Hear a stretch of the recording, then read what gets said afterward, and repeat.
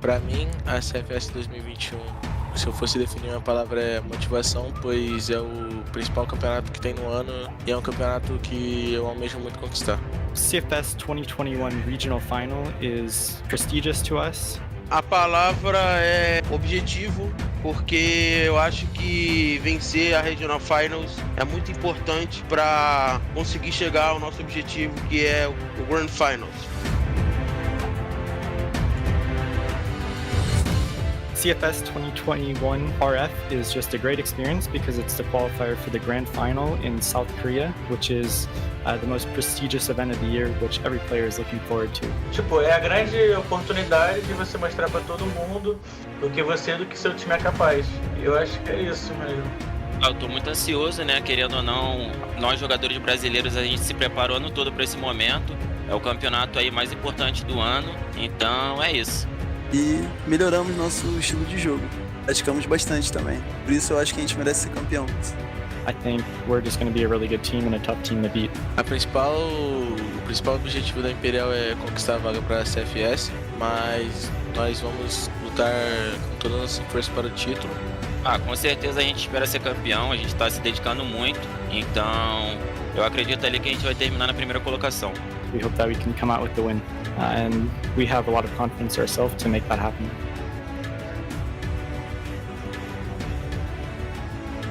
Somos Medellín Game e com certeza vai ser difícil tirar a vitória da gente. If you guys don't show up at the top of your game and you're not prepared to win, then you're not going to overcome us. Nem preciso provocar eles, a gente sempre ganha deles, cara, não sei o que eles estão falando.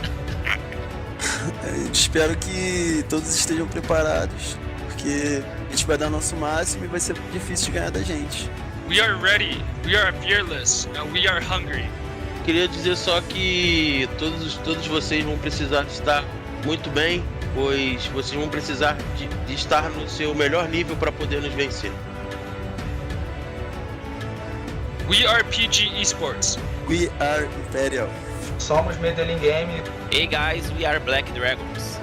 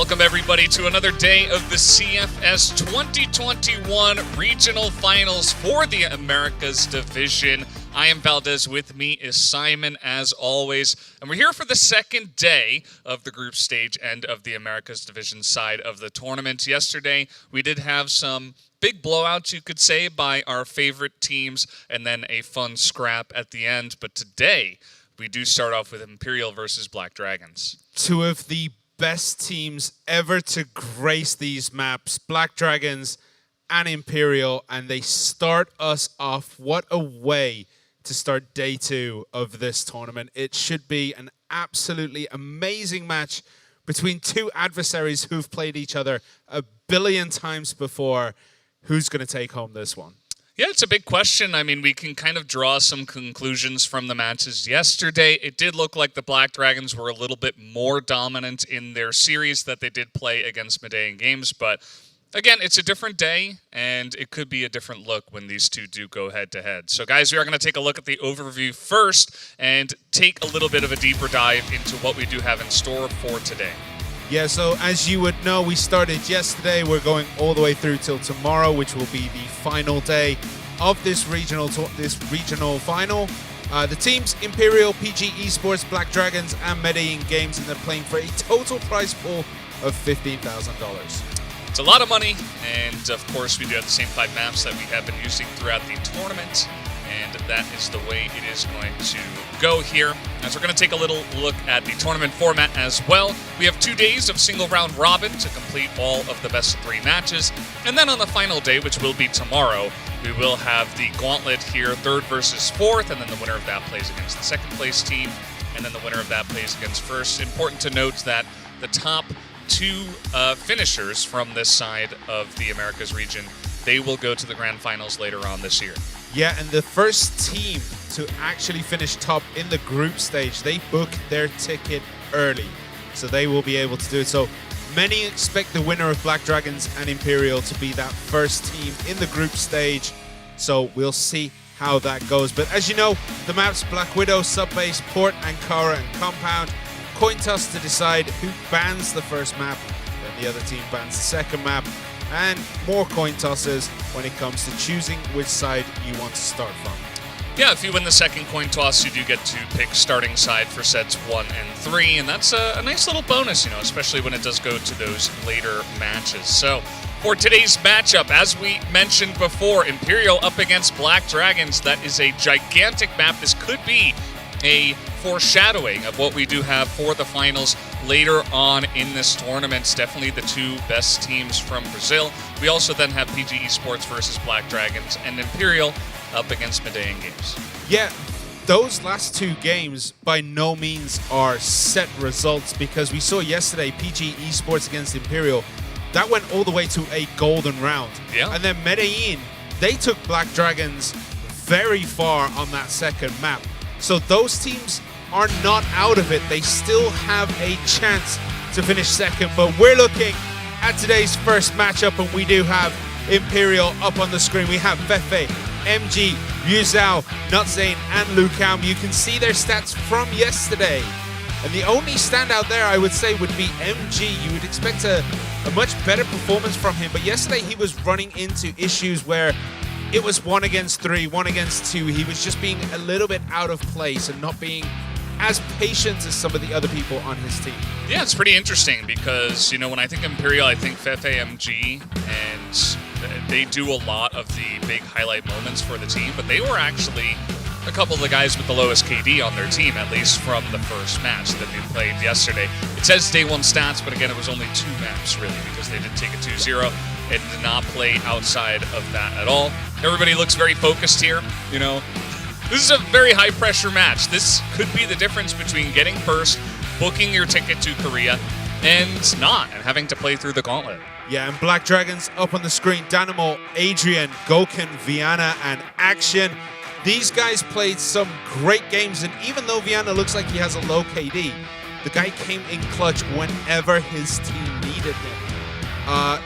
They play some great team play. They move around the map so flawlessly, and they execute everything nearly perfectly. I mean, Goken, what do we have to say about this guy that has not already been said? Yeah. He is one of the most dominant players in this region. The guy will see you, it feels like screens in advance. Like he knows where you are before you even know where you're going. So we'll see how it goes as Adrian gives us a wave there. Yeah, he's always very active and fun to interact with here on the streams, as always. And he, alongside of Gokin, they really had the biggest performances, I would say, from the team yesterday. And you can see here, it's not all smiles on the Black Dragon side either. A lot of it is very serious faces, very focused going into this match. They know it's not going to be an easy one against Imperial as they ban away Port and Imperial takes away Black Widow. Wow, I was expecting Subbase and Compound to be banned here, but we are going to go Ankara first, then Subbase, then Compound. I like the maps that we're getting here. I think especially Subbase is that set 2 where anyone can take it.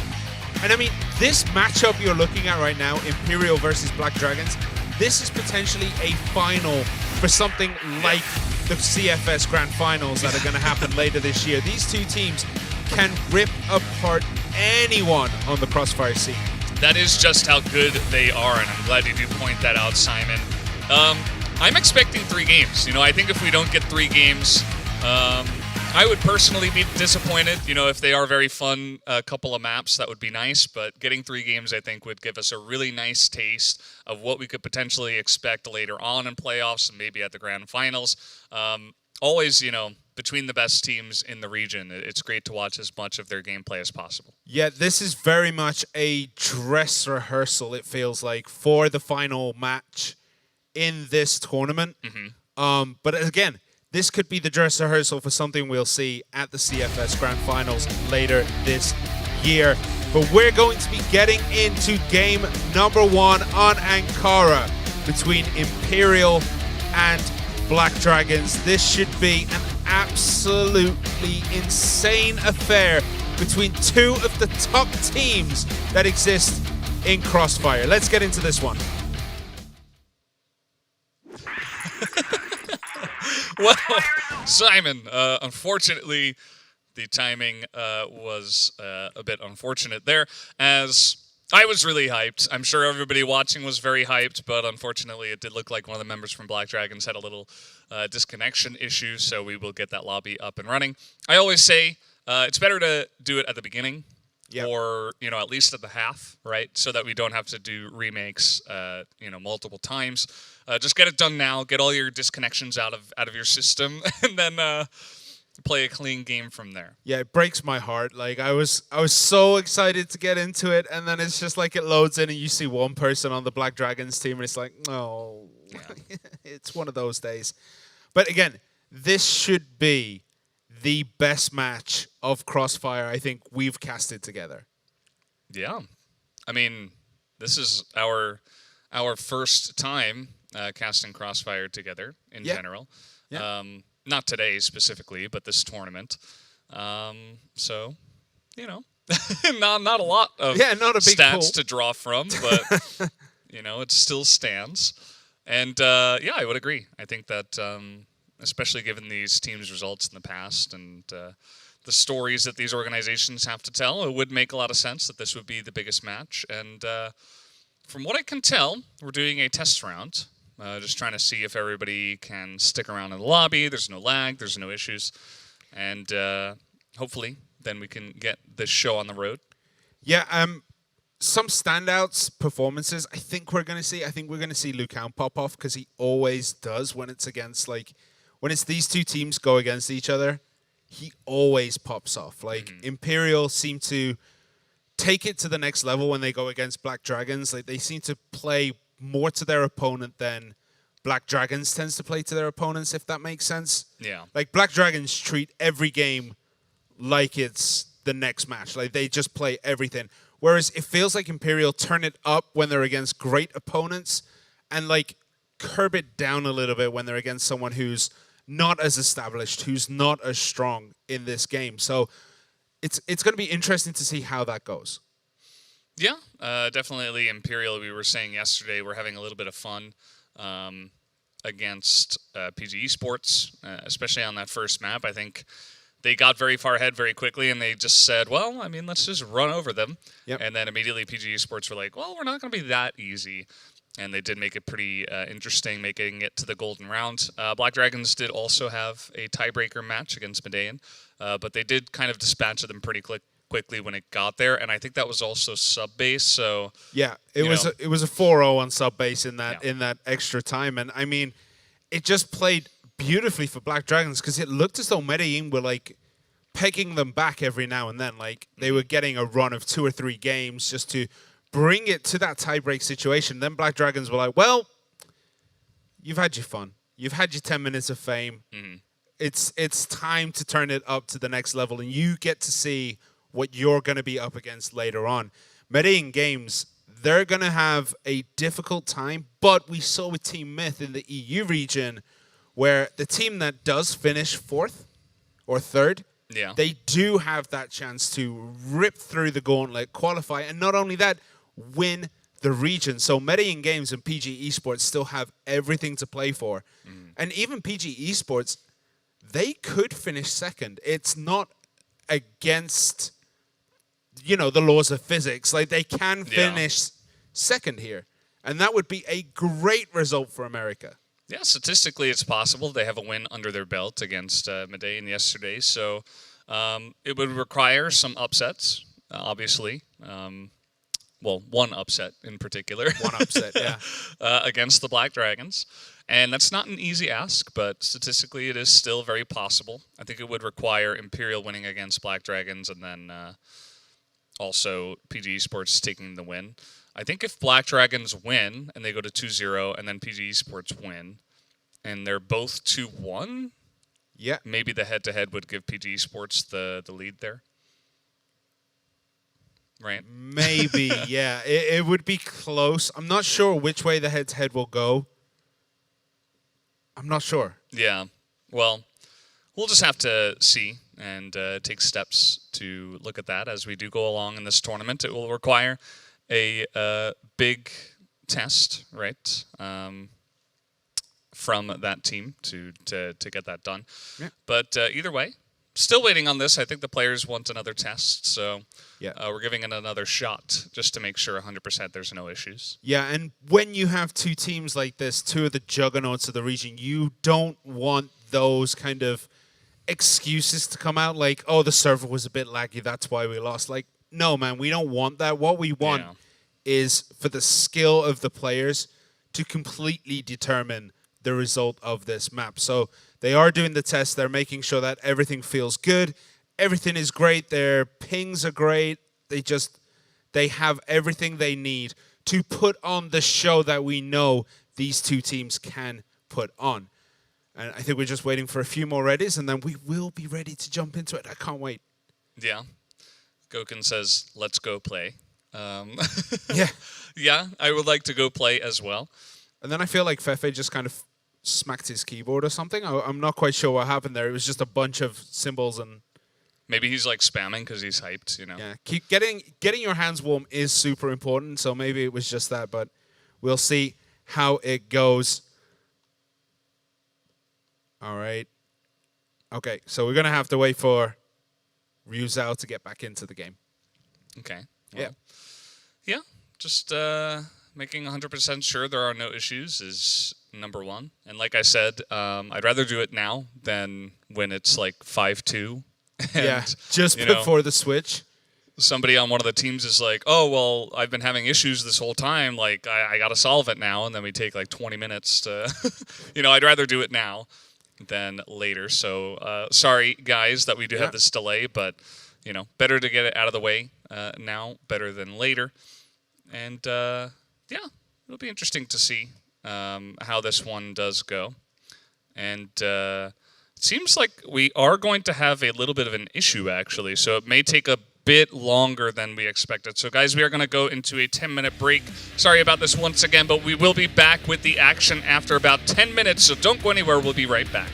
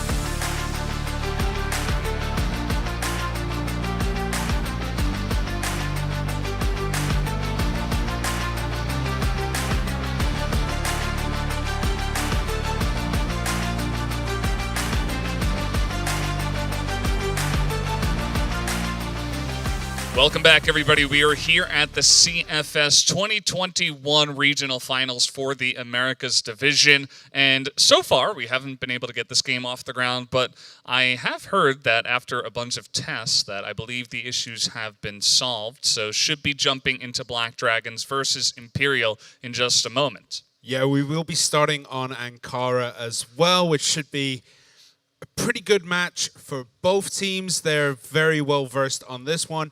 Map 2 will be sub-base, and then map 3 was compound, right? Port was banned, as well as Black Widow. There you go. There you go. You got a much better memory than me. Yeah, that's the map pool. That's what we do have for this best of 3. A very hype best of 3, of course. Imperial and Black Dragons, known as the 2 best teams in the region from Brazil, and yeah, they get to go head-to-head. It's kind of a foreshadowing of the finals that we could have here for this tournament. And, yeah, it's absolutely very, very hype as, yeah, we're just waiting for the go sign, basically, to get into this one. Yeah, you said Black Dragons and Imperial are the best teams in the region. They're not just the best teams in the region. They're 2 of the best teams in the world. Like, last year at the grand finals of CFS, we saw both these teams go very deep in that tournament. I think Black Dragons ended up coming second, but they could have won it. It was just such a back and forth between them and the Chinese team, which I cannot remember the name of right now, who ended up winning the tournament. Yeah. Yep. And, yeah, just waiting. That's what we're here. We're just sitting here and we're waiting with you guys. So apologies for that once again. I know you guys want to be watching the crossfire and not our faces. As is usually the way with these streams. But, yeah, just waiting. I think the game is loading up now, so it shouldn't be too much time as long as there are no other issues.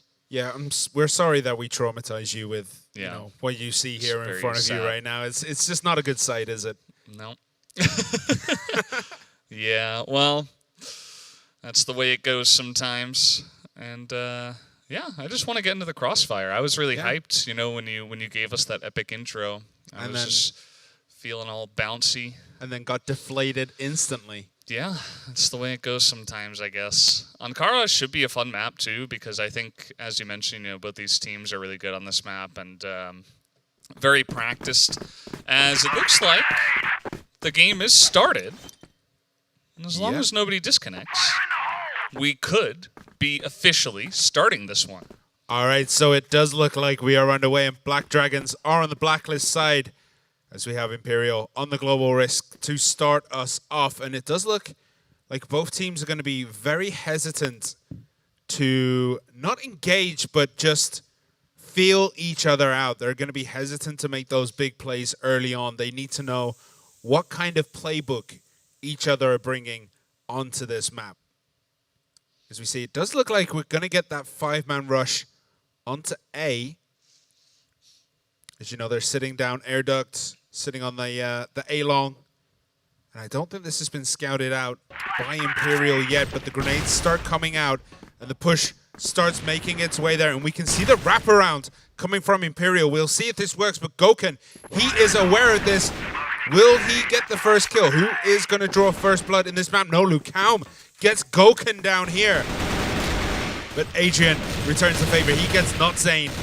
And some more back and forth as Action gets Lukaum. And this is going all Black Dragons' way right now.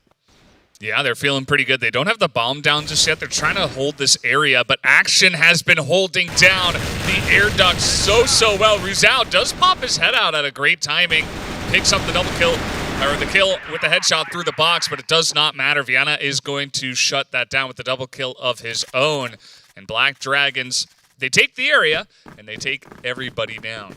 Yeah, first blood going the way of Black Dragons in a pretty emphatic style. I don't think anyone was expecting it to quite go as one-sided as it did there, but they just played that flawlessly. There was only one defender on the side of Imperial on A. They took the place, they controlled it, they prepared for the wraparound as Lukaum gets a big kill there through the smoke. Yeah, great work. Just pops on through, throws the flash down first.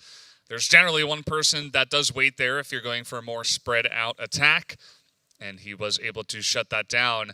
Black Dragons looking for a similar play here. Knotson is on top of the site. And we'll see if this will be enough to stop them from actually pushing onto the site. But no, Black Dragons do have the area, and they take out Knotson as well and look to plant already.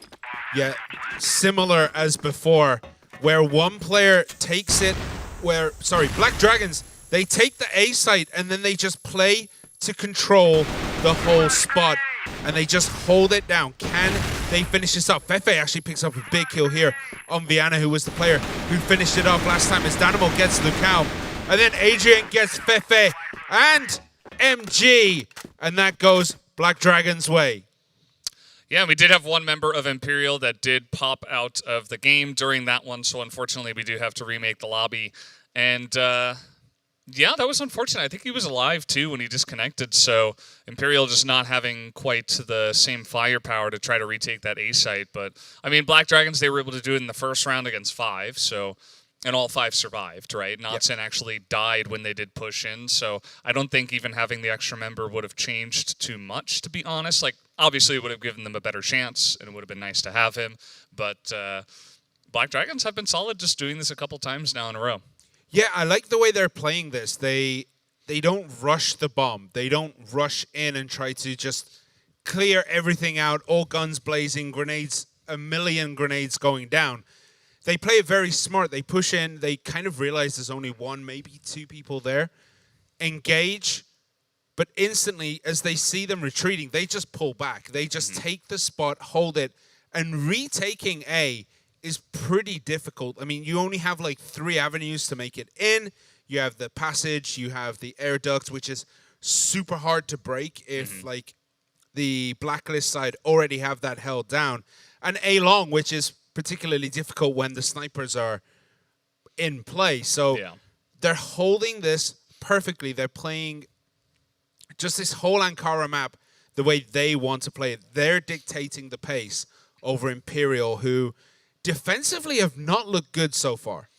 Yeah, I mean, you have a couple of options if they are going to push onto A. You can either try to set 2 people onto A and stop the original push that comes in, or you can do what Imperial has been doing, which is you have one guy in the back of A behind the fence, and when you acknowledge the fact, when you get that information that it is a full-on push onto A, you see like 3 or 4 people, you back away and then you try to go for a 5-man retake. But the first time when Imperial tried to do that, Black Dragons delayed the bomb plant, as you mentioned, and they had that extra person that wasn't planting the bomb and just ready and defending the site, which worked out. The second time, Knotson died trying to defend. This time, Imperial has a couple of guys. Once again, Lucama's going to get this nice kill over on this side, and talk about kills, a couple more headshots will go the way of Imperial as they're shutting down all the action around Office. Yeah, now it's a 2v5, and Imperial have taken no damage really so far, so it's going to be very hard for Dynamo and Gokun to be able to get this done. What can Gokun do with the AWM? What can Dynamo do in support of his comrade with the AK here? I can't see this working, but they are going to try again on A. A little bit of back and forth going on here as Nodzing gets Gokun and Lucao gets Dynamo, and just like that, Imperial strike back. Yeah, really nicely done that time around, just shutting down all of the aggression that came from the Office side. And just better shooting over there. I mean, that's been a couple of times now that Lucama's getting that first frag over on that side of the map. This time it ends up being the difference maker, as now Black Dragons are looking for an aggressive push through the front yard as Fefe tries to defend, but it will not work out. Viana gets traded back here as MG lines up the snipe from the B site. Yeah, they got to be a little bit careful and watch their 6s as Imperial come to try and retake this B site. But look how spread out Black Dragons are right now. They are not moving as a team, but what they're doing is making sure to try and catch any kind of wraparound as MG pistols down Gokun here, who was kind of just stuck in that central passageway. Bomb goes down. How are they going to retake this site? They're going to try and maybe push through the front yard. No, they're going to wrap around the back and try to go through the armory. But Dynamo, he is prepared for this as he picks up a big triple kill for Black Dragons, and now they can hold this site. It's a 2 versus 1 situation, and that does that. Adrian finishes off Not Zane, and another win goes the way of Black Dragons.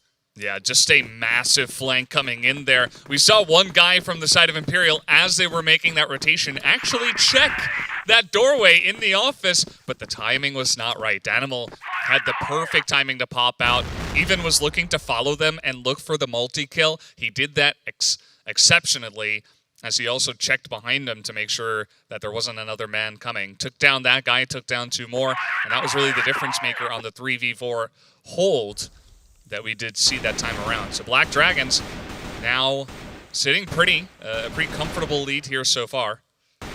Might have a bit of an engagement here over in the air ducts as Viana is looking to take out Not Zane, but Not Zane smartly decides to move out the way and try to, you know, just secure everything else as Black Dragons just holding these positions.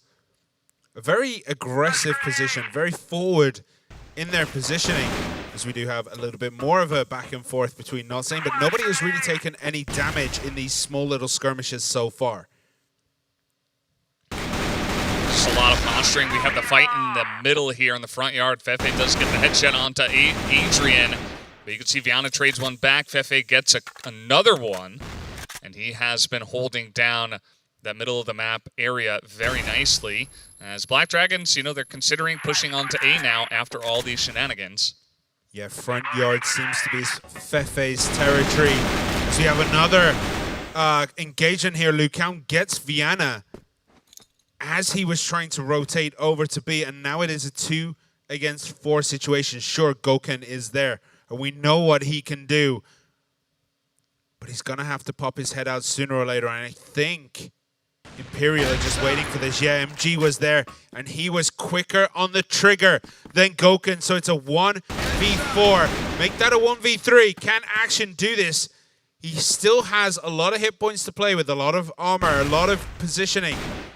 Gets a nice shot off there, but he's going to be wrapped around from the back of the crates and does go down. Imperial take round number 2.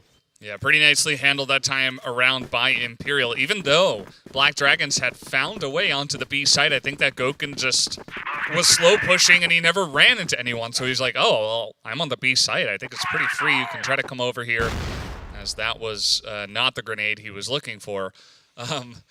But either way, still definitely a good round here for Imperial, making things a little bit more even. Goken not really finding the same success that we saw from yesterday. Currently 0-3.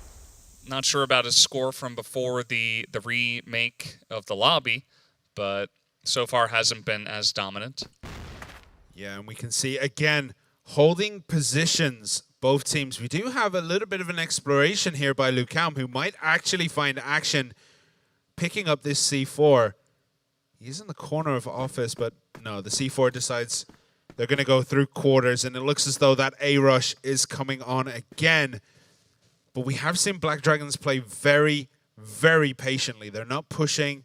They're not making sure that, you know, they're controlling the pace, making sure that it's a high-octane affair. They're just slowing things down and playing methodically. As we do have Danimal comes through the front yard. He might be able to catch a couple of wraparounds here as Adrian gets one. Action gets Ruzao as well. Lucam actually does pick out Adrian. Danimal, though, takes Fefe. And this is going all Black Dragons' way. It's 1 against 4. C4 is down. The clock is ticking. And Lucam has it all to do right now. He's got to run out. Viana spots him, and that's not going to make things easy here, as Goken will be able to just shoot him down with the Colt and get the job done. So Black Dragons, once again, these pushes onto A have been pretty clean. They waited a while. A lot of posturing around the map this time around, but still the same result in terms of the push and the ending result from that round. So got to give them credit. This has been working, and if I'm them, I mean, maybe try to look for some pressure out of Imperial around the side of the map and then go for the push. It looks like that's what they're going for. Yeah, Imperial 4-man kind of defensive rush here over A, knowing that's where they come. Danimal, what a shot that was. Instantly puts the brakes on the aggression from Imperial here. They're very deep, and they're going to have to try and rotate back over towards B as the C4 looks as though it is going to easily go down. MG is there, but he is flashed up, and there are a lot of Black Dragon bodies there. Viana gets down MG as they cleanly take this B site right now. Yeah, just with the rush, they knew they had this open lane into the B site. Imperial's trying to close it down as soon as possible. Notson and Ryuzao already on the site, but Action and Viana holding all of the angles, and they can't quite push in. It's going to be another big round here for the side of Black Dragons. That was huge. They had all the hit points in the world in that map. It was completely one-sided. Not a single Black Dragons player went down there, and that was a very, very dominant win by Black Dragons, and a very big statement of what we're going to expect for the rest of this match. Absolutely. They have been so dominant so far. Imperial having a couple of good rounds, but that is not the same consistency we are seeing out of the side of Black Dragons. And this is even with their huge sniper carry not getting kills. Like, Oken is not the one pushing in. He's not peeking. He hasn't been lucky enough to run into a lot of people. They don't even need him so far, you know? Like, imagine having this weapon and not having to use it so far. And it's been good for them. As you can see, Black Dragons waiting around here. MG is holding the watchtower. Just seeing if anyone wants to push in. We'll get that information now. Now, will we see a collapse onto Black Dragons from Imperial, and will whoever is around them right now hold on long enough? Lucam gets Viana, but Adrian gets Lucam as Action gets Fefe, but MG with a big snipe on Adrian here. 3 against 3. Yeah, the fact that MG stays alive and he gets a kill from up here, nobody able to challenge him really, means that this is going to be a huge thorn in the side for Black Dragons as the bomb is coming down. But Ryuzao, Notson, and MG getting aggressive onto the site here. They're going to pick up the kill onto Goken. And now it's all Action. He's got it all to do by himself. You see he's looking for the angles, but the jump down from Notson is enough to take his focus away, and Imperial will actually get the defuse. Nice, clean retake there by Imperial. And they're pulling themselves back into this one. It is 5-3. We're one away from the switch here. Will it be 6-3 or will it be 5-4? 5-4 is a much better position for Imperial. 6-3 would mean Black Dragons have just a little bit of work to do on that global risk side to close this out. And we do have this 5-man rush coming over to A. Are they going to play super aggressive? They just walk right through the front door. Not saying is there. Danimal is the first victim. Action and Viana, though, they pick up kills on Ryuzao and Not saying, but Lucam comes around and gets Adrian. Viana pistols down Lucam there. Yeah, Lucam not able to get that flank he wanted through the smoke. That is a gigantic kill onto him. And now take a look at this. It's only MG behind the entirety of the team, and he's just going to get shot down. They didn't even need to plant that bomb. As you could see, it is 6-3. We are going to have to remake that lobby because of the issues before. But yeah, Black Dragons still remaining solid. What a statement of intent. Like, Black Dragons kind of... They played that excellently. It was such smart play. They do the same play twice. Mm-hmm. Then later on, it looks as though they're going to do that. So Imperial send, like, I think it was 3 all the way down quarters. Yeah. And they got obliterated. And Imperial had nothing really to answer that when, like, you know, you lose one of your biggest hitters straight away. Mm-hmm. And then the other two are kind of running with their tails between their legs, but you just go for that nice B push because they're super deep on A. Mm-hmm.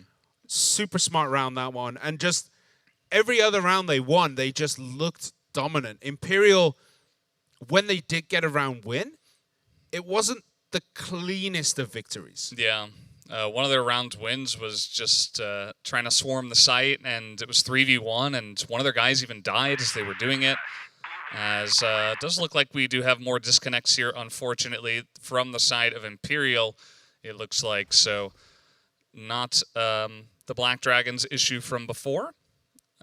Just trying to get into this one and finish off the map. Yeah. I mean, so far it's been pretty dominant display by Black Dragons. Imperial, they have to kind of tighten up a little bit. They are like second to the trigger in most of these situations. Like MG is having a great time on that sniper, shutting down Gokun a lot of the times. But unfortunately, the rest of the team just isn't quite there. Liu Kang has flashes of that brilliance we know he can do. Yeah.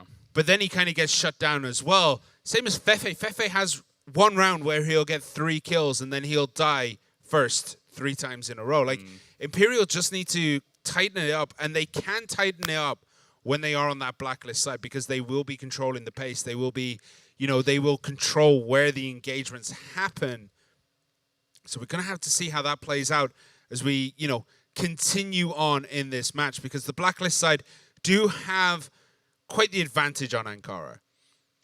Yeah, well, it certainly does feel that way when Black Dragons are controlling it, and their A push was just seemingly unbeatable from the side of Imperial. I think all of their wins were over on the A site. Not sure if it was all 3 of them, but I think they had 2 or 3 on the B side as well. Like they did split it up, but when they pushed A, it looked a lot smarter and a lot cleaner than their B pushes.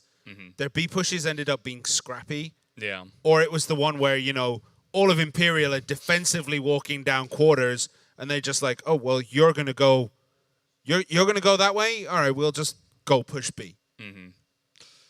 As looks like this time it's on the Black Dragon side, so both teams are having issues. Sorry about this, guys. It does happen from time to time. And, might be seeing our faces for quite a while, as is the way, or perhaps we'll have another break. We'll keep you guys informed about what we do have in terms of issues here. Yeah. I think Black Dragons are getting very ready to go on this one because they do have the advantage. They do have that momentum. Will this break affect that momentum, do you think? Or, Black Dragons have been in this position hundreds of times before, right? So they know how to maintain their mental stage during these delays. Yeah, I think even the fact that in our first rounds they came out guns blazing and they had a set strategy planned and it was that clean shows me that Black Dragons, regardless of where they are or who they're playing against, I think they always have an extremely consistent, dominant style. Imperial's the team, in terms of form and consistency that I'm a little bit worried about. And that's in terms of consistency, that's been kind of a consistent issue in terms of what we see between these two teams, right? Where it's, Black Dragons are kind of consistent in terms of their dominant play, but Imperial, as you mentioned before, it depends on who they are playing against. And it does look like we have the game ready to go once again, so we can hop into this one. Yeah, so Imperial this time round are on that blacklist side where Black Dragons are on the Global Risk side. And it looks as though they're going to try there and flex their muscles over on the A side. So for on the quarters right now, just playing nice and defensive. There's a little bit of footsie going on over the air duct between Viana and MG, I think. And yeah, Viana just backs away, forces MG to take a shot, but that's obviously not particularly damaging for him. Yep. It's not Sane. Actually picks up a kill with the AWM there against, what was it? Adrian. Yeah, looks like maybe a push came out there as this time MG is going to punish that aggression. Yeah. Imperial just kind of sitting on their hind legs waiting, and Black Dragons have run into them multiple times, but now Danimal gets a massive spray, and Gokun gets a snipe elsewhere on the map. It's only Natsun, and he's got the AWM. He's not necessarily the guy that has this weapon all the time, so really worried about his chances, but he will get this bomb down on B at least. It was looking so good for Imperial there. They got the better of a couple of good trades, like Viana did go down to MG after all in that air duct, but then suddenly everything turned on a dime. Black Dragons just turned up. Danimal decided to turn into the animal as he ripped through everything, and a miss snipe there This is going to be very hard to hold. But you do have it, and he is down, and the defuse has plenty of time to come out as Black Dragons make it 7-3. Yeah, unfortunately, you know, like I was saying, he missed the sniper shot and he missed a lot of the pistol shots, and he's just not the player that generally has those two weapons. A lot of our snipers are incredibly proficient on that duo of weapons, of course, but not really able to make it work by himself in that scenario. It really all came down to Danimal's great spray onto a couple of them, Goken getting a snipe elsewhere. And just overall, even from behind, Black Dragons are so tenacious. They never give up because they know, they have faith in all of their players that they can pull off massive 1v2s, 1v3s. We've seen it so many times already in this tournament. Yeah, Danimal really did turn it on there with that. Was it a triple kill, I believe? Just absolutely insane. Was it a double? Yeah. I mean, Danimal is just nuts when he decides to turn it on. We do have a little bit of back and forth here as we do have the C4 coming up the central passageway. Where are they going? This is tricky right now. Like, anything can happen as we have Action actually take a huge amount of damage as he walks over the front yard and just the front entrance from central passageway. There's just three waiting on the side of Imperial. He's trying to jump through here. Action is able to get some revenge. Picks up 2 headshots, make it 3. As he's easily going to be able to defend essentially by himself. MG had some other thoughts, but Viana as well picks up a double. And now Black Dragons are crushing Imperial. It's 8-3. This is not the result we were expecting when we walked. We were expecting a very close match between these two, but Black Dragons are just better on the trigger on this map so far today. They are playing phenomenally. And it looks as though we're going to have a nice little drop in here. Gets one, but is taken out. Viana with the exploratory positioning there. Did manage to get one before going down. Still, I feel like always better for GR in that scenario. He gives so much information for his team, and you can see Goken is able to just easily line up a shot because they know that there will be at least 1 or 2 members in that connector. And you can see he gets the shot, he backs away. A couple of members are hanging around the central passage just in case they can pick off a couple other stragglers. As pushing through the air duct's not going to work, but he sees 2 of them are pushing through. Yeah, so it's a 2v3 situation, and they can fan out very nicely, Black Dragons, to try and collapse in. But it all depends who's better on the trigger. MG, or is it going to be Action, Adrian, and Goken? Ryuzao is kind of carrying the C4 right now, so he's going to want to plant that sometime soon, but he is just getting eyes down A passage. And it looks like they're going to rotate a two-man rotation over to B? Yeah.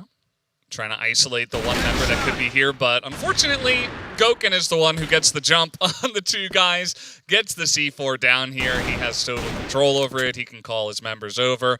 And MG, he's going to have to try to line up 3 shots in order to win this one because I don't think he's got enough time to kill everybody and get the bomb down. And you can see Black Dragons take him out. Action with his 6th kill after the remake.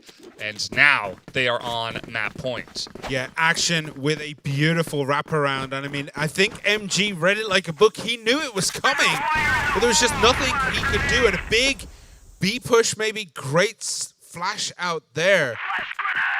So they are going to run into Adrian here, who sprays down 1. Can he get 2? He does get 2, and everything going wrong for Imperial right now. This is absolutely insane. This is not what we were expecting. Ryuzao goes down to a headshot with a pistol from Action, and only MG remains, and he has everything to do. It is 1 against 4. He picks up the C4, but no, he goes down to a pistol shot from Action, and Black Dragons take a massive win on Ankara. Yeah, that map was not close at all, and Black Dragons once again show just how dominant they can be on this map, both sides, as we are going to take a look at the highlights here of a 10-3 Black Dragons victory. Took a little bit of time, we had some delays, but the game ended up finishing quickly because of how dominant Black Dragons were.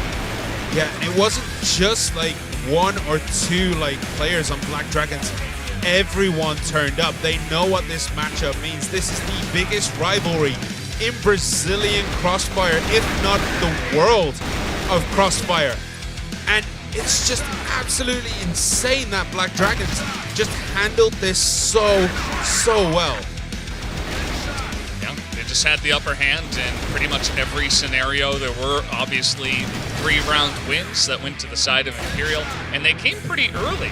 Remember that this was 4-3 at one point, ended up being 6-3 at the half, then 4 more wins on the GR side for Black Dragons was all it took. You could see that there were multiple members here, as this time around it was just a little bit of desperation, just pushing through, and Adrian was right there, action with a couple of headshots with the pistol. Doesn't get much better than that, and yeah, I mean, Black Dragons came to play. They looked just as dominant against Imperial as they did against Medean yesterday, and maybe they're just the best team by far. Yeah, that last round, just everything went wrong for Imperial at the same time that everything went perfectly for Black Dragons. Like, getting the sprays through the smoke perfectly, being in position to get that. Like, they were deep, I think, down on the central passageway, right? Was it central passage? Wherever it was, it might have been offices. They were deep. That was a deep push from the side of Global Risk. Yeah. And it paid off perfectly. Like, Black Dragons seem to have Imperial's playbook right now. They know exactly what these guys are going to do before they even do it. It's just predictive play after predictive play. But we're going to the next map. We're going to subbase between Black Dragons and Imperial. Can Imperial pull this back? Or will Black Dragons close this match out in emphatic style? We'll be finding out very, very shortly. On to sub base here. Imperial will start on the Blacklist side. And this is a map where you can certainly turn things around. I think MG, this is one of his better maps as well. I would expect this one to be closer. Now, Black Dragons, they have a lot of experience on this map as well, as does Imperial. But I'm, after watching map 1, I would expect them to win once again. But let's see what Imperial has in store for us.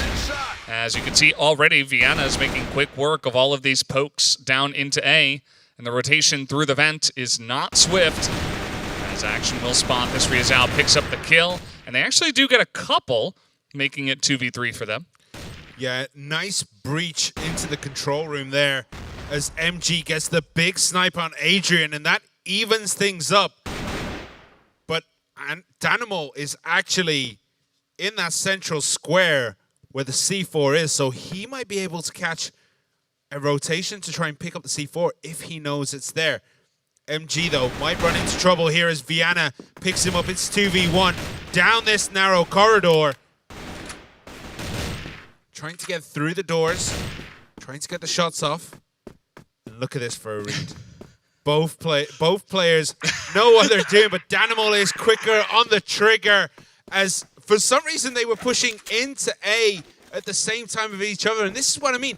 Black Dragons just have the playbook of what Imperial are doing. They knew exactly where he tried to rotate to, and they just got it. But now they get some big kills. Fefe picks off Adrian, but Lucount goes down to Gokun with a big snipe off here. Oh, and the push is coming in onto B at the same time, but Danimal is so quick to hit the head of Notson. It's going to hold it down very nicely, but we do have another kill coming in from the side of Imperial. And this time, you know, the C4, again, is in a weird spot. They're going to have to pick that one up. Otherwise, they had the B site wide open. They have so much coverage right now, so it will be down to who has the faster triggers. Gokun has the sights down the A road. Will he be able to get the snipes off? That's the question. It will be MG and Gokun trying to out-snipe each other here. Spots get Riazal, yeah. Yep. Gets the big spot, the big kill. Yeah. There's still decent amount of time. But how is he going to do it? I just don't think he can. MG is going to have to make a miracle happen with this AWM if he's going to take out both Goken and Vienna. Yeah, and they see him coming on through, not able to pick up the bomb. He misses the shot, and down he goes as Black Dragons once again are consistent. And this has got to be tilting for the side of Imperial. They just got smacked around on Ankara 10-3. And now the first 2 rounds, the bomb is out of position. They seem a little bit disjointed. People are kind of going in by themselves. They're not pushing at the same time. The timings are off. Maybe their communication is falling apart. And this is like the worst time for that to be happening because Black Dragons, you know, they're smooth sailing at this moment. Imperial, they need to muster up something more if they want to actually challenge the level of Black Dragons right now.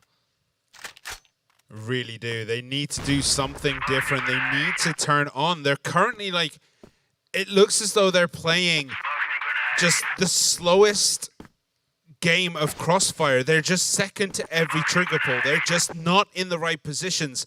And Black Dragons, they seem to just be playing in the future. They're playing 4D Crossfire right now, where they can just feel the movements in the air. As you look at this, look at where Action is. He just moved deeper into the control room, feeling the pressure coming up from Imperial. The big shot's coming out, and he is going to pop his head out as Action gets Fefe. Action gets Lucam, but Ryuzao does eventually take Action down, but that is a big loss on the side of Imperial already. Yeah, just in the perfect position, and now Viana gets one. Danimal picks up a pistol shot. Ryuzao, yes, he gets the kill, but he gives up his information about where he is. You could see that Goken backs off onto B. The other 2 members will push onto A just to cover all of their angles. You can see that, you know, they're not even getting over aggressive. They know that Ryuzao is the one that has to make the moves, as now pushing down the stairs they will go. The spray is not good, and Danimal picks up another pistol kill. Talk about a player that's stepping up when it matters most. Danimal has been having some of the best Crossfire we've seen all tournament. Yeah, and it looks like Machine Room might be the scene of an absolute crime right now. They're going to try and get up into the light. Black Dragons, they don't even need to be that tricky. They're playing super cocky right now. Action and Goken get big kills. But look at this. This is just a steamroller right now as Black Dragons are just running all over Imperial. And this is what can happen in FPS games. In a game like Crossfire, you just start crushing your opponent. You get so overconfident that you just start running at them. It's like, well, they can't stop us. We're winning every firefight. What can they do? And it's working. Sometimes, you know, you get a little bit cocky and you fall down, but not in the case of Black Dragons. They're on another level at this point in time. MG, though, he's going to line one up and look for the shot at Adrian with the quick tap on the head and the defuse. Make that 4-0 now for the Black Dragons. This is far more one-sided than anyone could have anticipated thus far. Imperial really need to turn up, and I mean, you're right. Black Dragons just ran at them, full of confidence, and there was nothing Imperial could do. They just got run over. And Black Dragons feel like they're living inside Imperial's head right now. What can Imperial do to pull this back? Being 4-0 against your fiercest rivals is just... It's demoralizing. I have no idea how they're going to come back as we have a big push onto B right now.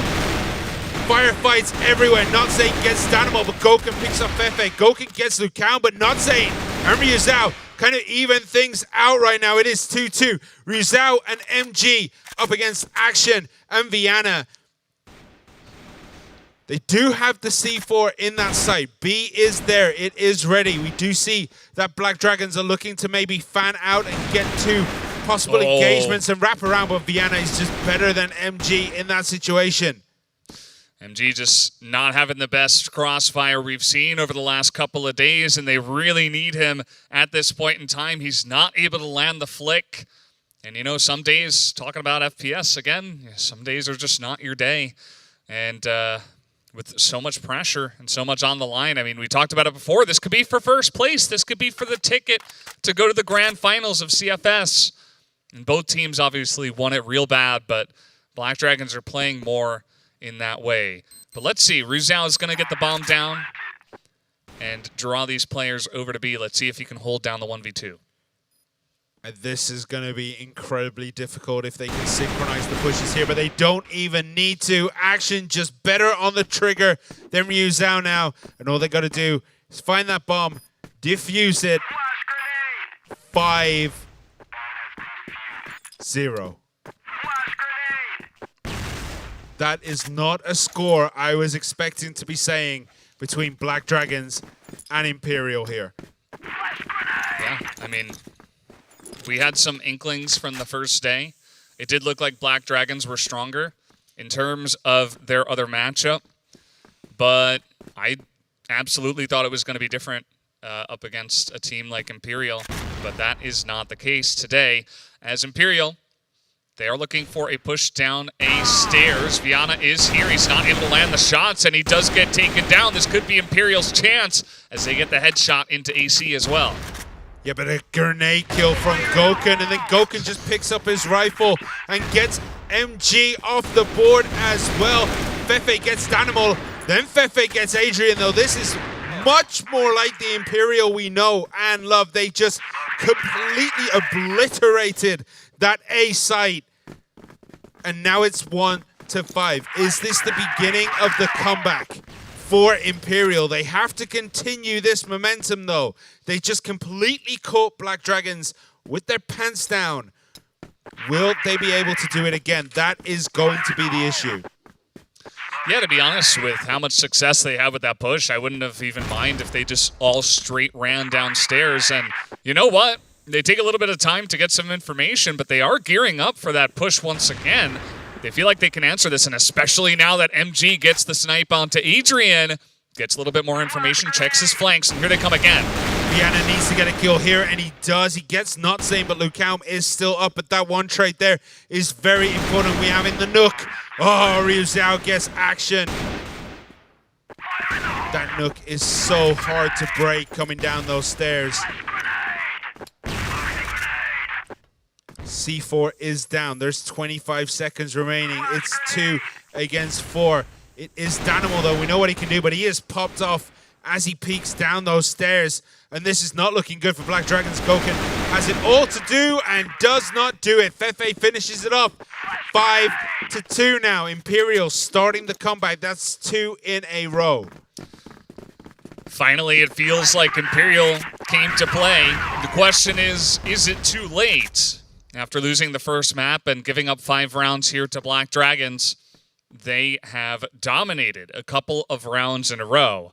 If they keep playing like this, they could absolutely come back and take the map, and we won't be talking about too much, at least, that first map result if they're able to make a big comeback, but this is at least the start. You got to hand it to them. Another push down into A. Started off with a pickoff from MG. That's where they find a lot of their success against other teams and against Black Dragons in the past. And being able to execute that means that they will get round wins. It does feel like when Imperial playing at their pace, they win. But when they're trying to play to Black Dragons' pace and slow things down a little bit, they're not as successful. So we're going to have to see if the high-octane push that looks as though it's coming down the stairs any moment is going to work, as Ryu Zhao and Fefe pick up 2 big kills. Danimal does get Lukaum down. And then Adrian gets not sane, but MG gets Gokun. Nice amount of damage with that grenade onto Fefe. Looks like it exploded right next to him. You can see he's down about 40 health. As they do get the bomb down, but some low health bars here.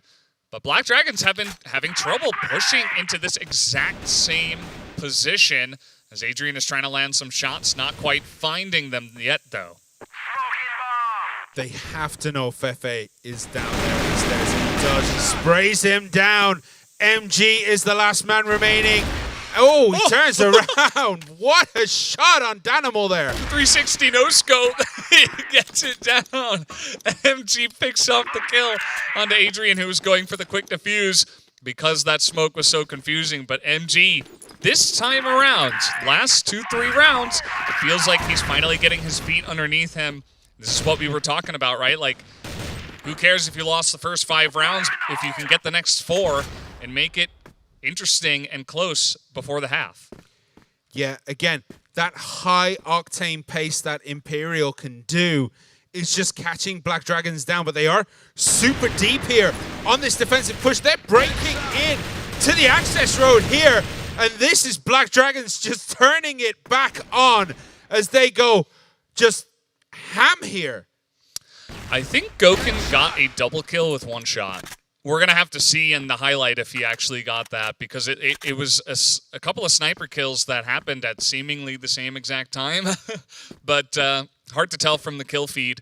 But yeah, that's gonna make things easier for your team. Obviously, here Black Dragons trying to recreate what happened on Ankara and make it 6-3 before we do go into the half. As Fefe, he wants to tell a different story, but 1v3 might be too much to ask. If anyone can craft a comeback here, Fefe can do it. And again, they're just giving up A. They've had such a hard time retaking A. It almost feels like they should just abandon B at this point and let him plant there, because A has been a thorn in the Black Dragon's side when trying to retake. And look at this. I don't think Fefe believes this site is completely empty. He's like, there's got to be someone here. Someone's looking, right? And now he's on a hunt with no prey. There's no one here. Yeah. I mean, generally you would keep at least 1, split it 1 and 2. But occasionally you'll see this where you go 3 and then you just try to go for a retake. But he pokes out. Instead of getting the bomb down, immediately gets sniped down. Goken able to take that kill, and that's going into the half in favor of Black Dragons heavily once again. You have to question that decision to go hunting there. Maybe he should have just planted the bomb on A, took up a nice defensive position and see what he could do there. That might have worked a lot better than trying to push 1 man into 3 on that B site. Yeah, I mean, that's always the question, right? Do you just try to take a huge risk and hope that you don't run into 3 of them like he did? Or do you just go for the safe play? And I think that Fefe, feeling the pressure, trying to go for the risky, high-risk, high-reward play, did not work out this time. You can see that Imperial, they're getting a bit frustrated. They went, right after the half, tried to push into the machine room. They used a lot of grenades, trying to get any bit of damage onto the side of Black Dragons. Nobody took damage except Notson. And so, there you go. Now they're going to come in and swarm the machine room, and they take out 2 of them already. Yeah, Vienna picking up the big kill there on Notzane. And now, I mean, this is just going all Black Dragon's way, isn't it? There's just nothing else you can say about this. Ryuzao has a lot of work to do with Fefe and MG to try and defend here, as A is the site. Danimal is very low. Vienna and Action go down. He needs to reload, so he's going to back up. Reload up in the control room. Just like that, it's 3v3, but the C4 is down. Everyone is in that control room. The grenades actually go wayward here. Goken might be in a little bit of trouble here. He is going to get sprayed, and Fefe takes 2 of them. Ryuzao helps out from the other angle and picks up the headshot. And Imperial with a nice retake, showing Black Dragons how it's done on the A site. It is 6-4. And Black Dragons started that one so well, and then it all just came crumbling down. So what are they going to do this time? It is 6-4 between these 2 teams. And this has been incredibly fast action-paced combat between these 2. Both teams just kind of feeling things out right now. They have... Imperial have 2 in the stairway on that A site as they push up the stairs. No one's looking down that corridor as Action gets taken unaware here. Are they going to continue to push? Adrian did get 1, actually. It looks like through the smoke there. And I really like Black Dragon's push onto B, but they haven't gone for it just yet. Because they've been hanging around this A road, and a push came out here from MG through the hallway, trying to see what he could see out in the central square. But no luck so far. Still 4-on-4, but more damage done to Black Dragons. So where do they go from here? Goken is sitting very deep. just trying to find angles, but Imperial, they're set up to defend here. We do have a very aggressive push from Viana, but if he turns around, nope, he's not going to. Not saying catches him in the back as they do start going for this 3-man push into B. Who's going to be quicker on the trigger? Adrian gets 2 here. Big double kill. Fefe takes out Adrian, so it's a 2v2, but Fefe gets Goken. 2 against 1. Dynamo has it all to do. Gets 1. Can he make it 2? He cannot, as Fefe with the pistol jumping over the top gets the kill and brings it 6-5. And sometimes your big players have to step up. As speaking of stepping up, everybody wants some action here in the machine room. Lucom able to trade one alongside of Viana. A couple headshots, but now Notson is able to spray them down and the push comes through. Lucom able to finish that off. And it's only Goken. He's alone here, trying to get extremely aggressive, but MG is going to spot him, and that might put an end to the fun. Or can he do it? No pistol shot comes in, but he gets another flick. This is Goken we're talking about after all. And they're just kind of running into his line of sight, and he is a homing missile with a gun. It's pistols at dawn here, both running around with the pistol. Who's going to get the drop? The C4 is picked up. It's Goken against Lucam. Oh, Lucam puts an end to what would have been a dream round for Goken. There is no way he should have been able to do that. And it looks like Black Dragons all left the lobby, so we will have to wait for them to come back. I mean, how... I know it's probably like a disconnect or something like that, but probably. How would you just leave Goken like that? Watching what he just did? Yeah. That was dirty. It was a 1v3. He's looking one way. He just turns, instantly nails the shot down this way, turns around, gets a pistol shot. What on earth was that? Yeah. Where did that come from? I mean, that's Goken, right? We saw it on day one. And now he's finally getting a chance to show off his skills.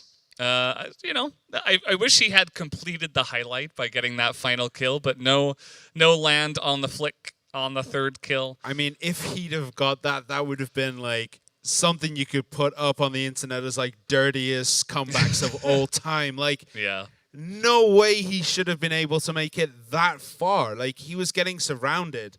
Like, you could see them collapsing in. He just turns around, takes the guy who's like coming up on his back, turns back around. I mean, what can you even say about that? That was a nuts finish to a nuts round, but things are getting close here on Subbase. Yeah, I mean, Imperial finally showed up, right? Yeah. Keep in mind that we started, I think it was 5-0. Yeah, it was. It was 5-0. I think now it's 6-6. Yeah, 6-6. I mean, Black Dragons started off so strong, and all of a sudden, Imperial showed up to play. It happened with a bunch of pushes that were going into the A site that were not working for Black Dragons, and the retakes were just not so great. And maybe they've kind of lost their groove, and Imperial has found theirs as MG just barely gonna get hunted down. Goken with the pistol. Maybe he has reached another level of confidence himself. Well, you would after that round, but Action gets one. But look at that, not saying with a massive triple kill, getting Adrian, Goken, and Action. It does really feel like Imperial have come to play now. They are ready. They are warmed up. It's took them a while to get the engine revving, but they seem to be doing pretty good right now. Viana and Danimal, last two standing on Black Dragons, and they are both, well, Danimal is very low. Viana, he has to go hunting. He has to try and pick up the C4, but they can just camp. Not Zin and Ryuzawa, they're just holding position. They have no rush whatsoever. Yeah.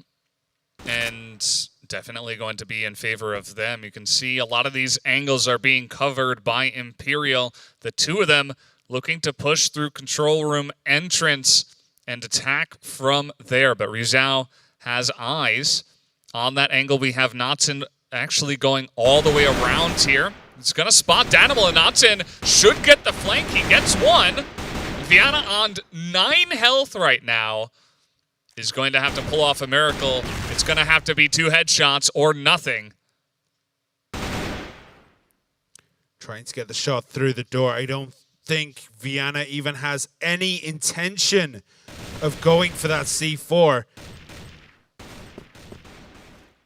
Or maybe I'm wrong. He does go pick up the C4, and then it looks like he might just rotate over to B.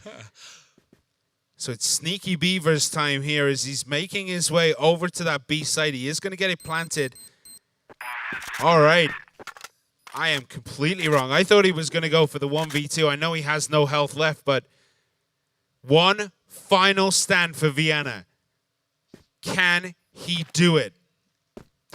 Notzin and Ryuzao are very healthy.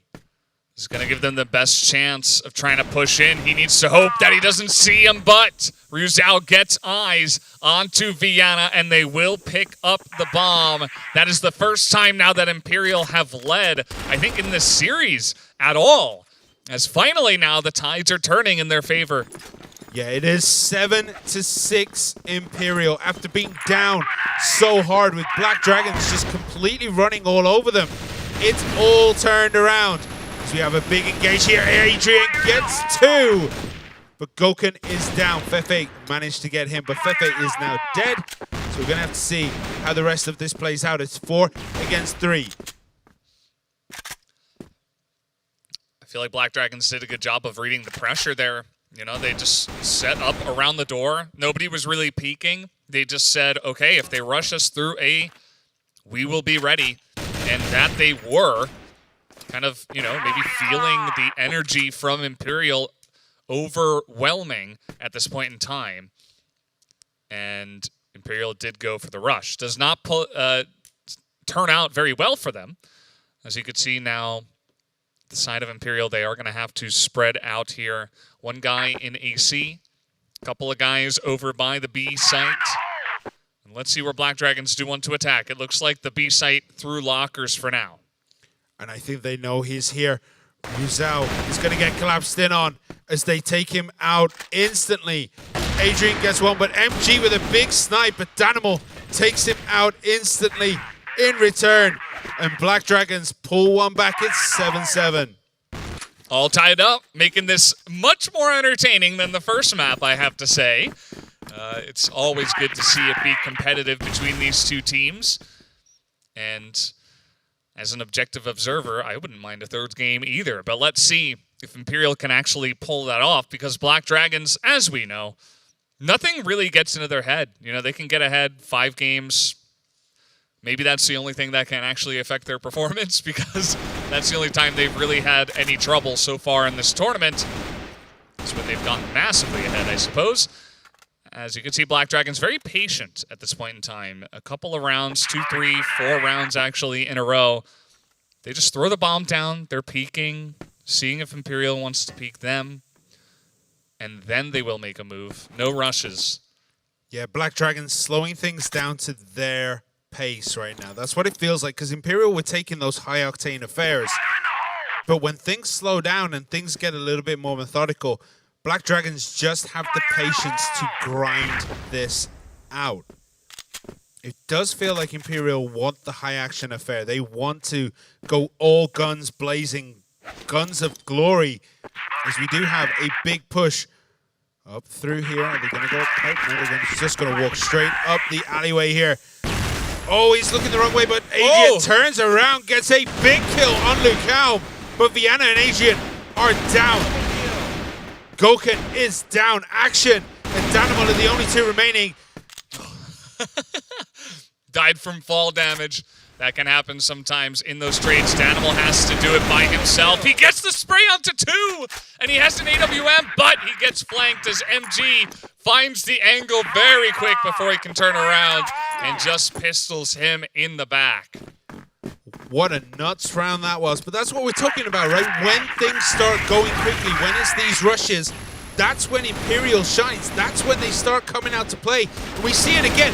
A big rush on both sides, and Imperial get a massive lead in this round. Oh, and he's not even going to land that one. They know exactly where he is. They can just swarm him as a nice headshot comes in, but it's 1v4, and you have a pistol. Make it 2! Okay, Goken.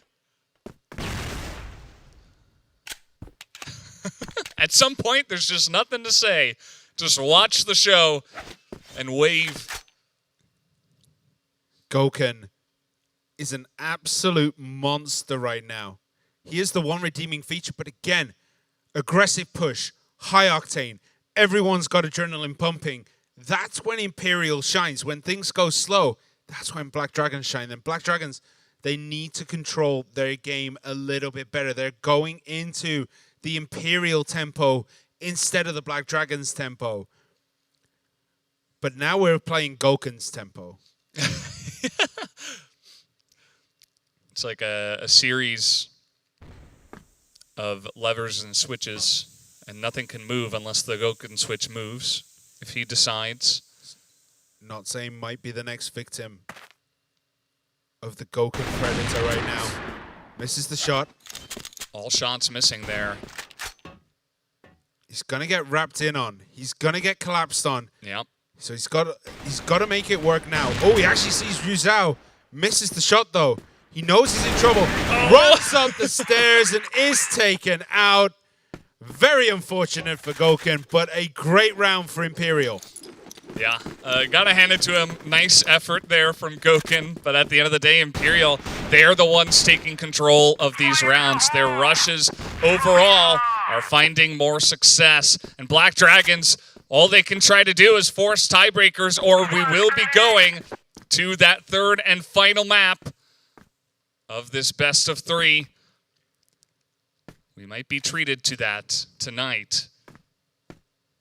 Black Dragons all grouped up over in the machine room, but now Adrian is on a little bit of an exploration mission here. He's going to try and catch the wraparounds here as the 4-man rush comes in. He instantly peeks out. He's going to be able to get anyone. Lucam gets Danimal. Action gets Fefe, but Lucam takes action, and Adrian gets Lucam. Goken picks up a big kill on Ryu Zhao as well. Oh. So now it's a 3v2.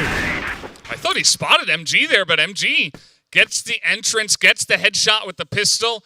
Both Notson and MG going for the fast rotation potentially. As actually, no, they're going to go in through control room as the bomb is down. And another 2v2. We got both snipers on the map alongside of Notson and Vienna. They see him. They know where he is. Ooh! Oh, and MG actually gets the better of the exchange. Yeah. But Vienna gets the better of Notson there. He's just got a delay. 10 seconds. He has the angle. He knows where MG is. And no, MG's going to get the shot. And he will have enough time to go for the defuse. Imperial will just barely take this round and take down Subbase. And what a gigantic comeback. They finally woke up and gave us a series. Yeah, if Vienna could have just delayed by half a second more, that bomb would have gone off and we'd have been going to another round. But Imperial, I mean, that was so much better from them. Fefe, MG, Ryu Zhao, Notson, and Lucam played that set much, much better after going down so massively in the opening rounds. Yeah, I mean, the beginning of this one was all Black Dragons all the time, right? Everything was going their way. Every single push was there. And it started 5-0. And you began to wonder, like, okay, well, this is probably going to be quick. And then Fefe gets a triple. And then Black Dragons never find an answer, retaking A. And then, all of a sudden, it gets tied up even after the half. And Imperial have some nice plays on GR. You begin to wonder if it's possible, and they make it happen. Yeah, I mean, this was just insanity right there. Big plays from both sides, but it really did feel like the Goken show on the side of Black Dragons when things started to go wrong. When things started to go wrong, Goken was the only one who tried to make things work out regardless. And, you know, Imperial played flawlessly, and we just saw the last kill here. I think it does go down to 0.5. Yeah. Yeah, 0.5. Half a second longer in the delay, and we'd have been going to the next set. Yeah, and I don't think that Viana deserves any blame or anything. Like, it's hard because you can try to wait until he's going for the defuse, but he can try to fake defuse and maybe get the shot down. That probably, in that scenario, that was probably the way to play it, right? But with such little time left, it's hard to make the right decision. It always is, especially with so much pressure and Black Dragons falling behind as far as they did, and Imperial with multiple rounds in a row. Viana feels this pressure to try to jump out in an unexpected time and get the jump on MG and get the kill and win that way, because he doesn't know exactly how much time MG is going to have for the defuse and all that good stuff. You can obviously have a sixth sense as a pro player, but at the end of the day, it's not the right maneuver, and MG gets the shot down as quickly as he did. Props to him, and he is able to get that one defuse with barely enough time. Yeah. And Imperial deserve a lot of credit for making that happen, especially with how one-sided the beginning of this night has gone. Yeah, I mean, even that map then, Subbase was very one-sided for the first 5 rounds, and they did come back. They did manage to do it, and they were playing at their tempo. It feels like Imperial play much better in those fast action-paced tempos more than the slower-paced, I want to say, European-esque battles. Like, Brazil in general is very fast when it comes to these games. They're all guns blazing, everyone's running. Black Dragons seem to have slowed down, maybe playing more mature Crossfire than what they usually do. But Imperial, they push on their tempo. They just straight up decimated Black Dragons. So on Compound, which will be the next map, it can lead itself to that kind of gameplay, right? I feel like Imperial have the chance to just run things down on Compound. They do. I mean, it's a map that requires a pretty fast pace, I would say. There's so many pushes that you can do on both sides. We talk about this all the time on this map. Even if you are GR, you don't have to sit on the sites and just wait, because especially if Black Dragons, who is a team that have shown they love taking the central plaza and then making a push from there, Imperial are going to have to respond to that. And we know that they can. We know that they like to play quick and fast. And I think that they will be going for a lot of these wraparound plays or just, stacking central plaza. It is going to be of the utmost importance to try to stop that going the way of the Black Dragons. Yeah, and I mean, we all know what happens in double pillars stays in double pillars, right? That's like a little fight club that happens. At least every match we see here has a little mini fight club in double pillars where both teams decide, you know what, let's meet at dawn and just see who sprays each other better. But we are about to get in to Compound here between these two teams. Imperial against Black Dragons. It is 1-1 map score, and we're going to the third and final map between these two. It will be Compound. We will be seeing who will be going ahead and winning this. Right, Blacklist goes on the side of Imperial. Black Dragons, they're taking global risk. So Imperial gets to set the pace, starting this one off. Oh boy. Compound's a perfect map for this situation. I'm a big fan of this map. And I know that sometimes pro players are not. Because of the many twists and turns and ways that you can get flanked. But let's see how this one is going to go. You can see that so far Black Dragon's playing it pretty passively. I kind of like this style against Imperial, but you have to be careful not to get bulldozed like they did multiple times on Subbase. Yeah, you have to be very careful not to get pulled into that fast style if you are playing as deep as they're playing. They're not even looking at holding the watchtower right now. They're just going to go straight through the front doors of A. All guns blazing. What is going to come out of this? Action gets taken down by Lucão. He was in a perfect position to get the drop, but unfortunately he was moving away just at the wrong time. big kill there by Danimal, but Danimal is taken down as well by Notzane. As Fefe and Notzane go on an absolute tear. And once again, for Black Dragons, it falls on this man's shoulders. Well, he tried to make a 1v5 work. Now this is kind of a 1v3.5. Well, now a 2.5 because he gets the first snipe. He's going to switch to the AK as he decides that will be a better option for retaking the B site. But at the same time, he loses a sniper battle against MG. And so maybe the sniper would have been better for him there. 1-0 to Imperial. We know how difficult it can be to take and retake B because of that little server pit that is there. We do see quite a big push from Black Dragons here coming down double pillars, but there is no reciprocal push from Imperial. But look at that. Action gets Fefe right next to that crate that's in the middle here. And he does go down himself by kind of pushing the envelope just a little bit too much. Yeah, got to be careful. It was kind of on a solo mission there. Got some good value. There's not going to be a lot of information that he gains from this just because it's such a big map and you didn't see a lot of members on the other side anyway. So nobody else on the side of Black Dragons able to push up and gain map control, as we can see. Got to play back. And the push is coming in here through the double pillars, so not sure if Adrian was able to get any sights onto that. But they do have two guys waiting in the B site, with two of them on the A site, looking for the defense. So here we go. It's going to be a B site push most likely, and we're going to have to see how quickly Black Dragons can rotate around and try to protect the rest of the room. But Yuzhao comes around the back. He gets Viana as Adrian gets Lucam.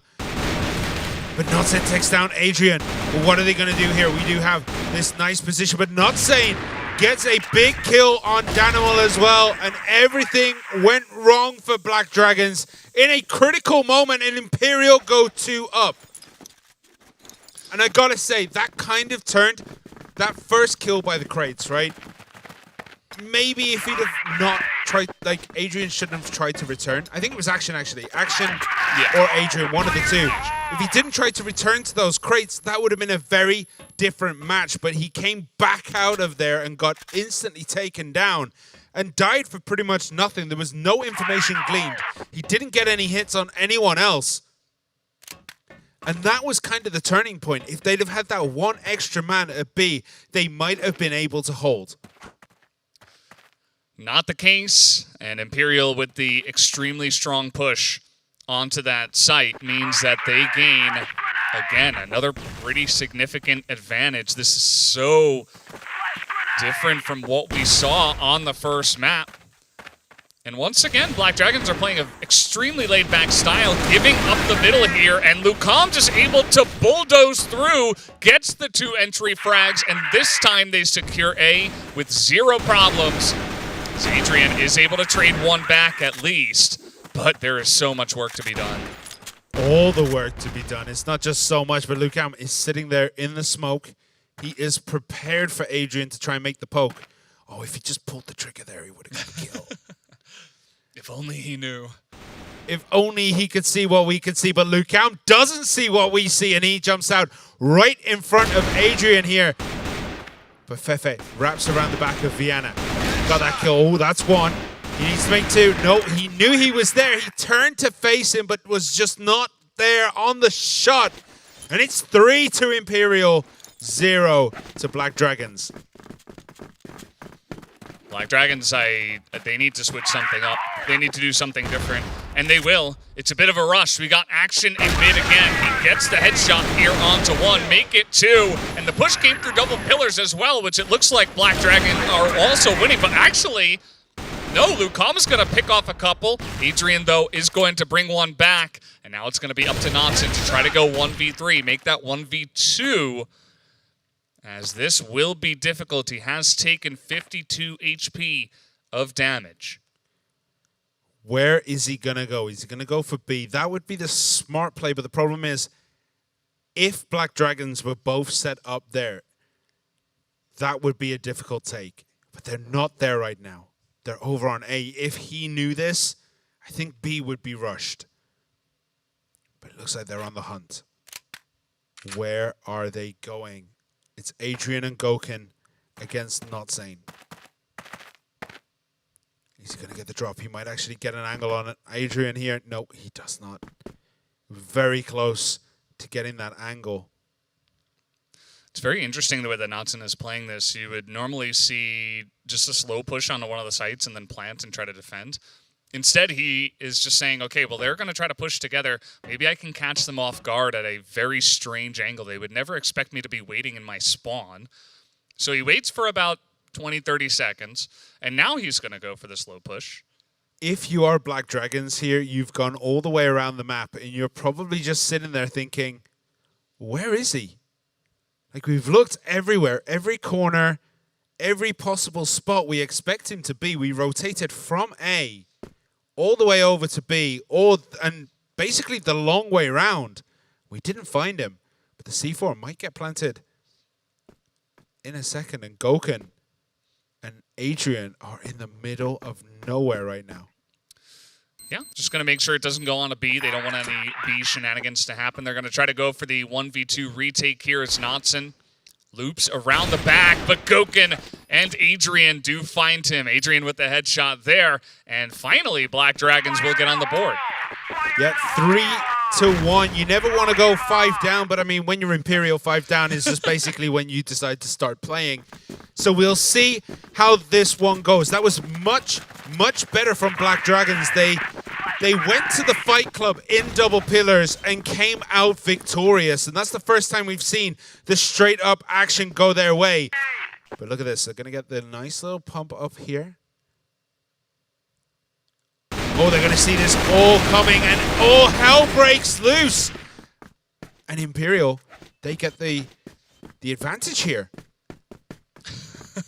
Look at all the deaths in that pipe room. It's like, well, okay, well, we're just going to rotate out of that one. Kind of awkward. And now they are going to go over to the pillars, it looks like. As we do see Viana was over there. MG takes a shot. Looks like maybe through the smoke on Central Plaza. As Gokin's got a nice little angle here that he could try to abuse, but instead he will go up to the watchtower and not spot them through the pillars. But he might just catch a glimpse of this. He's going to be able to wrap around the back, and I don't think anyone's expecting him to be there. So he will get that 1v3 drop. There's one.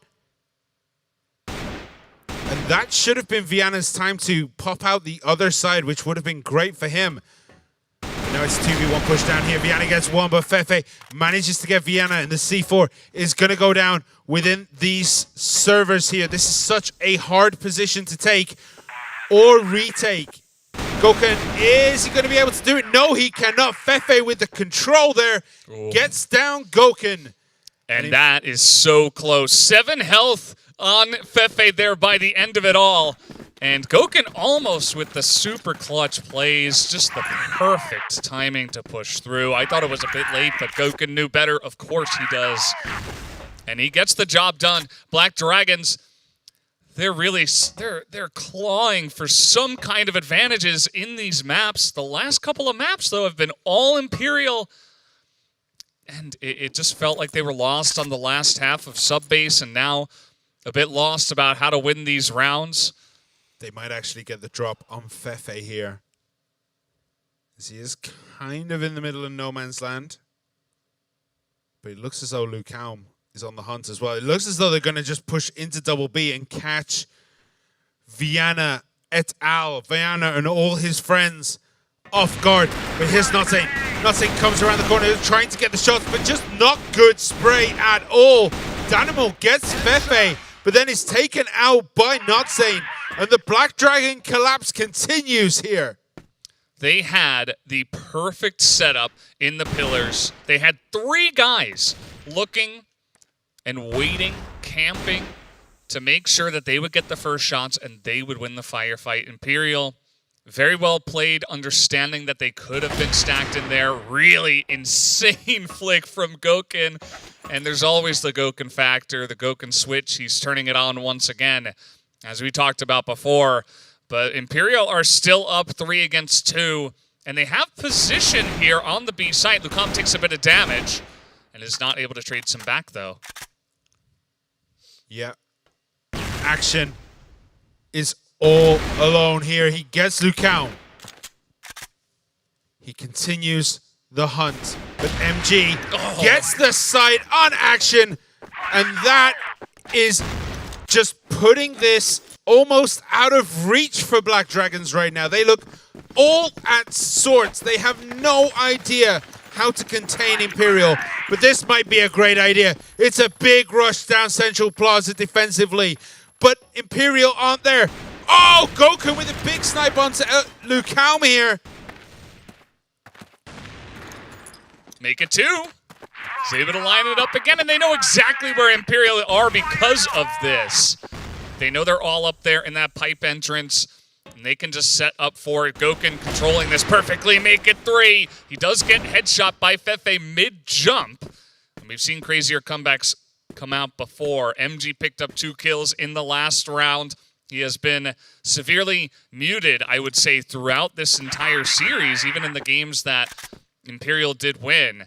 So maybe now it's his time to step up big. They would love for him to step up in this round and somehow clinch it. Yeah, but Fefe is playing great on this map right now. 9-3 already. So he could be the deciding factor. It's 4 against 2. But look who's waiting around the corner. Adrian is there, but MG actually gets Danimal off the board. And that causes Adrian to move. But Adrian gets Fefe. He's hiding. He's waiting around the corner. MG's trying to get an angle on the door. Is flashed out and is taken out. Adrian gets a very, very important kill there. And now it's 5-2. Black Dragons look as though they are coming back into this one. Maybe just stemming the tide before the switch. I just like that they're getting really aggressive. I don't think that passive style would work too much on this map, and it turned out to be correct that it was not working, especially against Imperial. So they turn up the heat, they get a bit more aggressive, they're taking more proactive angles, and it's been working for them. This time around, though, Imperial will get out of that initial play alive, and they have 5 members looking to push through the Central Plaza here. Here we go. Here comes the push. Yeah, it looks as though they're going to go right for the front door. Will they be able to get the angles? Danimal gets one, but is taken down by Notsane. Fefe looking for an angle, but Action gets Notsane, and then Action also gets Fefe with the spray transfer. Lucão does get Action down with the pistol, though. Seems like Lucão has a good idea that Viana's in that corner, and he's not going to win the fight. Viana gets it, but again, MG, he has the sniper, and he has position here on the A site. Can he clutch it this time? Well, it's sniper against sniper. Gokun is still up. MG is up, looking to try and get what he can get done with with the AWM. But it looks like they're expecting a B push. They're sitting deep, waiting, just patiently feeling things out. We have Adrian up in the watchtower, keeping an eye out. They are going to look as though they're going to rotate over to B. They want no business trying to retake the servers, but, I mean, MG isn't there. MG's looking to plant in the cubicles. Yep. He's going to plant it on long. And this will give him an opportunity to hold one angle. Although he is pushing out here. I thought he would just stay on long and just try to hold that angle, but instead he's going to be back here, which is another way, but it opens you up to more, obviously, aggression for more angles. Oh, he misses the shot, and they know where he is exactly, but this time he hits it! That's what you need. The pistol shot is not going to come through, and Adrian will clutch it for the Black Dragons. What a close one as he gets the defuse here at 8 seconds. Yeah, and it looks as though the comeback is on for Black Dragons as it is 5-3. He did nail the second shot, but if he'd have nailed that first one, it might have gone very different because that came out of nowhere, jumping over the cubicle with the sniper, getting the headshot. is just one of those things that when it happens, it's completely demoralizing for the other team. Black Dragons into the pipe, and Zhao checked it, but they're actually not pushing out here. If they had pushed, could have been some huge value, but instead, there is nobody towards B. Oh, but Imperial are going A, and Goken gets the first snipe, and he's going to pick up a second with a pistol headshot to follow that one up. Unbelievable hold from him, and Viana going to make it even closer as Knotson now is low on health, 1v3. A triple kill for Goken when everyone was right in front of him. He has the sniper. He made it work. Look at the cluster of deaths on the minimap. But Knotson might just be able to turn this one around. He has only 17 hit points against Danimal and Adrian. So if they go hunting him, he might just lose out. But Knotson, 13-5 on round 9 is an insane stat. He's not even going to go for the reload here. He's going to hope for a couple of headshots, and unfortunately for him, it was not looking good with that low of health. So Black Dragons, they win 4, and they will basically tie it up here going into the half, as now Black Dragons will go onto the blacklist side. This is getting so intense between these two teams. This feels like a mirror of Subbase, doesn't it? Where Imperial were down 5 and then come back. Oh, what a shot on Viana there from MG. Perfect angle, perfect reaction times, gets him down, and that's a big kill straight off the bat. But it's 4 protect A, 1 protect B right now. The C4 is very deep on that B passage. So it looks as though we might be looking to get more kills. Goken gets MG. MG peaked just a little bit too long. And Goken gets a big kill. This guy is feeling it right now. He's 11-8. And he has been the rock at the center of Black Dragons' comeback so far.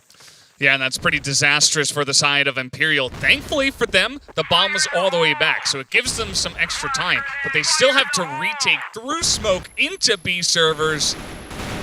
And there you go. The spray comes down from the side of Black Dragons and makes that hold incredibly easy. It was always going to be so difficult to push through there, and Action just lights them all up. I believe he got a quadra kill by the end of that. And he makes it look easy. They had to go for some kind of push. They decided to do it sooner rather than later. Yeah, the quad kill there for Action just kind of rejuvenates how he's been doing today. And it is 5-5, all tied up between these two teams in the third and final map as we have a little bit of spraying going on at Aviana. Action, Adrian, they're all down. Very quick collapse here of the Black Dragons defense, but Goken is still up. That's the key factor here for Black Dragons, as he's going to try and make magic work. He gets it done. Oh my goodness, what is going on here? As Danimal and Goken, they come through and bring it back for Black Dragons. Bit of a statement round there, you could say, from the Black Dragons. Goken's got 3 headshots with just the pistol. Not even a single shot with the sniper, didn't need it. Danimal lit them up, and now things are just going haywire. Everybody's pushing through. Imperial are going to get the upper hand in this fight, though, as they will win the double pillars battle. Yeah, but still, look who is up on the side of Black Dragons. They're not out yet. It's Viana and Goken right now. What can they get done? Everyone on Imperial is pretty much up, except for Lukaum, who did unfortunately die down there, but Knotson gets Viana. It's Goken against the world. Can he do it? He's on the corner here. He's going to move over towards that pipe. And look who's waiting for him. Yep, that's not the kind of engagement you want right now. And they are going to wrap around. And he is taken down by Knotson. That makes it 6-6. Nice little try from Goken, but sometimes the impossible is actually just that. And yeah, Imperial gonna keep it close. They say, yes, okay, Black Dragons has gotten a bunch of rounds in a row, but we are still in this one. We are still going to fight. And on the GR side, I mean, this is a map where you can actually get it done, but as we see, the fight is won in Central Plaza. The push was coming out from Imperial. Natson's got a great angle, but he loses. The firefight action has been coming up so big for his team alongside of Goken, and now it's all up to MG. Yeah, MG is going to have to make it work, and he doesn't manage to do so. Misses the shot, loses the pistol fight. Action gets the kill there, and 7-6 Black Dragons. This has been an intense affair between these two teams. It was looking all Imperial for quite some time, but Black Dragons managing to bring it back on this Blacklist side. Can they continue to get these very important wins in this match? I like how Black Dragons have been taking an aggressive position and then holding it. Imperial a couple of times in a row have played straight into their hands. And that's kind of the power of Black Dragons we've talked about, where sometimes they can make the enemy team play to their pace. And we're seeing it here once again. But now Black Dragons are moving into a defensive position from Imperial, as the smoke is not good and the grenade doesn't get much done. The spray from Natson gets a bit of damage down, but it's still Black Dragons that end up on top. Yeah, getting caught while throwing a grenade is never a good feeling. And that just broke that A entrance, but they retreat back into Central Plaza. They want to take this spot as well. And it is 4 against 3. As we do have Danimo actually turning his back towards where MG is, but they're going to collapse in on him. It's 3 against 1, and it's a 1-for-1 trade. MG gets Danimo, but Adrian gets MG. And now they're going to try and push maybe B. Vienna is looking over on the pipe. That's a good position just in case the wraparound comes.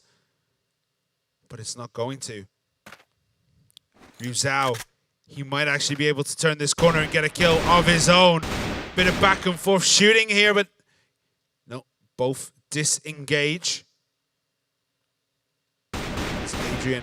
Does move out and Goken gets a big kill on Ryu Zhao. Now it's 3 against 1. What can Lucam do? We've seen him turn up the heat before. Can he do it now? He drops down, but no, he cannot. As Vienna gets the kill, and that puts Black Dragons up by 2. Huge comeback from Black Dragons. The momentum that Imperial had was just gigantic, but you could see now that one of the members has left. And so we are going to have to remake the lobby, unfortunately, as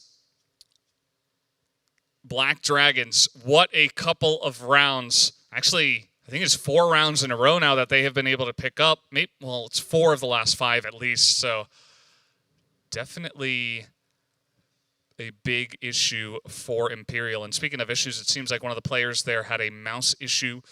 Maybe needs to replace that one. So that is the reason why we had to remake the lobby here.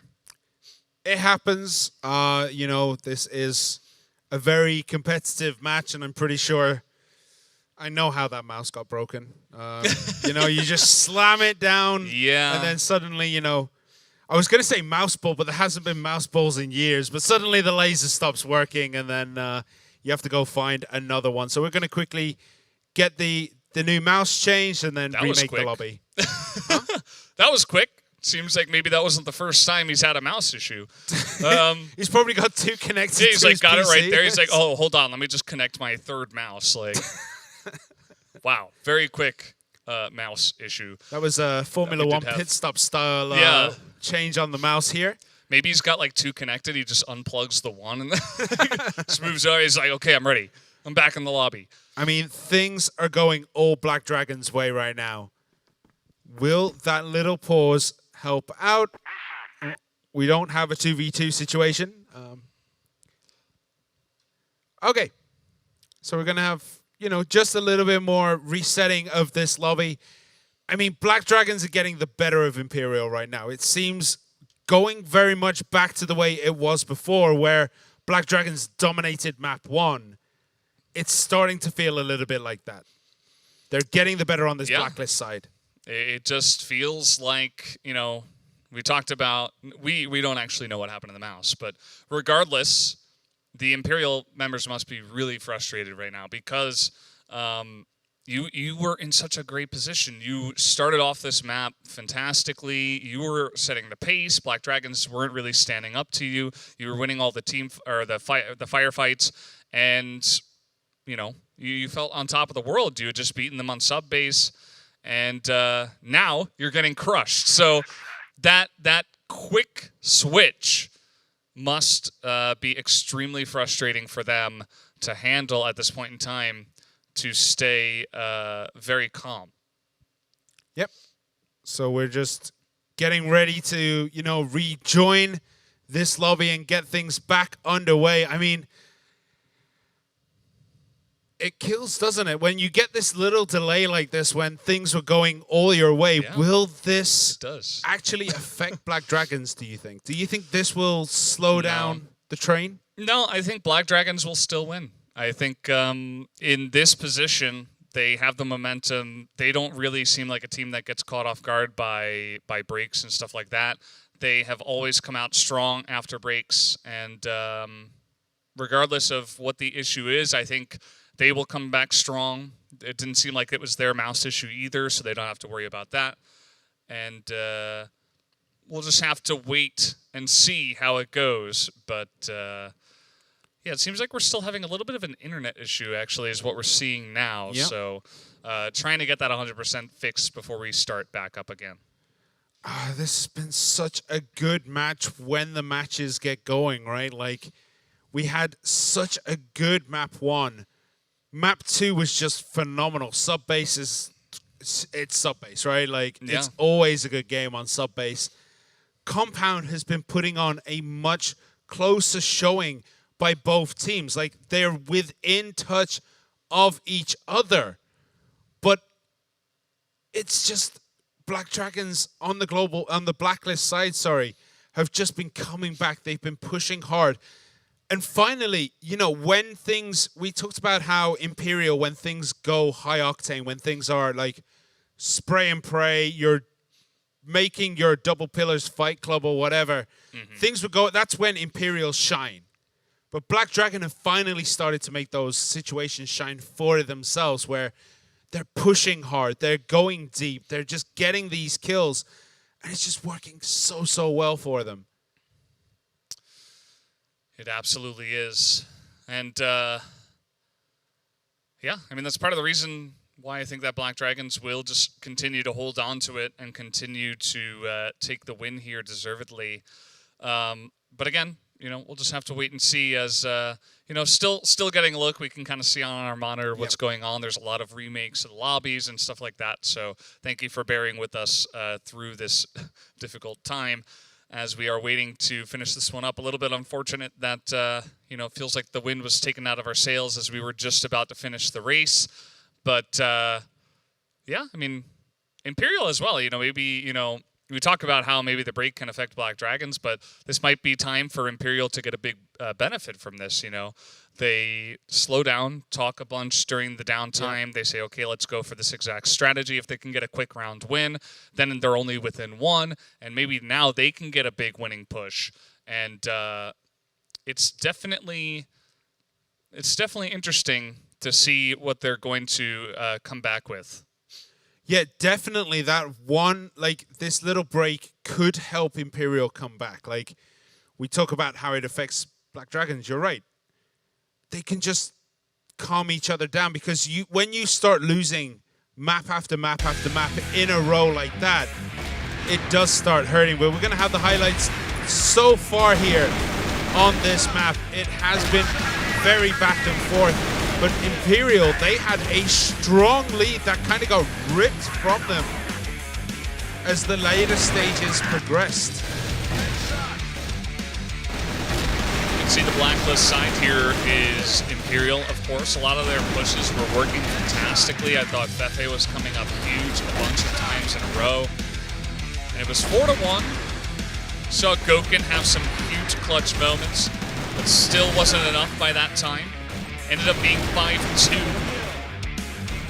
And then the comeback began. That shot through the smoke, then the headshot with the pistol, then a follow-up headshot with a pistol again. Was just absolutely insane. Like Goken, 15-10 at the end of that round. What a player right now. Like just everything he does seems to work perfectly for him. I have no idea how he's that good. Like through the smoke snipe. Yeah. That's pretty cool. Then to follow it up with a double kill with the pistol. I mean, what a player. He is pulling out all the stops to try and keep Black Dragons in it. And if Black Dragons win, he has been fundamental in turning this around for them. Sometimes it's one player, sometimes it's the team, but you need someone or some group of ones to come up big and get their carry pants on, essentially. As it looks like the lobby is up and loaded, we do have a bit of a charge coming through mid from Imperial. 3 guys on the side of the big crate in the middle as MG gets a snipe in through pipe entrance. Yeah, Vienna is down. Not saying picks up Danimal as well. And things are going... We talked about how this could help Imperial, and it seems to have done the trick as MG also gets action there. Big turnaround for Imperial. Take a little bit of time, catch their breath, and they come back strong. Imperial now within 1 round, and they're getting aggressive. They're getting right in Black Dragon's face, and they say, come at us. Black Dragons are going to try to turn that around, but MG just lines up the perfect shot, feeling the pressure perfectly, as Lucom will also take down Goken, their key member, as at least Adrian is going to be able to secure this B server site. I mean, Adrian chased MG for so long, but Fefe turns around, gets Animal here. Danimal, sorry. And it's all going Imperial's way. The games have come out strong, thick, and fast, and we talked about how this is Imperial's pace, not Black Dragon's pace. At this point, as Adrian tries to do what he can, but it's not going to be enough, and that ties the series up 8-8. That's all they needed. It's actually what I said before, where it's like, you know, you come back, you get a quick round. Black Dragons aren't expecting you to be that fast. And then, with that momentum, you're able to take another. I feel like MG is benefiting the most from all of this. I mean, obviously, you just take a look at the numbers. He is 5-1 right now. He has just been lining up the shots easily. Black Dragons, it looks like they want a challenge here, and it will work out. Viana takes out MG, and that is going to just take out a pillar of faith here in the middle for Imperial. Yeah, again, the central plaza was just aggressively taken by Imperial, but Black Dragons were aware of what they were doing. They got the perfect positions. They knew where they needed to be. They knew which part of the crates were vulnerable, and they completely overwhelmed that deep defensive push on the side of Imperial. And Black Dragons look as though they might be able to take this. It is a 5 versus 3. And Imperial now sitting deep, sitting defensive.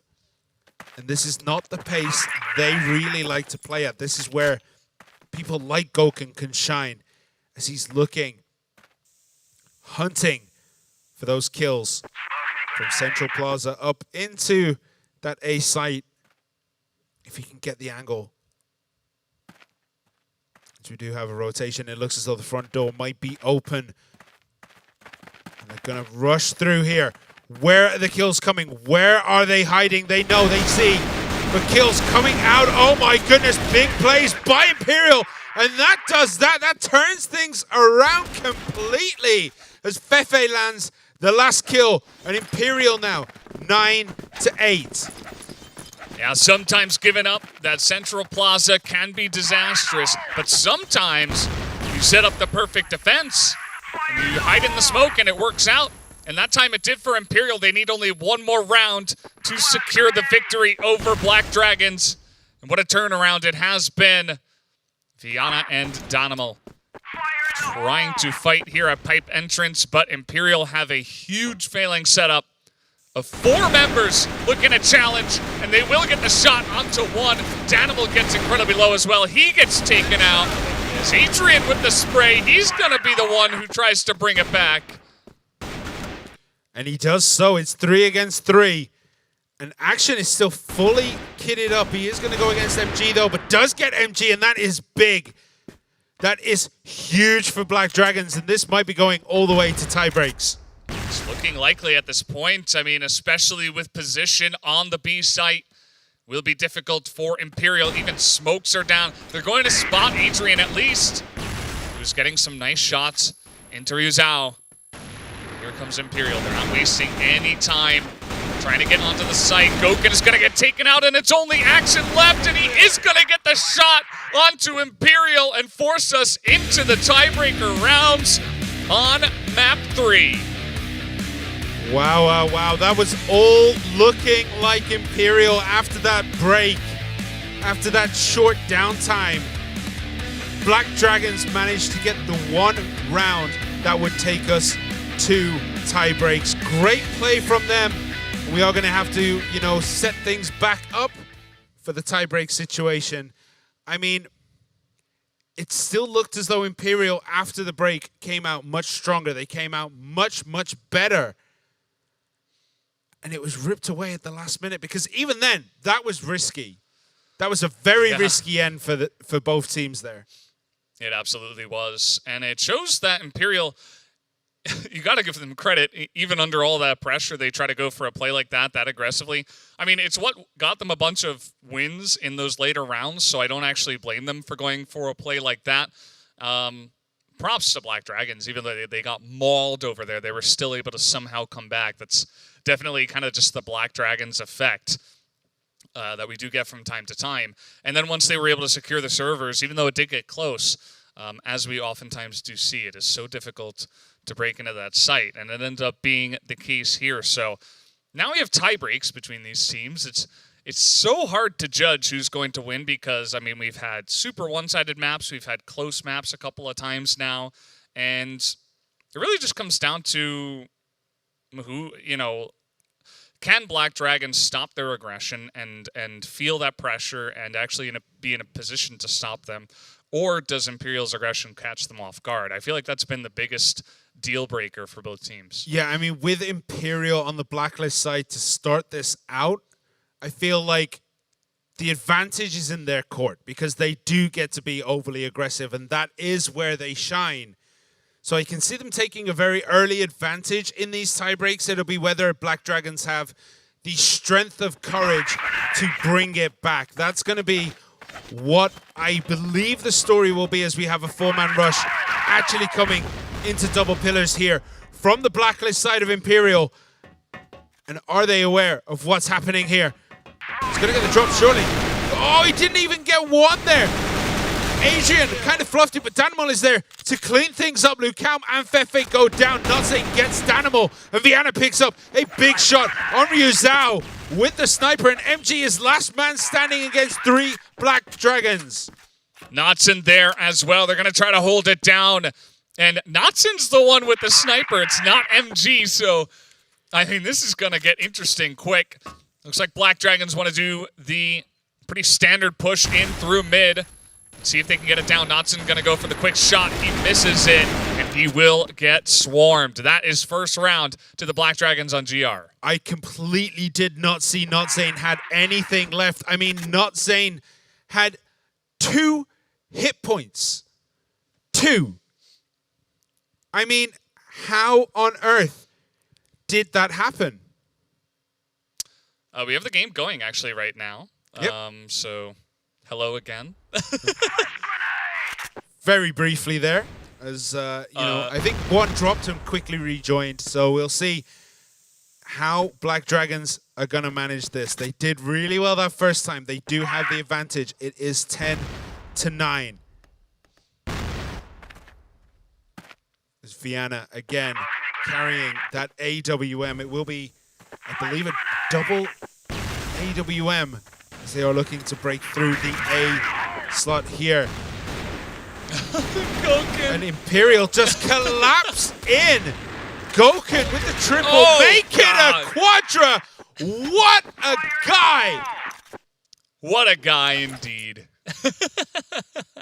Gokin, I can't believe he's able to be that clutch. And, I mean, you got to hand it to him. Just picks off the first 2 snipes, feels the pressure instantly from A. They play directly into his hands, and he is the final boss. Imperial, they've never fully been able to figure out Gokin. And that is what happened that time around once again. Yeah, you gotta wonder if this match will drain these two teams, because they do have to play again. They have to go against PG and Medellin. They've taken so much out of each other. How are they going to continue the rest of the day? Black Dragons, though, 2 up in this tiebreak situation.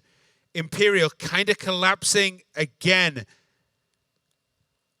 Will they be able to pull one back, or will Black Dragons go 3 up and be 1 away from that match victory? Push up here. Oh, completely unaware. Double kill with the spray there by Adrian. Not quite able to get that one, though. And Ru Zhao and Notson. Notson able to get a kill over by Pipe Entrance, it looks like. And all of a sudden, it's 3v3. That was looking so good after Adrian got the drop on them all as they were pushing in. But a couple of kills later, and all of a sudden, Imperial have a chance. They really would love to get at least 1 round here on the Blacklist side. But they gotta make things happen. They've got to start thinking about where they're going to plant this C4, because they're still stuck in this central plaza. They're kind of unsure. Do we go A? Do we go B? It looks as though now they're going to be moving to B through that central plaza. Danimal is there waiting for them. So how are they going to break through this? It's a great split on the side of Black Dragons to try and defend this. Once they get the information, will Danimal retreat back over? He is down in the servers. Does he hear them? Is the call coming? That is the question so far. As Vienna is nearby. But look at that. Danimal is down. So Vienna and now Gokin alone has to get things working here. Oh, that was so close. He had the angle, had the sights. Pistols out. He's going to be going against MG as well. That's... Oh, what a grenade and a shot there by Gokin. Come on. Okay. He's not going to be able to get the rounds, but he still wowed us. He still made a highlight moment. Yeah. So he got that. But Imperial, that's an extremely important round, right? I love the push on to B that they go for, where they say, okay, it's 3v3. We can probably isolate 1 or 2 members on the B site. I think that'll be our best shot. And it does end up working out. They get that entry kill and the bomb down, and it was pretty much lights out from there. So they're clawing their way back here. It's 11-10. This could not be closer between these two teams. This is what we were expecting from all 3 maps, right? Like, we were expecting it to go all the way to just be an absolute slaughter on both sides. Like, you know, 10-8. 9-9, let's go to tie breaks like this one. But both teams have had the run on each other, right? Subbase Imperial got a run on Black Dragons. On Ankara, Black Dragons had the complete run on Imperial. It was just unfair in that map. But this one has been much, much closer. Here come Imperial. They say double pillars is ours. And they're not wrong. When you send 3-4 people actually up to that area, you can secure double pillars. There is no challenge from the side of Black Dragons. In fact, they're playing very passively back on their site. Well, I should say by their spawn. They got Danimal over on the west side by the pipe entrance, just checking to see if anyone pushes up in there. Nobody really challenged in the pillars, so they'll just wait this one out until Imperial kind of cool off, and then they will make a move. Yeah, it really felt like Black Dragons wanted none of that double pillar silliness there. And they didn't even know it was coming, I don't think. They were just kind of in the area and were just like, nah, let's not go to double pillars today. Like, we know what can happen. We know how Imperial tend to rush that the first map they play on the Global Risk side, because they did exactly the same thing when they were playing Global Risk in that first instance, the first map on Global Risk. They heavily pushed on that double pillars, and it worked out then, but no dice this time.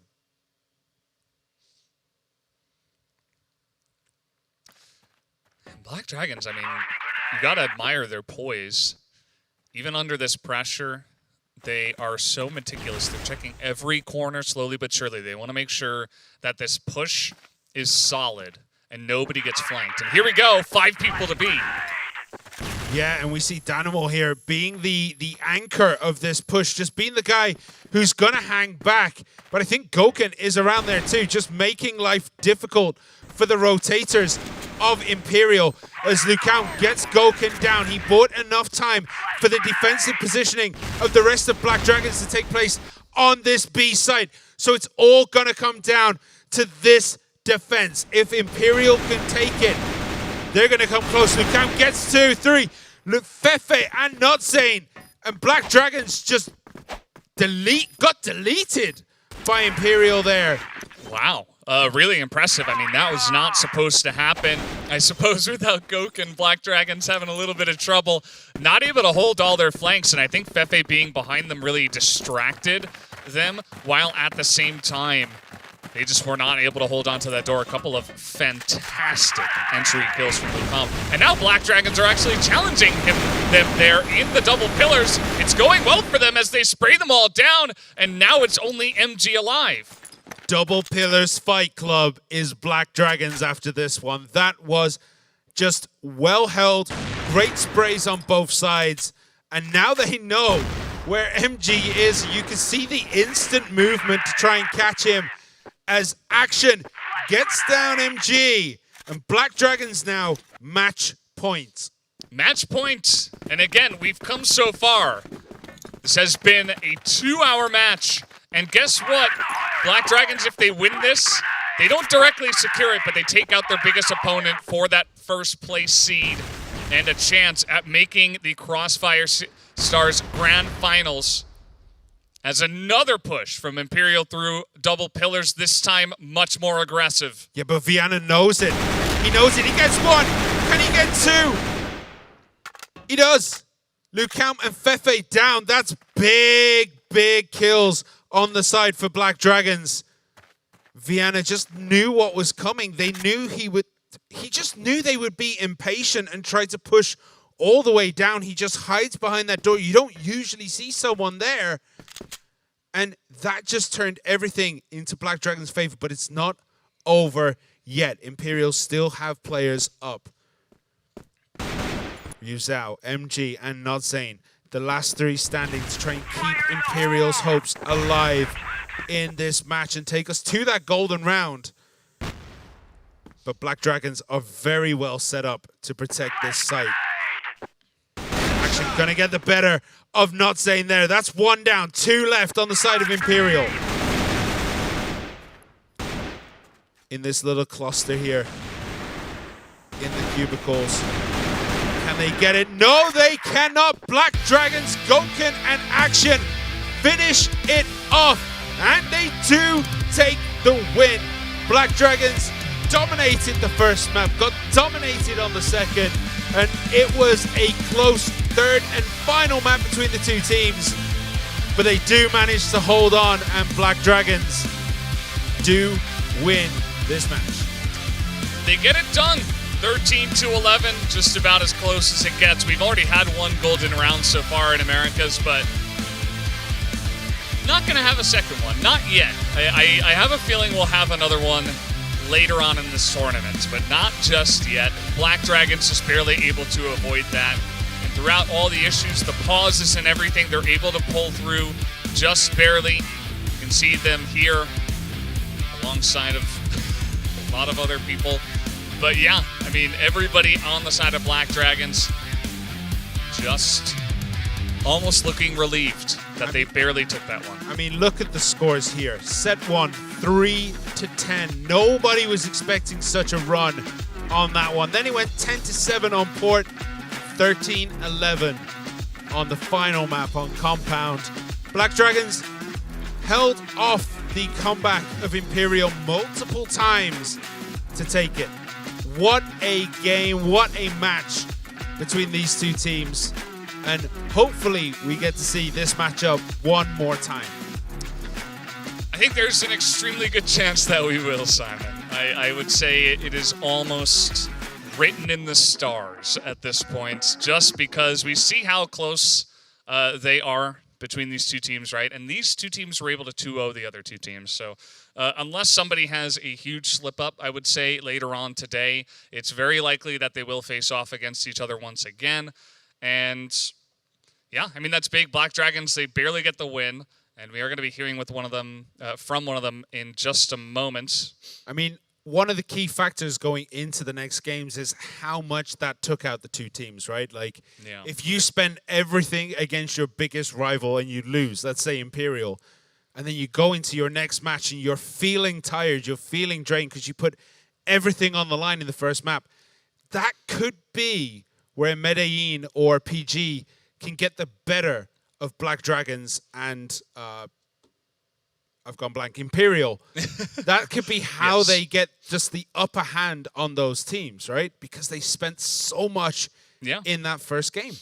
I mean, if you're sitting here and you're Medellin, right, and you're watching this match, you're probably cheering, right? Because just exactly what you were saying, right? And guys, other than that, we do have the interview ready to go, so I'm going to jump straight into that. We will be talking with Action. Congratulations. You got the win over Imperial, and specifically you, Action, had a fantastic day today. So how do you feel just barely getting the win against Imperial and about your own play today? Parabéns pela vitória, especialmente você hoje apresentou uma performance inacreditável. Como é que você e vocês aí da Black Dragon se sentem após essa vitória tão apertada contra o time da Imperial?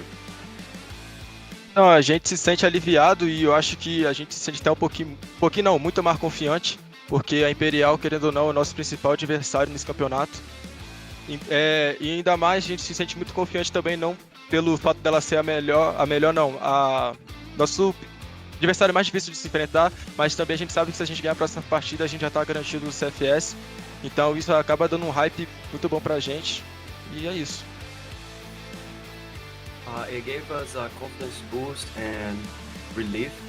We know Imperial is our main opponent in this tournament, and winning them is one step forward towards the main objective, which is to go to the CFS semifinals.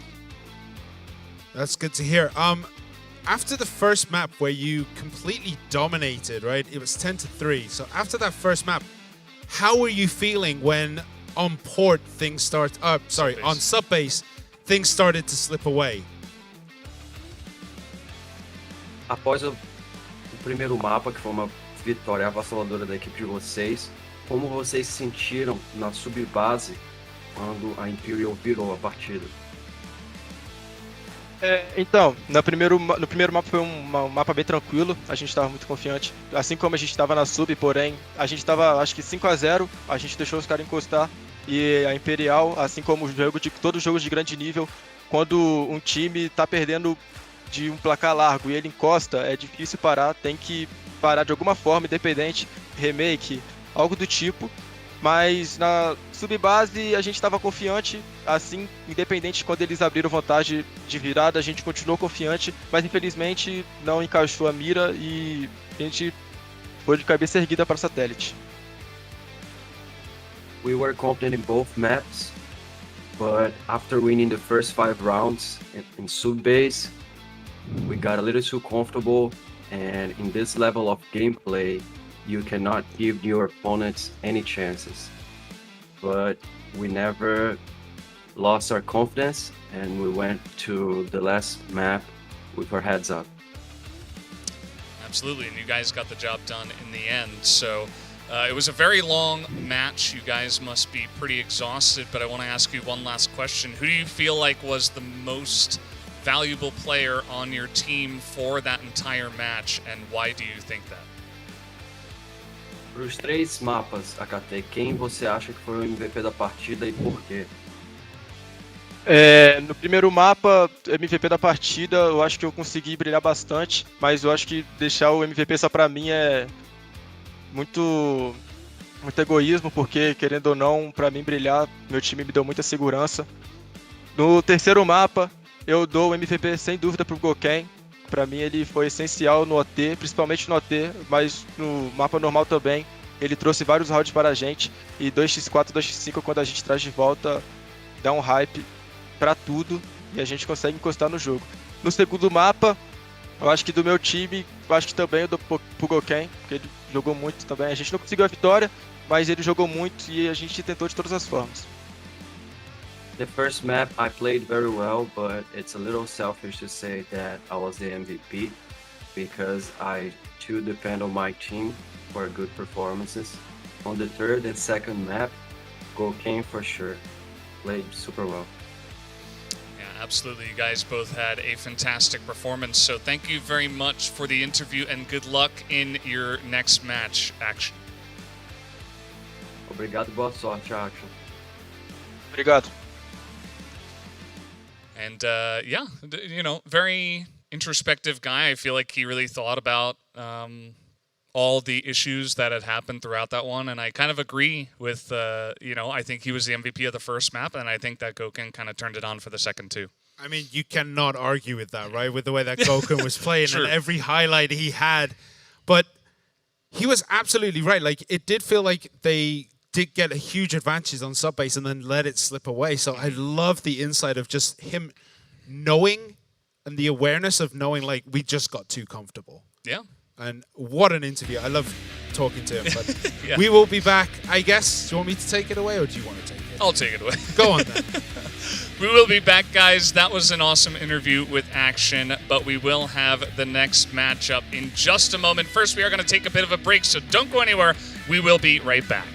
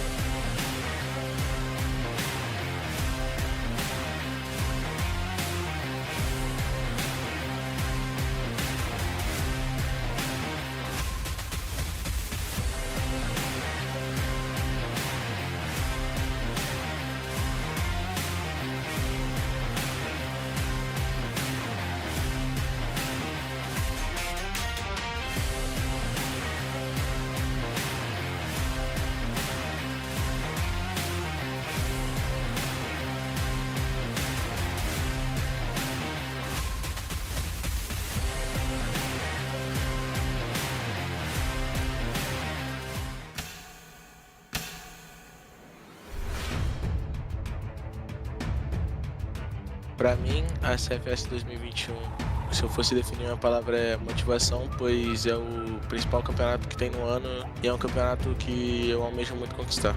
CFS 2021 Regional Final is prestigious to us. A palavra é objetivo, porque eu acho que vencer a Regional Finals é muito importante para conseguir chegar ao nosso objetivo, que é o Grand Finals. CFS 2021 RF is just a great experience because it's the qualifier for the grand final in South Korea, which is the most prestigious event of the year, which every player is looking forward to. Tipo, é a grande oportunidade de você mostrar para todo mundo do que você, do que seu time é capaz. E eu acho que é isso mesmo. Eu tô muito ansioso, né? Querendo ou não, nós jogadores brasileiros, a gente se preparou o ano todo para esse momento. É o campeonato aí mais importante do ano, então é isso. E melhoramos nosso estilo de jogo. Praticamos bastante também. Por isso eu acho que a gente merece ser campeão. I think we're just going to be a really good team and a tough team to beat. O principal objetivo da Imperial é conquistar a vaga para a CFS, mas nós vamos lutar com toda a nossa força para o título. Com certeza a gente espera ser campeão, a gente está se dedicando muito, então eu acredito ali que a gente vai terminar na primeira colocação. We hope that we can come out with the win, and we have a lot of confidence ourselves to make that happen.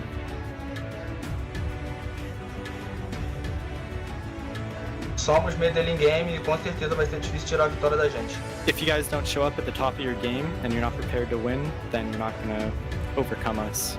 Nem preciso provocar eles, a gente sempre ganha deles, cara, não sei o que eles estão falando. Eu espero que todos estejam preparados, porque a gente vai dar nosso máximo e vai ser difícil de ganhar da gente. We are ready, we are fearless, and we are hungry. Queria dizer só que todos vocês vão precisar estar muito bem, pois vocês vão precisar de estar no seu melhor nível para poder nos vencer. We are PG Esports. We are Imperial. Somos Medellín Game. Hey guys, we are Black Dragons.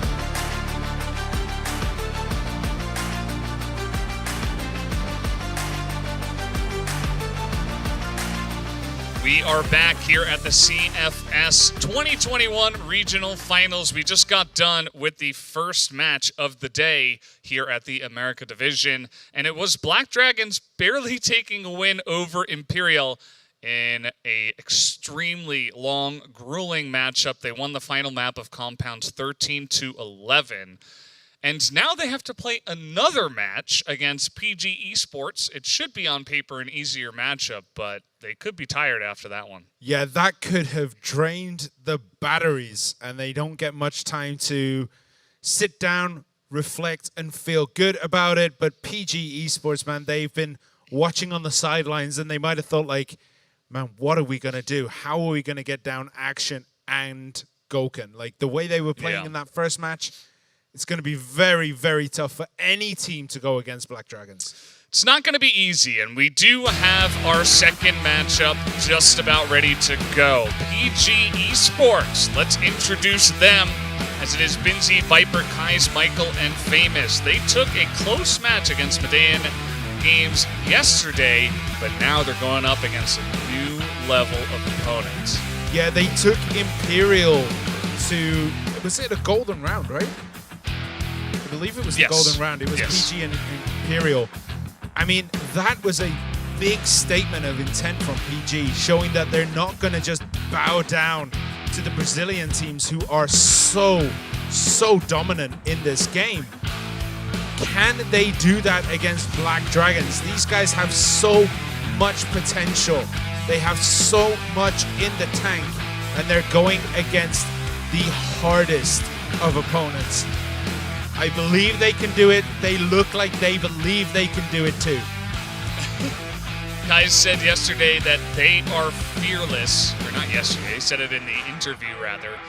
They are fearless, and that is what you have to be when you're face to face with the Black Dragons, who you just saw them barely make it over the line against Imperial, obviously an incredibly strong team. And yeah, you can see some of the stats. In terms of yesterday, players like Action, Viana were a little bit more muted compared to Adrian and Goken. I think that Action specifically stepped up Viana. He's always more of like a clutch guy, comes in, you know, not every single round, but sometimes he gets the big plays. And, you know, he has his place on the team. As they're all smiles, they know that, you know, just one more win, and they will secure first place.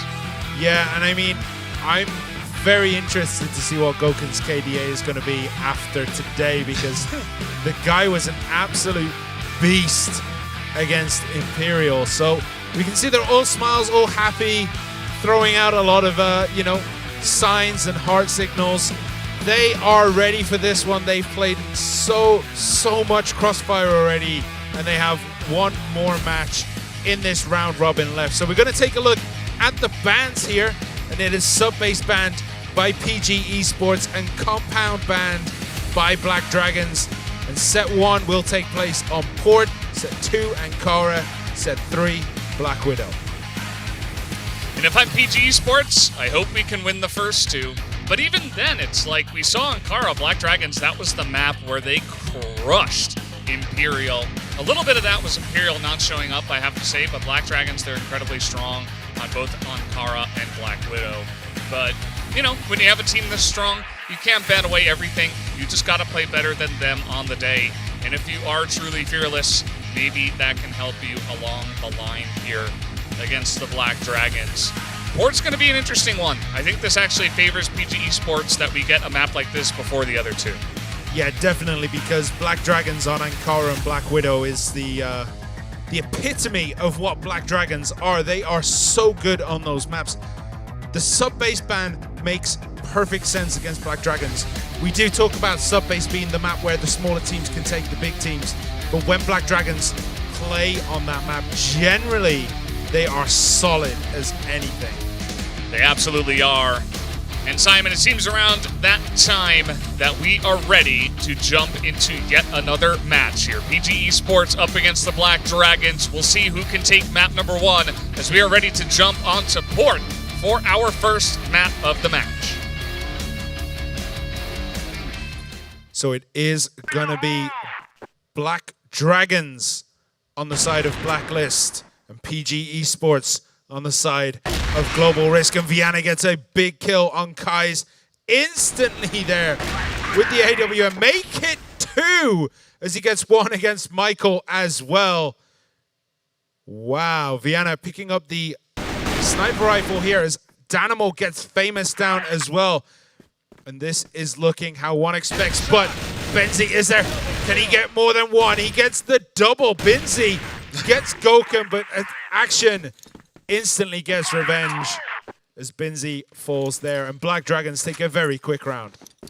Yeah, like PG Sports trying to get aggressive there on a long towards that loading dock. Unfortunately, they came into direct contact with something we don't see all the time, and it was Viana's sniper play. As here comes Black Dragons, they're not going to waste any time rushing onto the B site, as Viper will start off with a kill. Yeah, and Viana gets 1 back, and it's back and forth right now. Goken gets Michael down. Dynamo gets Famous, and it's a 1v1. It is Benzi against Dynamo. And this is good for PG. They were able to put on a decent defense there at the B site. And you can see that Benzi, he's pushing. He's going to get a lot of information because of how fast he's moving. He's like, okay, Danimal, he picked up the C4, and now he's rotating. So there's only a couple of places that he can be. And Benzi, a super clutch member of this squad. Let's see if he can pull it off. Well, the C4 should be planted, but maybe trying to get the kill here. They do go head-to-head. Shots fired on both sides. Oh, I thought Dynamo was going to get the shot on Benzi there. Head down, C4 planted. That puts a timer on Benzi. He needs to push through. He needs to get up there to defuse this bomb as quickly as possible. But jump down. And, PG Esports make it 1-1. Yeah, that's the Benzi effect, right? He's really the only person who has been consistent over these last 2 rounds. Great play around the loading dock in the first one when everything seemed to be going wrong. And that time around, he pulls off the clutch, able to get the 1v1 even after the rotation had come in. And yeah, just his ability to respond that fast really came from his aggressive play on B, saying, okay, he's out of here, he's rotated, I can get position. Nice shot actually from Kais. It doesn't get a kill, but does chunk down Adrian. This is what you need. You need to get small wins against Black Dragons if you want to have a chance. Yeah, remember, if Black Dragons win this, they do book their ticket to the grand finals here in Seoul, Korea. So there's a lot on the line for them. PG Esports, if they win, they put their hat in the ring to make it here as well. So both teams have everything to play for right now. Trying to get a shot through there, but no dice. It'll be very interesting because we could have 3 teams that are tied 2-1. If PG win this, both of them and Black Dragons are 2-1. And if Imperial won the last match against Medellin Games, they would also be 2-1. Which would mean that we would have to have, I don't think it's tiebreakers, but we would have to have some kind of thing to break the tie, as we do have a push onto A. That is for later. As Kais and Viper putting on a nice little defense, and Benzi is still standing. But in terms of people that can 1v2 or sometimes 1v9, it is Goken. But this time around, a really nice crossfire comes through from PG Esports, and that's a couple of rounds going to this underdog squad. Yeah, 2-1 to the underdogs in PG Esports. This is not what I think Black Dragons were expecting, especially after that first round where they kind of just swept over everything. So we're going to have to see if they can improve here. Can Black Dragons pull this one back? C4 is dropped down on the, that little central corridor there. It's not visible, I think, from the top of Central Street. So not going to be able to get the angle on the bomb here. But where are Black Dragons going? They're perfectly fanned out across the top of this map. That was a cool little peek from Kais. He actually saw Viana in the back side there, just the tip of his head. But it gives you some information and says, okay, maybe they're not pushing that fast now. Kais is going to get some great information. Sees the push coming in through mid. Goken is just coming in with the pistol and headshots, 2 of them. Is now Adrian able to spray down, and it's up to Viper here. gets some nice spray, but shot in the back by Action, who picks up 2 kills. They did not see him coming, and he was crucial for that push. 2-2. This has been close so far. Both teams able to just sweep over the other. But we cannot, for PG, they cannot let this go down to a one-man show. They need the team to show up and get in on the action here. This nice grenade forces everyone on Black Dragon's back out of that A-long push that they were looking to try and make work. But the grenade's just too on point, forces them back ever so slightly. And Michael was doing such a great job of holding that down, and you can see the damage he was able to do with that grenade as well. More than a kill, but obviously having more players is better. But Kai's able to trade back a couple, takes some shots, but at least evens up the score for now. And pushes up.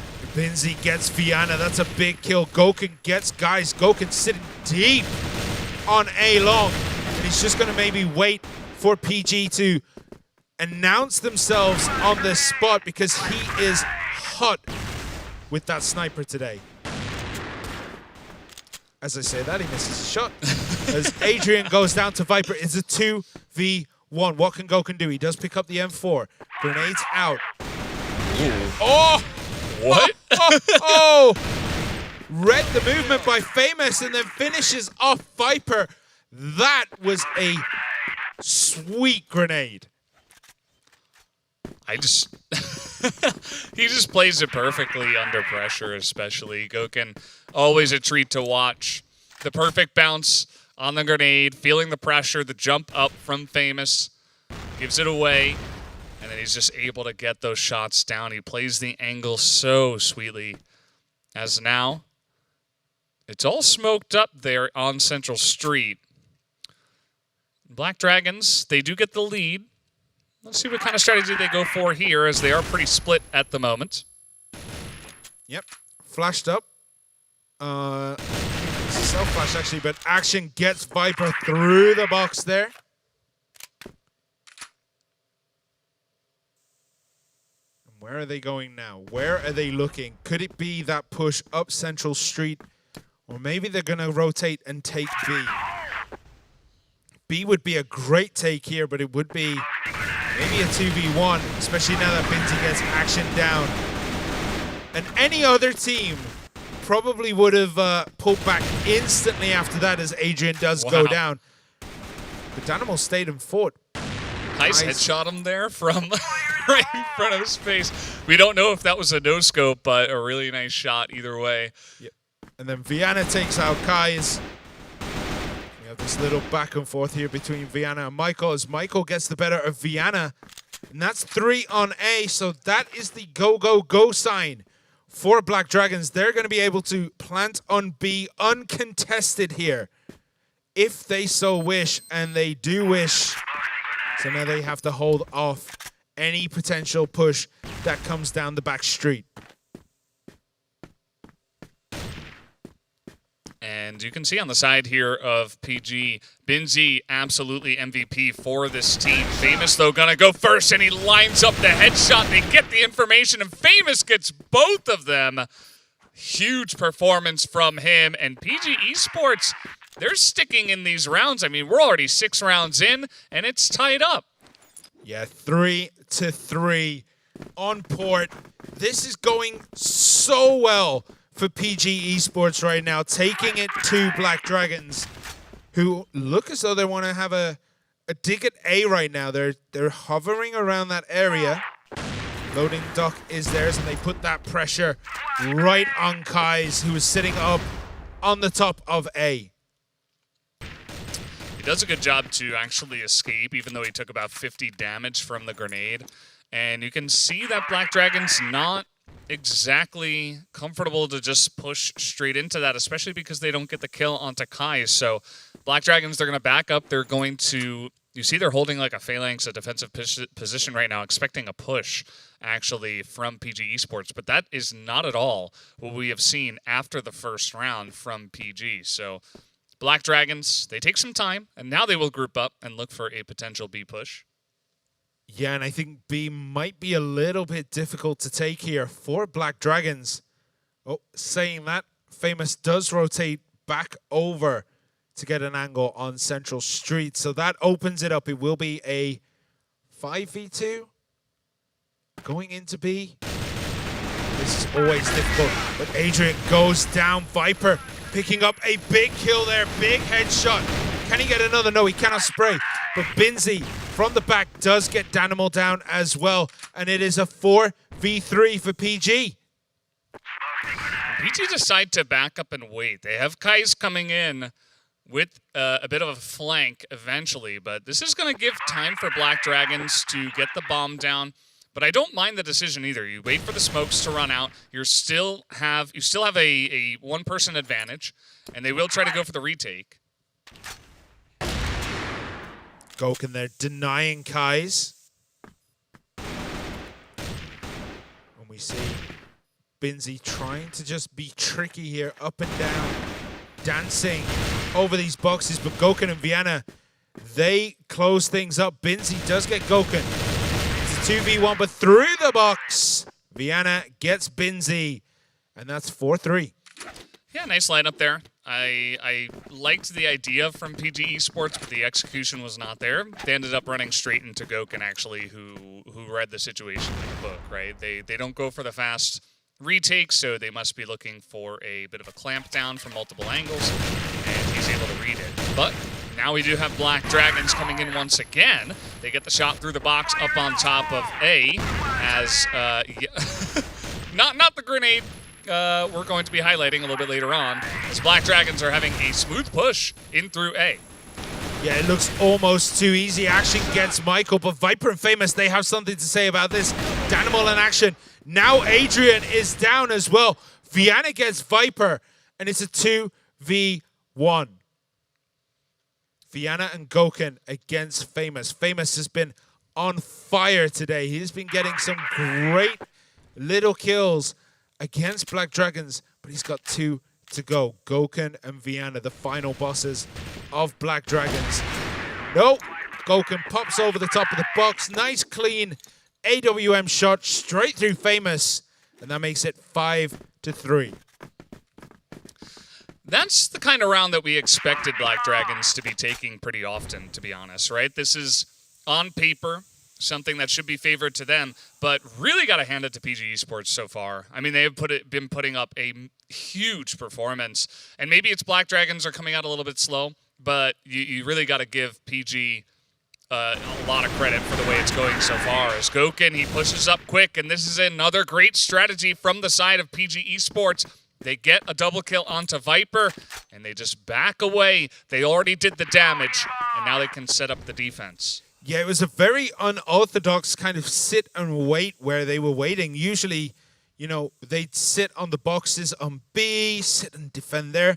They waited around that corner for so long and then just peeked around B entrance and took a couple of shots. And next thing you know, Viper's got 2 and Black Dragons are down 2 men. Great idea from PG Esports, but look at this. Oh. How did he even know he was there? That was kind of crazy. 6th sense. Vienna gets Michael. And things are slowly starting to work out for Black Dragons now. They did lose that initial engagement, but they are clawing this back. It's 3 against 3. As Vienna gets Viper off the board. Big pickup. And we do see a very long rotation from Adrian for Black Dragons if they need to utilize it. Famous is the last man standing. But look at that counter rotation from him. He just completely reversed the drop, but Adrian is just too good. And he takes Famous down. It's 6-3 at the side swap. Yeah, a couple of things happened in that one. So PG Esports, they got the first couple of kills, and it was so good, but they wanted to stick as a team and go for the retake on A. So everybody was kind of grouped up around the bridge, and it was beautifully read by the side of Adrian as Goken casually going to get a shot through the smoke there. Or at least that's what it looks like. Adrian beautifully read it. He knew they would be waiting. He pokes his head out, gets that awesome shot down the headshot, even a bit of damage through. And then he gets so much information as well. So he's like, okay, well, nobody's on A. They're all grouped up here. They're going to go for the retake. and he's able to just basically do that all by himself. And from there, Black Dragons, they had the information advantage. They had the bomb down. There was a lot of pressure on PG Esports to rotate over quickly, and that's where they began to get into a bunch of trouble. And, yeah, I mean, that's the power of Black Dragons. They just understand where the enemy is going to be after certain things happen on the map.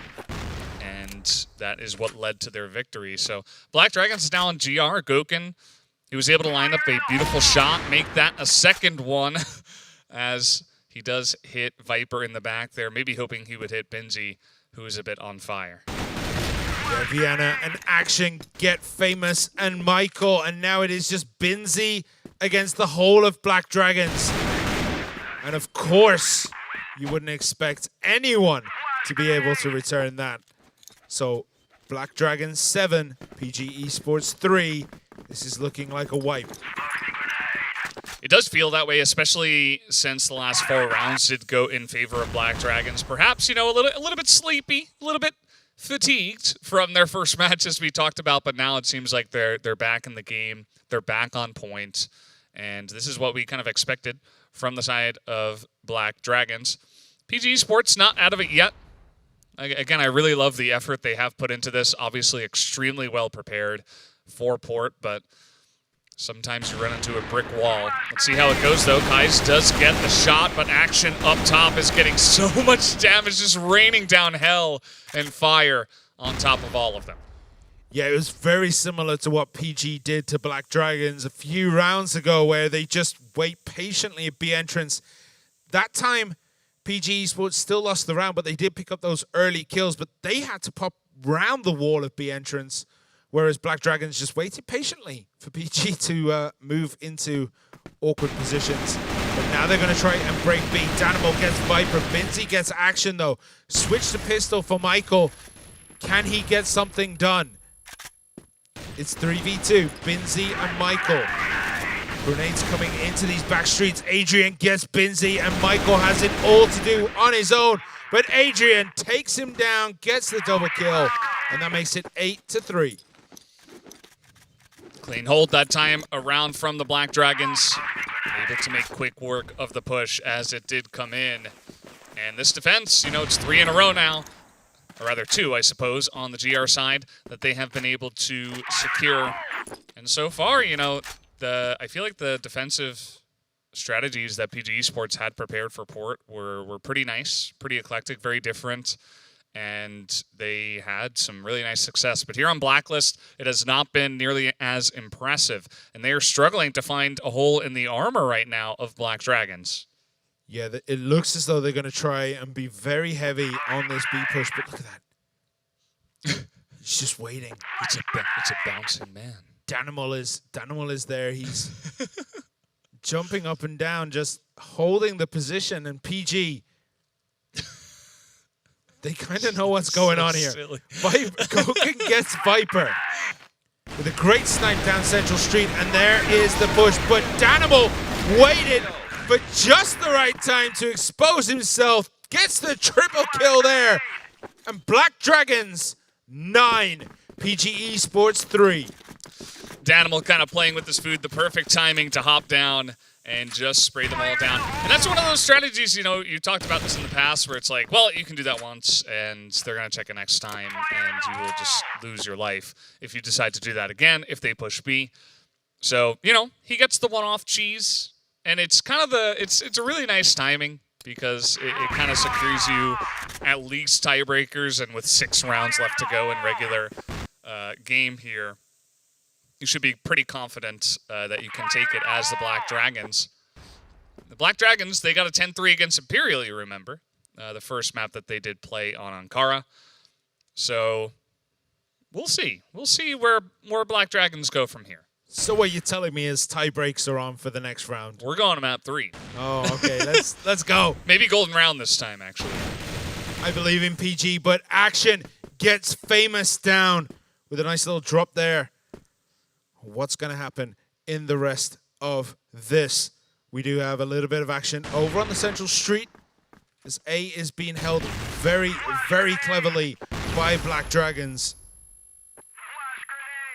We have have some movement coming out. Binzi playing very aggressive, is now going to go underneath the bridge and might actually just catch in the Geos bomb, but no action.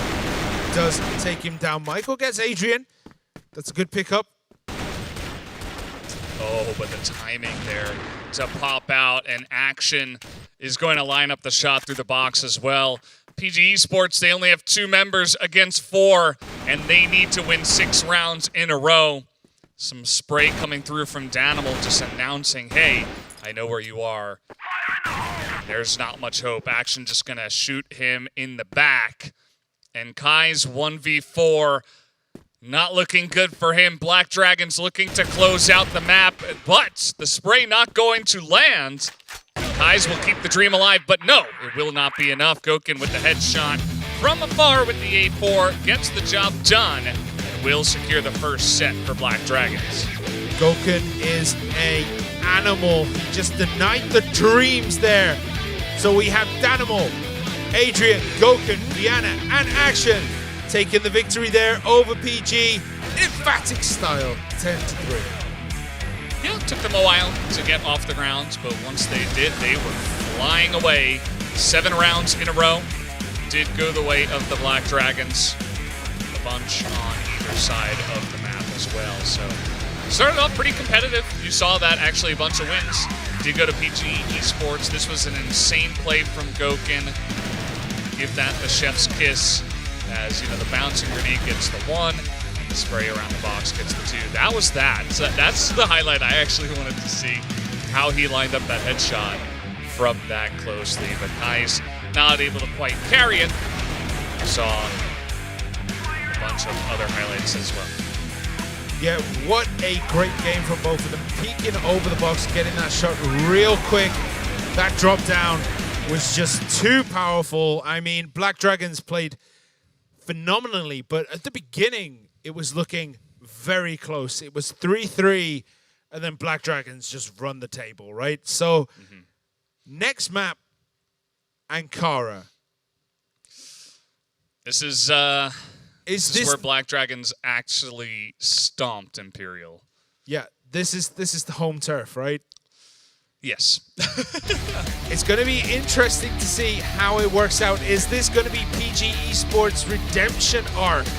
And somehow they take down the Black Dragons? Or will Black Dragons be able to close this one out in an emphatic 2-0? We'll be finding out very shortly as we're jumping onto Ankara real soon.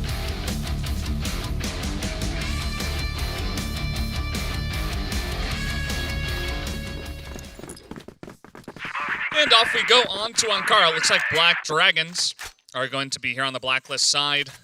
And this is where they started, actually, against Imperial as well. And what they went for was a lot of pushes onto the A site. And the retakes and defenses from the side of Imperial were not clean. Black Dragons would go in, they wouldn't even plant the bomb, and they would just hold on to the site, as Kais is going to pick up that first blood on the map. You see he gets that first kill onto Action. Yeah, from the corner of the office, down to the bypass.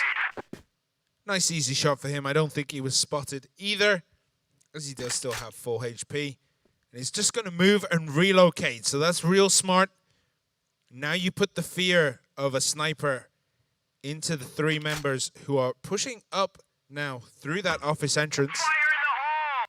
Will they go through the office? It looks like that is the plan. So they're going to go around through office and then push up into B. Still 3 members of PG Esports over on the A site. And you could definitely see the couple of guys over by B get overwhelmed. Black Dragons are taking their time with this, though. It's not exactly a fast push, waiting to see if they can get some picks first, as they are down a man. But there is no news for the side of PG Esports, except now that Kais goes down. Michael gets Adrian, but Vienna instantly takes out Michael. And now they're just going to have time to set up on B and wait for this rotation to come around. They're in the global risk spawn right now. Danimal is waiting patiently. Can he get one? He's taking those pot shots, but cannot get them to connect that all too well. So it is a 3v3 on this B spot. Yeah, Black Dragons with the bomb down here. PG just going to charge through spawn and from front yard, but smokes are down. Oh. Flashes over the top. Goken just doing Goken things, somehow lines that up from behind the box. As now the push comes through, Famous is going to go down, and it's only Viper that's behind the box, is trying to poke out and get the 1v3, but there's only 6 seconds, and down he will go to the pistol of Viana. So round 1 goes the way of Black Dragons. That was pretty close, actually. It ended up 3v3, but retaking B just proved to be a little bit too much for PG Esports. So can they pull one back? Last time they went toe-to-toe for at least a little while.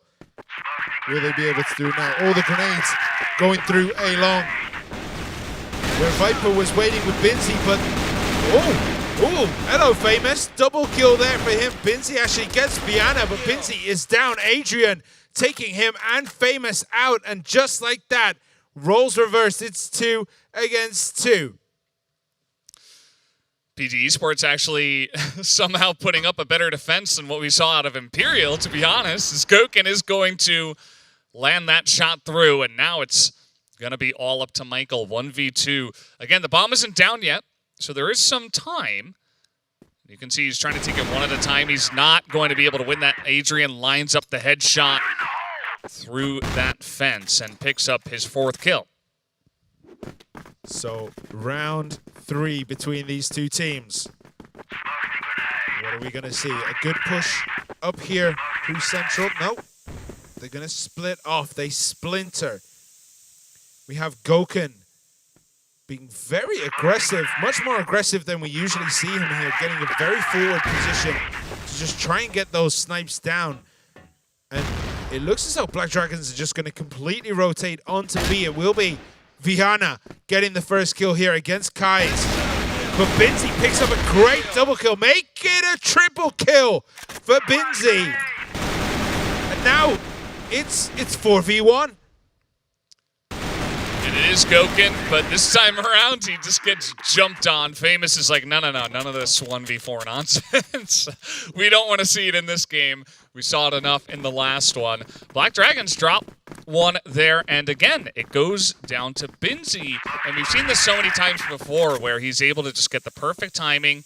He understands where the push is coming from. He feels the pressure, pops out at the exact right time, and lines them all up. His spray control is some of the best that we've seen at this tournament, and he will grab around for his team. Yes, we saw like a pretty aggressive push there from Black Dragons right up to the entrance of the front yard, but do decide to pull back a little bit, just set up a couple of offensive positions, get the information they need before they attempt any kind of movement on that C4, as they do now go pick it up. So what information have they gleaned so far? Not much, it looks like, because they're still unsure. There are 2 waiting in the air duct by the look of it. Just like that, Viana is out. Viper gets him down. But it was a 2v1 in that air duct, and that's never a fair fight, is it? It's such a narrow corridor. If they're waiting for you there, you better be quicker, right? There's just no other way to put it. Either you land the shots or you just get headshot immediately. And Viper had the perfect lineup. Now he's trying to line it up against Action, so Action gets some revenge for his team. Danimal was on a rogue mission, and it did not turn out well, as Action is trying to be the hero here, but Famous will shut him down. Famous having a big day today. He's going to pick up that 2nd round for his team. Yeah, Goken kind of got lost, it felt like, in that A main, because he was going back and forth, and I think he was just easy pickings to make it 2-2. So now we're on round number 5. This is where Black Dragons turned it on last time. Will they do it on Ankara? This is a big push right into the risk spawn. But Michael is there, and Michael is waiting, and Michael is delivering right now. What a turnaround that is. PG Esports with the clean wipe of Black Dragons to make it 3-2. It almost looked like that was tower defense. Like everybody on the side of Black Dragons were the little minions that run through, and they just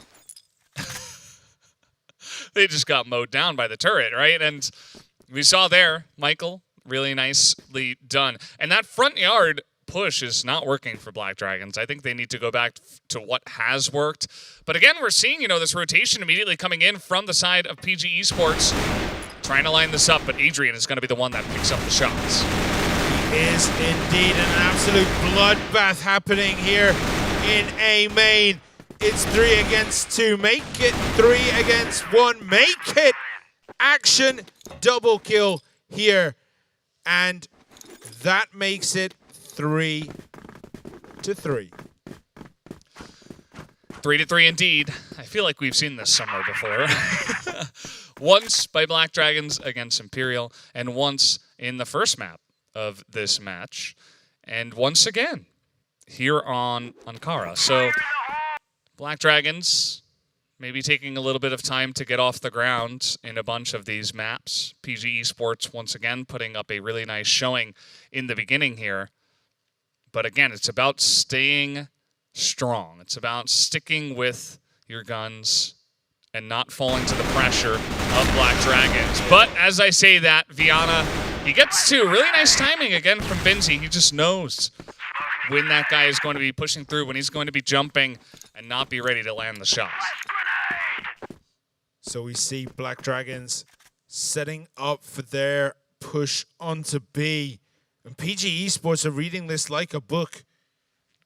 Kais is going on a journey, takes down Danimal and instantly retreats back.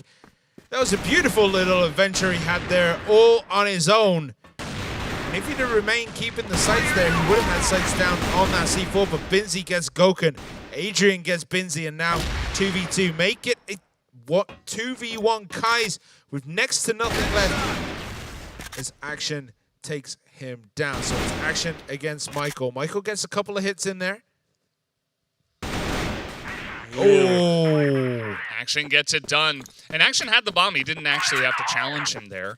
But either way, decides, no, I can win this fight up against Michael, who has been having a really nice map so far. Action obviously very confident. He's been having a big day. He's got the KD to back it up so far. You can see now, Black Dragons once again taking the lead here in round 7, 4-3. As we do have down on B bottom, there is one. It is Michael from the side of PG Esports that did push up a little bit far. And we heard from Action during the interview, like the overconfidence is what cost them on subbase against Imperial. And it seems like they're much better at controlling that arrogance, that drive just to steamroll their opponents.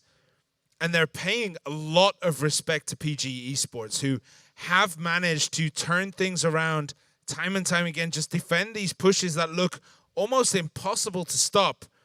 But there is now a 5-man uncontested push onto A.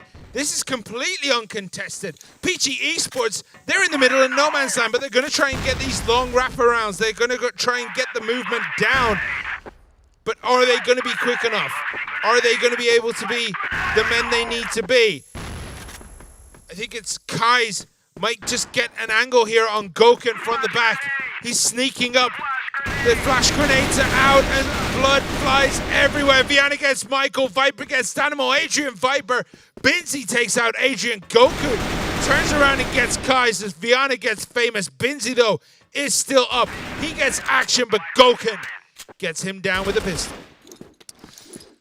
They totally leave the A site open. Unfortunately, though, they didn't have anyone to see the push coming in. So by the time the bomb was planted, nobody was in position. And there's so many fights happening all over the map. It's just chaos. There's like a sniper fight back in the blacklist spawn. And it just didn't leave enough time for PG Esports to get a clean retake going. And that's why we saw a bit of rushing coming in from them. It was a decent shot. You know, they gave it a chance. But at the end of the day, it just wasn't clean enough, and you gotta be squeaky clean when you're playing against Black Dragons. They were not in position to get the retake, and it cost them. Black Dragons now last chance on the Blacklist side to pick up another win. That's a big grenade onto Viana, but already a kill onto Kais is big as Binzi is pushing out, catching that timing once again. This time, not able to get it done. Famous, though, does pick up the headshot onto Viana. Yeah, that little footsie game between Viana and Binzi was fascinating to watch, but Famous decided to shut it down from the doors of A. But it's looking like Black Dragons are going to be able to push on to B. There is no one here now. Binzi, Viper, and Famous all make their way back quick enough that they can try to defend this site. Binzi got Goken, but Danimal took out Binzi, which is a big blow on the side of PG Esports because he has been so important for them. The rotation is coming out here. You can see from the side of Black Dragons, they've been running PG Esports around the map. Famous is here, though. Adrian gonna spot him, and that is the very necessary information that Black Dragons did need to try to take this one down. As they're running out of time, the big grenade does come in, and a snipe from Adrian, actually, over the top there through the fence. He's got 9 health, and that's why he has this weapon. He's looking to get the shot onto Famous, and he'll line up 2 and give Black Dragons a big lead into the half. It is 6-3, and you're right, you said it earlier. We feel like we've seen this before. This is exactly what happened on the last map. Back-to-back first 6 rounds. And then Black Dragons just turned it on and finished it up. Last time out, can they do it now? They've got the first 3. They just need the next 4. And they will close this one out with the same scoreline. Yeah, they get the 6-3. Let's see what PG Esports have prepared for Blacklist. Because if we see some strong maneuvers, that would be really nice. Kais is going to play it slow. They get position here on quarters, and they get the first kill. But Action and the side of Black Dragons, they were actually pushing into quarters. They were getting aggressive themselves. So the 2 teams clash. It ends up being slightly better here for PG Esports. Yeah, Action is very low, and he's one of those players that needs a lot of health to play with to be able to get into those positions where he can truly shine. But unfortunately for him, he doesn't have the health to play with, so we might see him play a little bit more defensive. He is currently very static on that A site, as it looks as though PG Esports, they are planning a rush onto B. Are they going to try and go through air duct, or are they going to try and go through the front doors? Action is waiting on the front doors.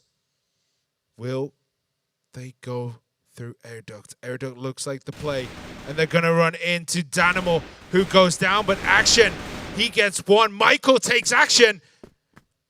And now it's a 3v2. Make it 3v1. This could be round 4 for PG, but what? No! Adrian turns up the heat, gets a big double kill as Kais does finish Adrian, and that makes it 6-4. That is what makes Adrian such a strong player. That spray control is some of the best. And it was clean. I mean, that was one of the cleanest drags I've ever seen from one kill to the other. Unfortunately, though, he does fall to Kais, unfortunately for him. So PG Esports actually give themselves a breath of fresh air. They take it close rounds here right after the half. We're not going to see a repeat of Port, at least in terms of scoreline. And you got to hand it to them. PG Esports really clawing their way. They would love to get a win and give themselves a chance at getting first seed here. Remember, PG Esports are fighting to keep that automatic place, that first place in the round robin, so that they go to the grand finals. Black Dragons looking to secure it by winning this one. So everything on the line between these 2 teams. Both really want to make it to the grand finals here in Seoul, Korea. PG Esports, they really do need to win this in order to keep that guaranteed place alive. And now we have a very, very passive push. But oh, look at that. It's all gone wrong for PG as Viana turned on and just slammed PG. Yeah, I mean, speaking of spray control, he had it down from the timing in the air duct, spots Kais there, gets the first shot, feels the pressure coming through the doorway, and he's able to line up a couple more kills. Props to Viana. This is what we're talking about. You know, it's not every round, but when he gets his round, man, does he look good. Black Dragons now 3 rounds away from securing a spot in Seoul, South Korea. They get that first kill here in round 12. I had to do a little bit of addition there, sorry. Yeah, Kai's walked into a perfectly sprung trap and was surrounded on both sides. So he went down, and then you just saw the rest of Black Dragons kind of just move a little bit more defensive. They got the first kill they needed. As PG now looking to try and make things work. Famous, couple of pot shots in there. Just a little bit of damage done, I think. Okay, Binzi leading the charge here. They spot Adrian. Trying to just spray him down. Grenade doesn't get any damage done. Action took some damage himself. But it's going to be Goken actually challenging through under B here. You can see there's nobody else on the side of PG Esports to get on in as he picks up an AK of his own. So here we have Viper. We're on board. Switching over to Michael. Michael. No, Viper, Binzi. They're stuck together. They have to protect each other's 6. Adrian does expertly dodge that grenade that was flying in. Will Black Dragons go for the wraparound? I can see Goken making his way around the back, but he might just not be necessary as Adrian gets the double kill. Danimo will take out Michael, and that gives Black Dragons a very commanding lead, 8-4. They can taste the victory already. They are so close here. They already took the first map in what feels like record time. And now, once again, a similar scoreline. We'll see what they can do. PG Esports going to start off slow, but Black Dragons have been able to rope them into their pace as they do so expertly time and time again. That time, just a bunch of expertly timed pushes coming out from the GR side from Black Dragons, really catching PG off guard. One by one, they fell. And now it's going to be Central into under B and look for a group push pretty quickly here from PG Esports. Yeah, the problem when you're in these small confined spaces all together is that one person has a chance to get massive damage with really good spray.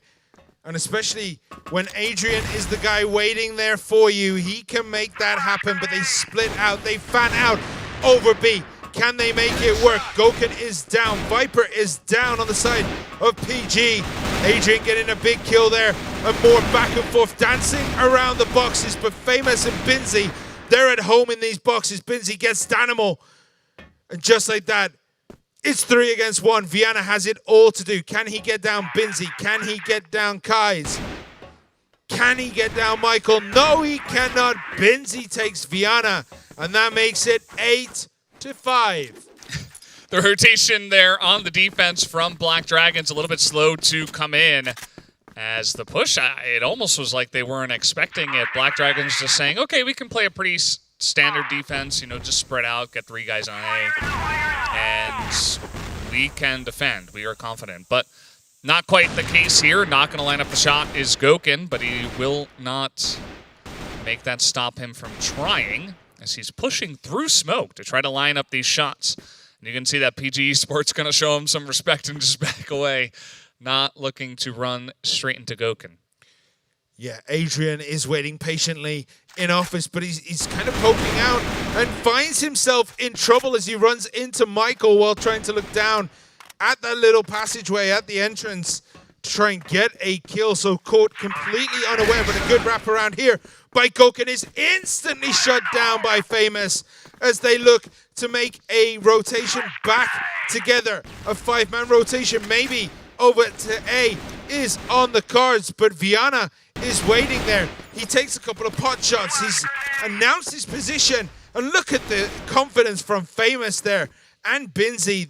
They heard him, and they were like, okay, we know where he is. Let's go on a hunt. It's not common to see that many wraparounds, especially on this map, but As Black Dragon said before, maybe they're getting comfortable once again. Action trying to line up the shots. He's got 6 health. He can't take anyone out, and that is going to bite them in the back. Black Dragons, it was so easy to read that Gokun was going to push through there. You know, they're so far ahead. You can feel the confidence oozing from them. And PG Esports just use that information to their advantage. They say, okay, let's group up. Let's back out together. Just travel as a team.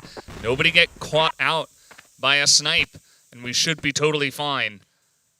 And it ended up being what wins them around. So now that's 2 in a row to PG Esports, and here they come again. Yeah, if they can continue this streak, that would be great for them because it is 8-6. The closer this gets, the better. And a missed shot there. Well, I actually think it connected a little bit. Gokun is very low. On board with Adrian, who instantly gets the needed. Benzi with a double kill also gets action down as well. PG Esports are making this so difficult for the side of the Black Dragons. Benzi so solid, holding down the office area there. He gets 3 kills on the round. And all of a sudden, such a huge comeback coming in from PG Esports. They have 4 rounds on the Blacklist side. And I love how they've changed up their pace. They're traveling as a group. They're pressuring Black Dragons. And that's something that a lot of teams have trouble doing against a team this strong. But PG Esports, you know, Kai said it in his interview. He's like, we have no fear. We will challenge you. And that is exactly what we're seeing here as another strong push through the air ducts will be coming in. Yeah, no one keeping an eye on the air ducts by the look of it. As Viana comes down, Death from above gets 1, but Michael takes him out. Danimal gets a double kill, but Viper takes out Danimal, and now it's a 3v2. They plant the bomb. Can Black Dragons contest this A spot? They're looking to go for events. Action goes down. Viper picking up a massive kill here, but Gokun gets Viper. Michael's on the back of sight here, and there's only 18 seconds left, but it is 2v1. Gokun with the sniper, though, he's going to pull out that pistol as the push comes in. Michael gets the spray, but he can't get the kill, and Black Dragons are 1 round away from securing their ticket to Seoul, South Korea for the Grand Finals. But it has not been an easy road against PG Esports again. They're taking it as far as they can. It is 9-7. They still have a chance. They need to win 2 on the bounce to take us to those tie breaks. A deep office push here by Black Dragons, looking and hunting. But Michael, I think, might just have set a trap for them here. Poke his head out, take a couple of pot shots, and we could see Adrian down for the count. The back and forth movement. Keep an eye on Michael. Will Michael rotate outside? They're all so close together. Michael, he looks, he sees, but does he know there are 2 there? Does he know Danimal is nearby? And do they know Benzi is in the wings as well? These are questions we need to know, but they decide to pull back. PG Esports take a little bit more of a defensive position here. But Michael, he senses blood. He wants to go for it. I think he really, really wants to see a push come through now. As Benzi is the first man forward. A 4-man push now through offices.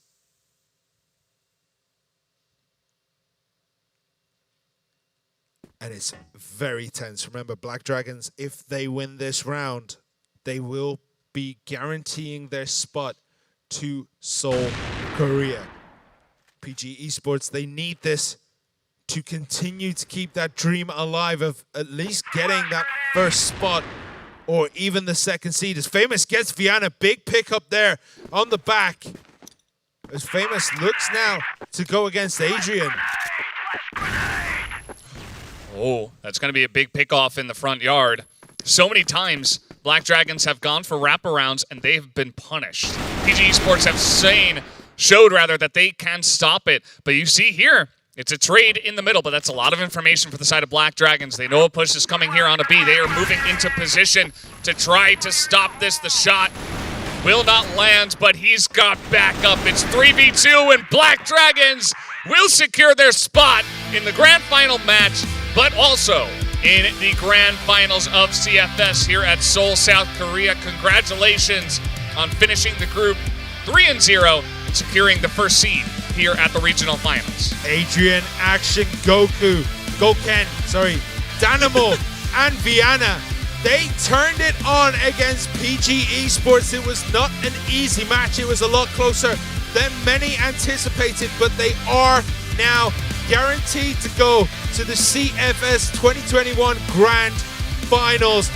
Thoroughly deserved the way they played today. They have been very, very strong. They've had a slip here and there against both opponents, but they have managed to weather those storms and take both matches today, I should say.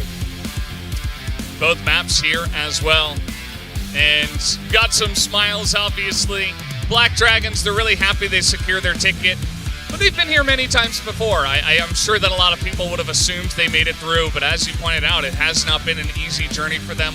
They still get the 3-0, and at the end of the day, that will be enough as Adrian kisses the ring. We'll see if they can get the biggest ring of them all, which would be a victory here in the grand finals.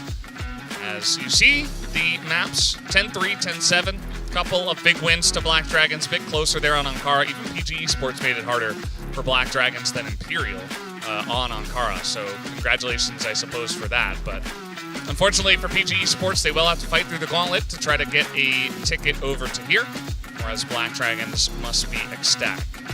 Yeah, I mean, guaranteeing that slot means everything. That's where they all want to be. When you listen to the interviews at the beginning, they all have their goals. They all have their sights set on making it to that grand final, which Black Dragons, they have. They are done. But now we're going to have to find out who is going to get the second seed, who is going to get the third and fourth seed. Right now, it looks as though it's going to be PG Esports and possibly Medellin in that third, fourth. Then, Imperial in second, Black Dragons awaiting at the end. Yeah, well, guys, we do have the interview ready, so let's hop into that right now and see who we are talking with this time. Hello, Danimal. Congratulations. You get a massive victory over PG Esports, able to close it out 2-0 with a big win, and you're coming to Seoul, South Korea to see us, well, actually just to play in the finals. How do you guys feel about securing your ticket and making it to Seoul, South Korea? Danimal, parabéns. Como é que vocês estão se sentindo pela vitória e por ter garantido a vaga em Seul, na Coreia do Sul? Cara, a gente está muito feliz, a gente se dedicou muito para poder conseguir essa vaga. É claro que a gente vai jogar o campeonato para vencer, mas a prioridade era a vaga. Então a gente se dedicou muito, treinou todo dia, toda semana e o resultado tá aí. We practice a lot. Our goal, of course, is to win the tournament, but the priority was to get the spot at the CFS Grand Finals, and we practice a lot. We put a lot of effort into this, and the result is there. Were you expecting such a fight against PG Esports? Because they made it very difficult on Ankara. Were you expecting to have such a difficult fight going into that map? O time da PG fez um jogo difícil na Ankara para vocês. Vocês estavam esperando esse tipo de postura por parte deles? Com certeza, cara. Apesar de ser um time Norte América e o Brasil tá sempre ali liderando nos melhores times, a gente já tinha feito uma partida muito difícil contra a Imperial. Então, a gente sabia que tinha que manter a calma, pés no chão. Eles, querendo ou não, são um time forte, tem o fator do lag também. Mas, graças a Deus, aí a gente passou por todas essas barreiras e conseguiu vencer. Yeah, they are a strong team. We had just played a very competitive match against Imperial. And there's also the latency factor. So, we were expecting a hard match. But we did everything we had to do to win. Yeah, so you get the 3-0 overall in the group stage, and I think I already know the answer to this, but who do you guys expect to face in the grand final match of the regional finals here? And are you confident that you can take the win here at the regional finals? Quem vocês esperam encontrar na final e vocês estão confiantes para essa partida? Ah, com certeza a gente tá sempre confiante. Eu acho que a equipe da Imperial, cara. Se não for Imperial, a equipe da Medellín tem que ser a equipe brasileira. Mas eu quero muito que a Imperial passe para poder fazer mais uma final contra eles aí. E dessa vez a gente vai vencer. I hope Imperial faces us in the finals, so this time we can win against them.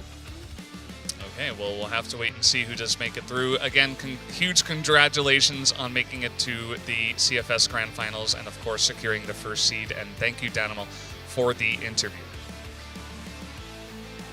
Cadê? Eu posso mandar uns agradecimentos rapidão? Rômulo. Não sei. Pergunta aí, pô. Eu acho que já foi. F.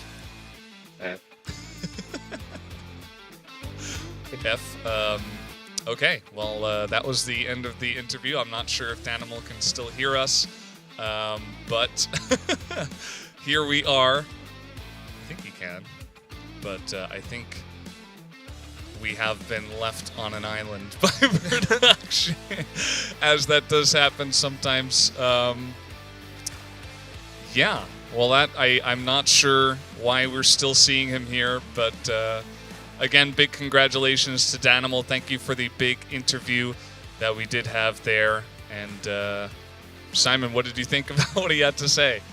I mean, it makes perfect sense. Like, the discussion about PG Esports, like, they're no slouches, right? They're an incredible team. And, you know, they're just so good. And that was such a good match. We were not expecting it to go as close as that, and they took it all the way. I mean, of course they're going to say Imperial they're expecting to see in the finals, but you never know what happens. That gauntlet just has bodies laying all over it, right? Like, any team can go out at any time. Yeah, absolutely. Well, guys, we are going to have one last match on the day. It is going to be Imperial up against Medellin, and that is going to be an interesting one to see if Imperial can secure another win, or will Medellin make it pretty interesting. But, guys, before we do get into that match, we will have another break, so don't go anywhere. We will be right back.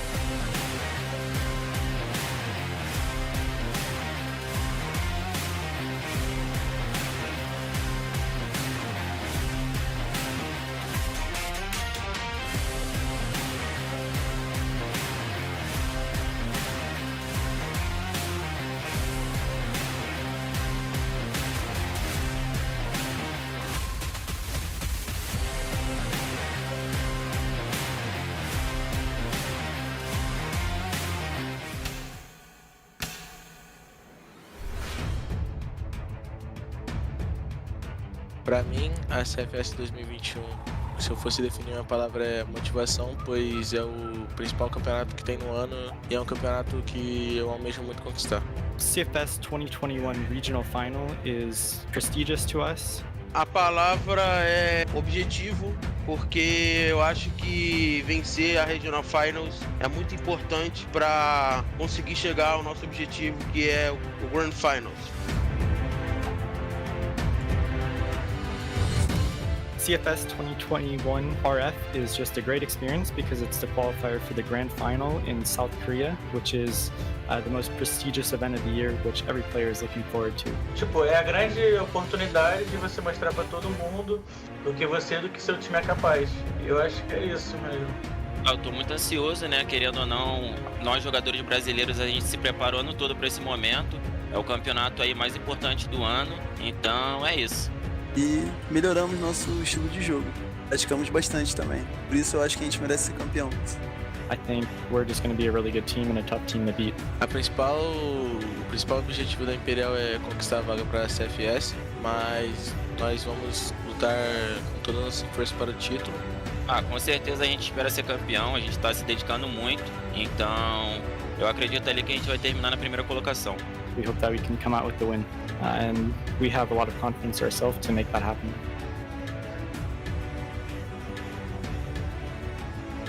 Somos Medellín Game e com certeza vai ser difícil tirar a vitória da gente. If you guys don't show up at the top of your game and you're not prepared to win, then you're not going to overcome us. Nem preciso provocar eles, a gente sempre ganha deles, cara, não sei o que é que eles estão falando. Eu espero que todos estejam preparados, porque a gente vai dar nosso máximo e vai ser difícil de ganhar da gente. We are ready, we are fearless, and we are hungry. Queria dizer só que todos vocês vão precisar estar muito bem, pois vocês vão precisar de estar no seu melhor nível para poder nos vencer. We are PG Esports. We are Imperial. Somos Medellín Game. Hey guys, we are Black Dragons.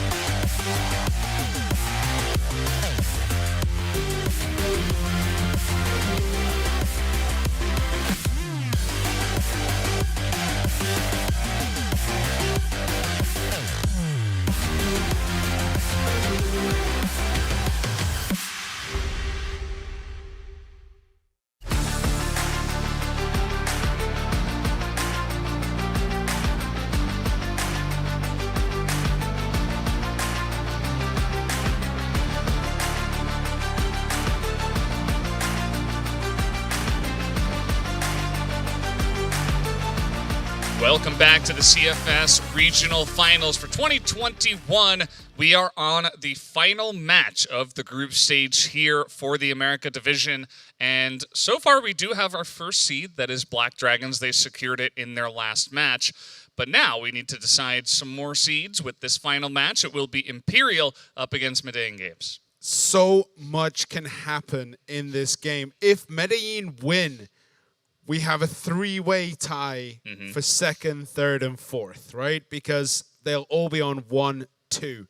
If Imperial win, then they guarantee themselves the second spot, as they would be 2-1. So anything can happen with the result of this match. Absolutely. We'll just have to see what happens as we are going to take a look at our first team. It will be Imperial. You guys should know them here. Fefe, MG, Rizal, Notson, and Lucam have been putting up a great performance. They almost took the win against Black Dragons, and I'm sure that will haunt them because, you know, had they been in that scenario, if they win this, they would have gotten their ticket, but not the case, as they will have to fight a bit more. Yeah, what is interesting is the adrenaline, and you can kind of see it here. The adrenaline they got from that match kind of wears out, and that does make you tired when you're pumped up against someone like Black Dragons. Then you take quite a bit of a break. That can really drain your resources that you have left. But they all seem in good spirits. Fefe looks a little bit tired, but I'm sure underneath he is pumped for this match as we look at Medellin, Tuzin, Silva, Rafael, VNC, and E4S. Yeah, and you can see some of their numbers here. This is from the first day. Keep in mind that this team was 0-2, yet they have some really great numbers, especially on Silvazera and on E4S. Like, these guys were showing up, but fortunately just not enough to get the wins when it mattered. So they'll have to try to get this last win. It's not an easy opponent, obviously. And it's not like if they lose here, they are out, of course. With this gauntlet format, they will have a chance tomorrow anyway.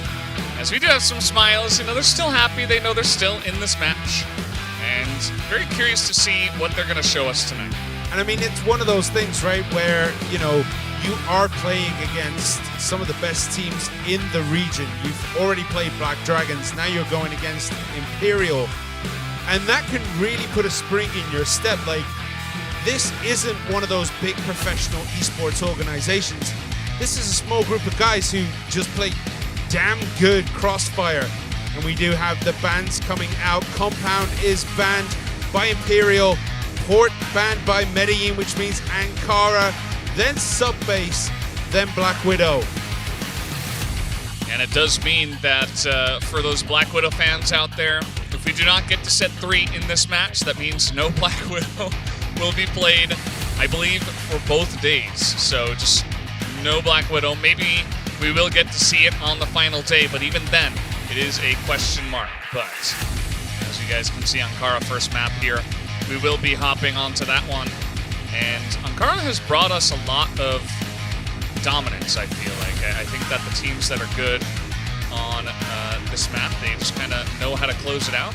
And we have seen Black Dragons do that a couple times today. Yep. But we'll see how it goes. I think that Imperial have some proving to do after they got absolutely slaughtered by Black Dragons on this map. Yeah, I mean, it wasn't even close. It was, what, 10-3? Yeah. I think this map in particular lets the best teams snowball, if that makes sense. Like, they just get that dominating streak, and then they just continue to build on that streak, and they just floor their opponents. Medellin, though, they're going to be looking forward, I guess, to Subbase, because that's one of those maps that can go any way whatsoever. Even if you're the better team, you could lose maybe, I mean, this is probably a hyperbole, but you could probably lose to a pickup group. Like a random match. Subbase is one of those games where, one of those maps where anything is possible. Yeah. Anything is possible. Your dreams can come true on that map. You can take down better opponents if you play well. And it seems like there is a small issue. It seems like we need about 30 seconds. So don't worry, guys. It's not like we're having any big issues, only small ones here. And that is good to hear. That is good to hear. I can see the map loading up. So hopefully we can get into this as soon as possible. Medellin have a lot to prove. They have to prove that they are not the American Division whipping boys. But Imperial, they also have a lot to prove. They have to prove that they are deserving of the title of the second best team in this region, if not one of the best. Because the match between them and Black Dragons is one of those things that can go any way on any day. But we will soon be dropping in to Ankara. So get ready to jump in. And it looks like we do have another connection issue, so unfortunately, here we are again. I know you guys don't want to look at us anymore. I'm not leading in any more maps, because every time I do, this happens. Simon's cursed. Yep. It's the way it goes. Sometimes caster curses are very powerful, and you have to be careful about how you use them. I know it's not on purpose, but that is the power that we do yield. We never cast the curse the players, though. We always cast the curse ourselves. Yeah. Well, I mean, I had a couple of curses against some of the players today, but like whenever you talk about Gokun, he's got nope. He's out. He's amazing. He can do anything. No, proceeds not to today. get shot. Yeah. Yep. It's when you expect it the least that he comes up big, and when you don't say anything about it, that is the way to get Gokun to pull off the play. And we are consistently loading over and over and over again to try to get into this one. So Imperial will start off on the blacklist side. We will have Medellin on the global risk side. So it's going to be a very interesting kind of experience here between these two teams, because Medellin did show flashes of brilliance yesterday. But then in that match against PG Esports, the brilliance didn't show up at all. I want to say, like, PG Esports made it look almost too easy. So it depends which Medellin shows up, depends on how this one can go. Yeah, it also depends on if we can get into the game. Pretty important as well. But as I say that, the timing is impeccable. Does look like we are on the map here with no issues at the moment. So let's hope that does continue as a nice little try down here on B bottom. But we'll go the way of Imperial. They're going to win a bunch of the firefights as Rafał now trying to get into their face. He does pick up 2 of them. That is a big clutch play from him, but Imperial are still on this B site. Yeah, this is one of the things that Imperial love to do. They love to just run down their opponents when they feel that they completely outclass them. The fake bomb plant here to try and get the movement, and Fefe gets Rafał down. I mean, this is just gone all Imperial's way right now as they look to rotate over to A, to maybe fake plant there and then go back over to B. We never know what these guys are going to do. Yeah, I mean, you joke, but actually they're just like roaming around the map trying to see if they can find D4S. And yes, they will actually get the bomb down here. Looks like the guy that was behind actually was holding onto the bomb, so that does make sense. As D4S with this sniper. It's not going to be an easy play for him, because he doesn't have any AKs nearby. There were no deaths, so either you charge him with the pistol or you look for a pick. As Fefe will pop out at the exact right time. Nicely done to secure the first round here for Imperial. Yeah, it's so hard to push up those stairs regardless, but having 0 information and pushing up there is a near impossible task. So it is 1-0 to Imperial right now. Can they continue to build? It looks as though they're posturing down that central passageway as MG picks off Rafał with a nice snipe there. As he was coming, I think that was just out of air duct. Like, as soon as he peeked out, he got sniped down. And now the rotation over onto A is in full swing. And Medellin Games are rushing to try and get over here. Yeah, unfortunately, they're going to be a little bit too little too late. The flashes are coming in anyway, and you can see that's going to delay any kind of defense as some shots are being thrown through, but not quite landing them. And because Imperial now have total control, it is going to be difficult. A trade of kills will only help Imperial, as there is no wraparound. Everybody on the side of Median Games is a little bit slow, so they have to come in through the back, through the spawn. This is not going to be easy. A couple of grenades being thrown out. Fefe is there. He sprays through the smoke. He gets 2. And there's only 1 remaining. E4S again. Last man standing goes down. And that's 2-0. Yeah, pretty dominant as well. This doesn't look like what we've seen in the past from Medellin. It is their first match of the day. And it is the last one, so maybe you just need a little bit of time to get warmed up. Imperial are about as warmed up as you can be after having a 2.5-hour bout with Black Dragons. E4S going to miss a couple of times. At least he lands the pistol shot, but honestly, that's not going to be enough, as this is a near free entry onto B. Yeah, and there is Notzane to get the very quick double kill in the Global Risk spawn, and that is a very quick, very dominant 3-0 for Imperial. Yep, they're doing really well, as we can see. Now let's see if Medellin switch anything up. You can see that a lot of the Brazilian teams like to do this. They get very aggressive when they fall behind. Imperial showed it against Black Dragons, and unfortunately for them, Rafał not going to be able to win that firefight on the right side of quarters here. And so Imperial will have a lot of position, although there are a couple of guys here in this central passage. Let's see if Median Games can get this angle and some kills. Okay, there's one. Fefe not expecting him there.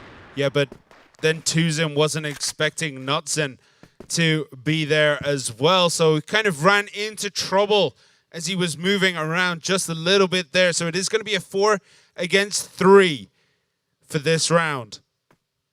And we can see the hunts are beginning.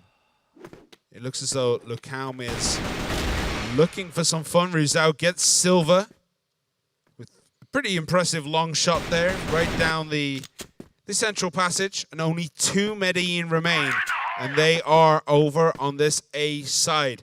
Notzane will be the guy who protects the back of the rest of his team from this rotation from Medellin, but I don't think he sees it. He does now. I think he chipped away there at the armor. Notzane, he's having his own little battle here while his team is planting. This is not standard crossfire. Median Games really struggling to find the right answer about what to do. They're not going to chase Notzane. Oh, if MG had stayed still just a little bit longer, he would have got the drop on E4S and VNC, who now managed to get in a position where they might be able to attack here. They're trying to find the angles, but Ruzao gets VNC, and there's only E4S remaining, and he only has 12 hit points left, and he is taken down. And that's another win on the side of Imperial, 4-0. Imperial look angry. And they're not even rushing things. It's just really solid crossfire, right? They're just taking angles, winning firefights. Median Games are not finding an answer anywhere. And, you know, we were perhaps even hoping for the 3-way tie. That would have been interesting. But the way it's going right now, Imperial Games are showing why they are the favorites in this match. They are just bulldozing them here. A double kill with the pistol from Notzane, as they are just stacking up their kill-death ratios at the moment. Yeah, it's almost looking too easy for Imperial. They're just running the table, but E4S gets Fefe, but Notzane gets Tuzin. And Silver gets Notzane down. So now it's a 3v2. They can pull this off. This isn't impossible odds. Tries to get the shot through the box, but oh, what a shot from Silver to get Ruzao down. Oh, but MG's here, and Silva doesn't have a lot of time. That's the headshot that does come through from Lucalm. 5-0. Where have we seen this before? Imperial are taking their frustration out on this poor Median Games team. And it is not looking pretty so far. All of these matches have been dominant. And even though Median Games are switching it up, they've tried playing passively, they've tried playing aggressively, looking at cheesy spots. Nothing is working. Absolutely nothing. Yeah, with all the information that, you know, Imperial put down in that last match against Black Dragons, you'd have thought they'd have had some clue as to how to counterplay the way Imperial do, but Imperial are just much better on the triggers today. They're much hotter with their shots, which just puts Medellin at that difficult position where they're in the need to grease those gears. They need to do the warm-up. They need to get into the game, but the problem is their opponents, they've been flying high on adrenaline for quite some time. And look at this, Medellin. Rafał actually gets 2 big kills, not saying, and Lukao. Bomb is planted. Nice angle here for Fefe, but he does get spotted out. And Rafał has his 3rd kill, but he's taken down, and now it's only E4S who's trying to make it work with the pistol, but he cannot. This is the first time we have had 6-0 in both the America and Europe divisions so far. This is what a real steamrolling looks like. Yeah, and it doesn't look like Medellin have much of a chance to stop this freight train from running away from them. At 6-0, you've got to be feeling really bad, and that can get into your head, into your play. You start second-guessing every decision, and then Imperial capitalize on that even more. Ankara is one of those maps where Imperial can't just turn on a show, and that is what they are doing right now. They are showing us that they are not the second best team. They are one of the top teams, if not the top team. And they're taking the frustrations of their last game out on Medellin. Yeah, I mean, feels bad for Medellin, right? They're running straight into a freight train. It's not their fault. They're trying their best. Nice angle here from VNC. He's going to pick up a bunch of kills. And he's low on health. It's 2v3, and the bomb is down here. That was just a distraction on the A site. They're not even going over there. You can see this shot not going to land from E4S. As Rizal is getting aggressive, he is angry and looking for blood. As MG against 2, he picks up 1. If Medellin do not win this, this is going to hurt so much. It's a 1v1, okay. And Silva gets the kill on MG. Is this the start of the turnaround for Medellin Games? It's 6-1. We've seen comebacks happen already today. So hopefully this is Medellin Games' turn to turn the tables on their opponents. You gotta like it. It kind of gets the monkey off the back of the team. You get that first win in the round out of the way. Maybe now they can play a little bit more comfortably. Maybe they can be a little bit less nervous and prove to themselves that they can actually win. But Imperial are trying to give them as little time as possible to think about that, as VNC does pick up 1, but Lucam trades it back. As Rafał not landing the shots here, and he will get headshotted as the push in favor of Imperial takes a little bit, but they get the job done as only E4S remains. So 3 against 1. What can E4S do? He swaps his sniper for an AK.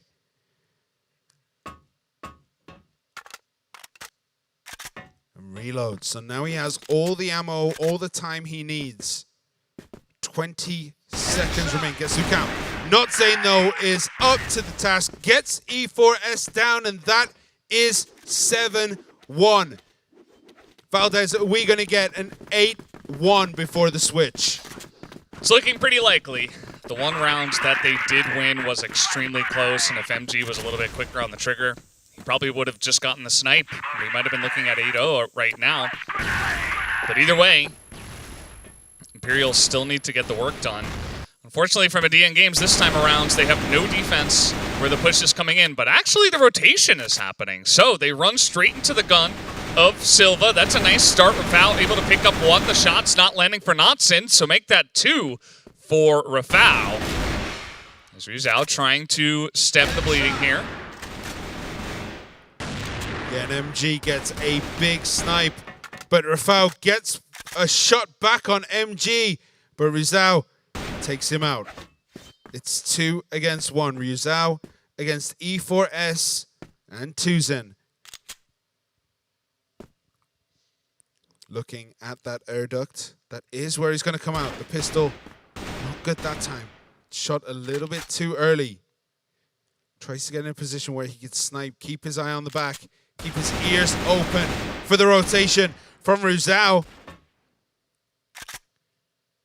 He's going to make his way now around. He's got 2 in front of him. That's a difficult position to be in. And he can't really find a way to pick that C4 back up, but he could do that. That's C4S down. And now it's a 1v1. Tuzin against Rizal.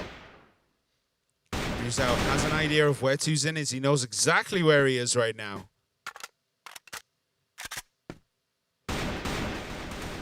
Shots, more shots going out. Grenade goes out. Oh, that was big damage, and Rizal is able to get that final kill and secure 8-1 for Imperial. The dominance continues. Rizal with a huge clutch final play at the half. And they only need a couple of rounds to secure the win. Gotta hand it to Imperial. They are taking their frustrations out. It's a little bit sad for Medellin Games, as I said before, but they're making a statement here. We all gotta witness it and respect it. Let's see how fast they can close this one out. So we have Imperial now on the global risk side. They can't play that same ruthless aggression that they did when they were on the blacklist side, because if they did, they could end up walking into a lot of trouble. So they are playing this a lot more defensively. They are not grouped up. They're not pushing, but look at this big central passage push by Medellin. And MG trying to just rain on the parade here and just holds that. Ryuzao gets the shot on VNC. Not so. Nice pistol shot there. E4S, though, does get Fefe down. It's 3 against 3. This is a very close, very tight match. Or a round, I should say, between these two. But look at the wraparound here from Ryuzao. Gets 2 without even taking a shot. I don't even think a shot was fired in his direction. And Silva has it all to do. He sees Lucao, but doesn't see Ryuzao, who closes it out 9-1. And they are 1 win away from basically a sweep of Medellin Games on Ankara. It's looking very likely, Simon. I think this is going to be the most one-sided match we have had here for this regional finals for both regions. Natsun, though, comes out, and he's not going to get the shots down, and Ryuzao, who has been on fire, misses his shots as well, but Lucam also challenging. The troops are coming out in force for the side of Imperial as well. As another nice shot goes down there. The shot from MG is insane. He's looking for the one shot, and he will put it down. On to E4S, gets a triple kill with a little bit of showing off there at the end. And what a play. Take a bow on that one, because that was so fun to watch. Just how do you do it? A triple kill in that kind of pressure situation, knowing if you win the map. And he gets the triple in emphatic style. I mean, absolutely nuts. And these highlights are going to be full of Imperial because they did so much work on their opponents. Nice little duck there to get the double. Grenade and shoot. Yeah, well, doesn't matter if you're blind. That was so smooth. It's like he was flying through the air there. And, yeah, I mean, total dominance. It's funny, you know, they found a lot of highlights, actually, from the day game. So shout out to our production and observer crew. Because, you know, when you lose 110, not easy to find them. But there were some good moments, you do have to say. But at the end of the day, Imperial are the winners here. Rizal had a pretty fantastic map here, you could say. I mean, he ended at 16-5. MG, obviously, with the biggest highlight of them all, right at the end, able to pick up a triple kill when it matters most.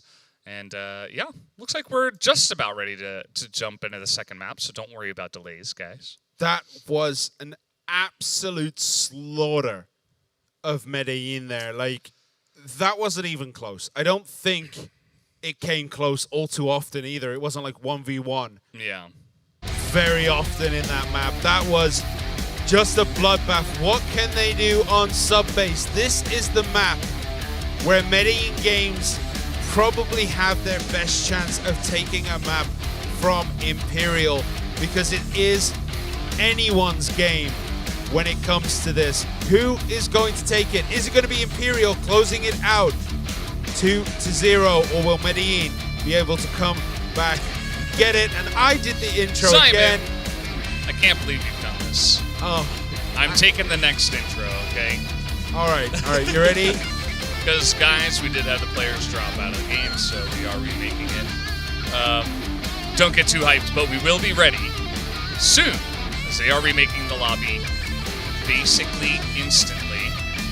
So, everybody's spamming go in the lobby, and shouldn't take too much longer. Don't worry, guys, I'll do the next intro. If we do have it, I mean, this might be the last map, actually. Well, I mean, there's still one whole day tomorrow where we've got third versus fourth. Then the winner of that goes against second, and then the winner of that guarantees their place to the grand finals in Seoul, Korea, but also has a chance to win the whole of the regional final.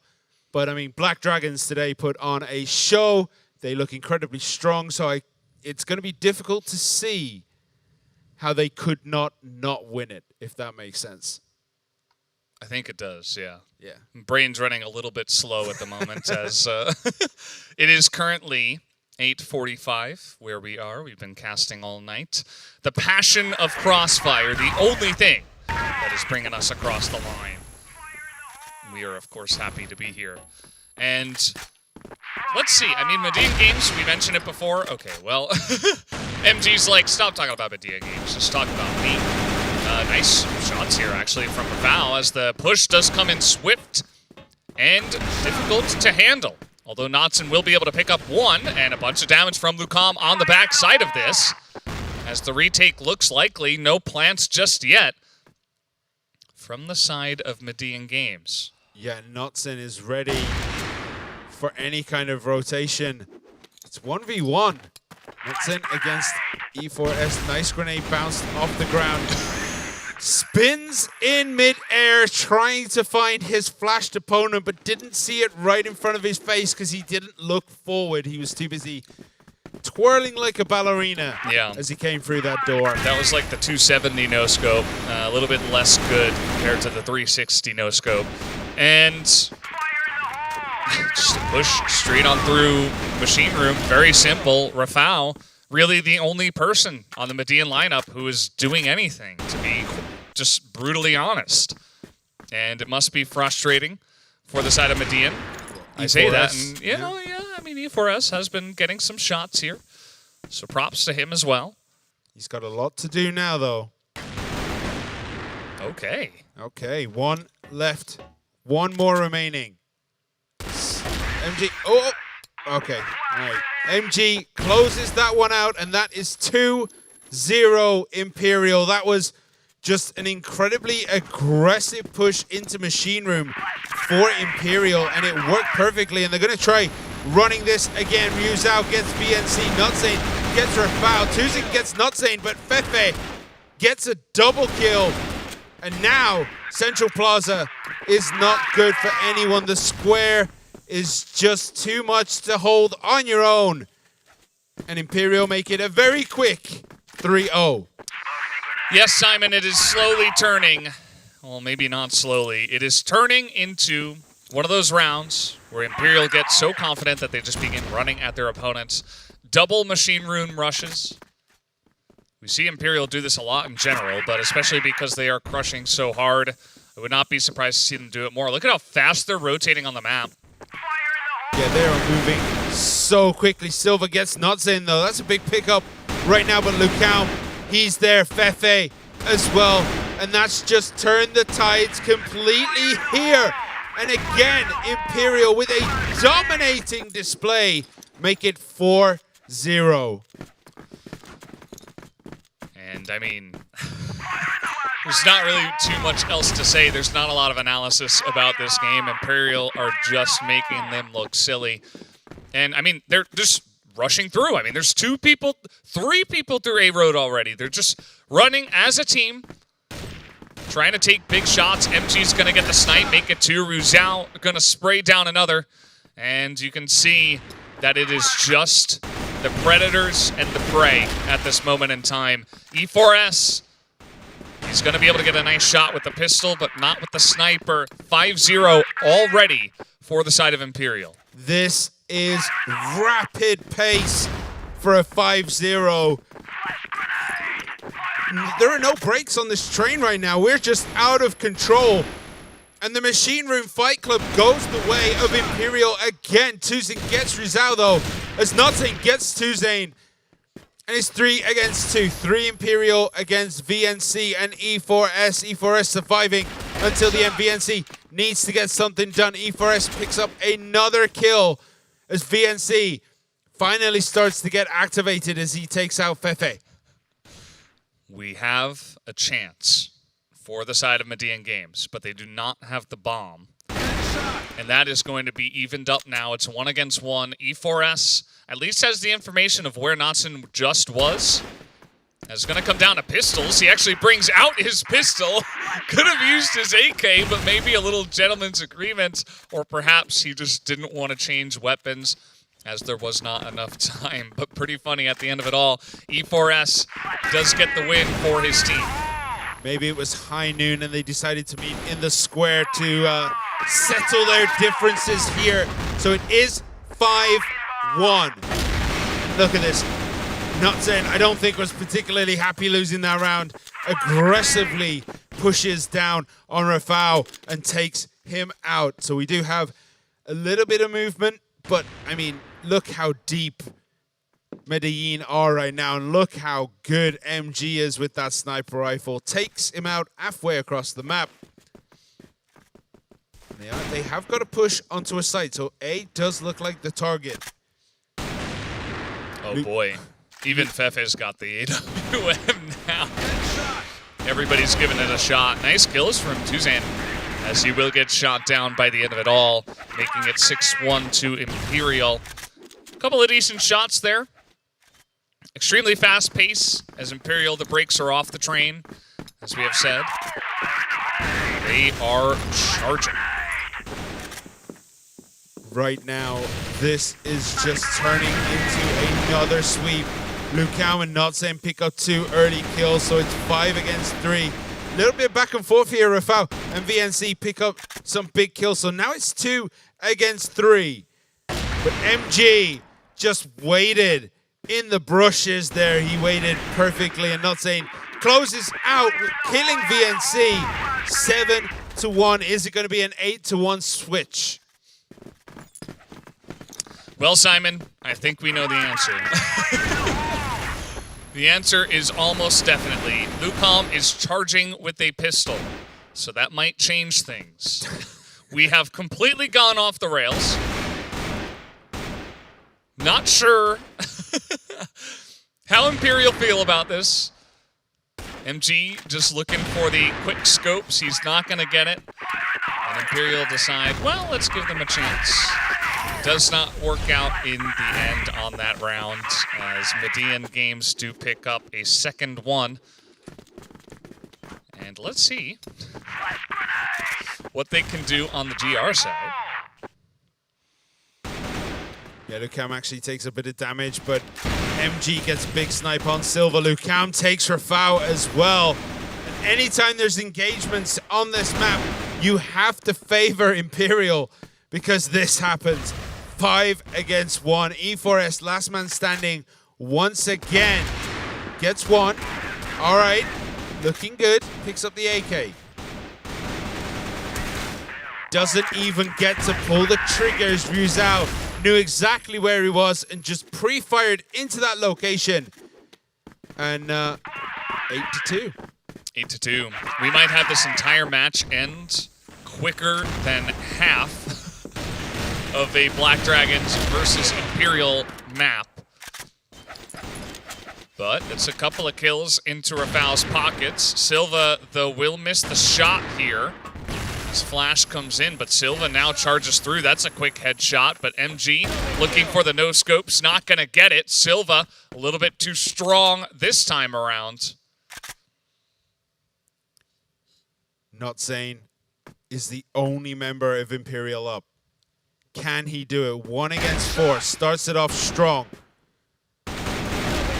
Goes even stronger. But oh, from behind Rafal. Why did he pick up this sniper there?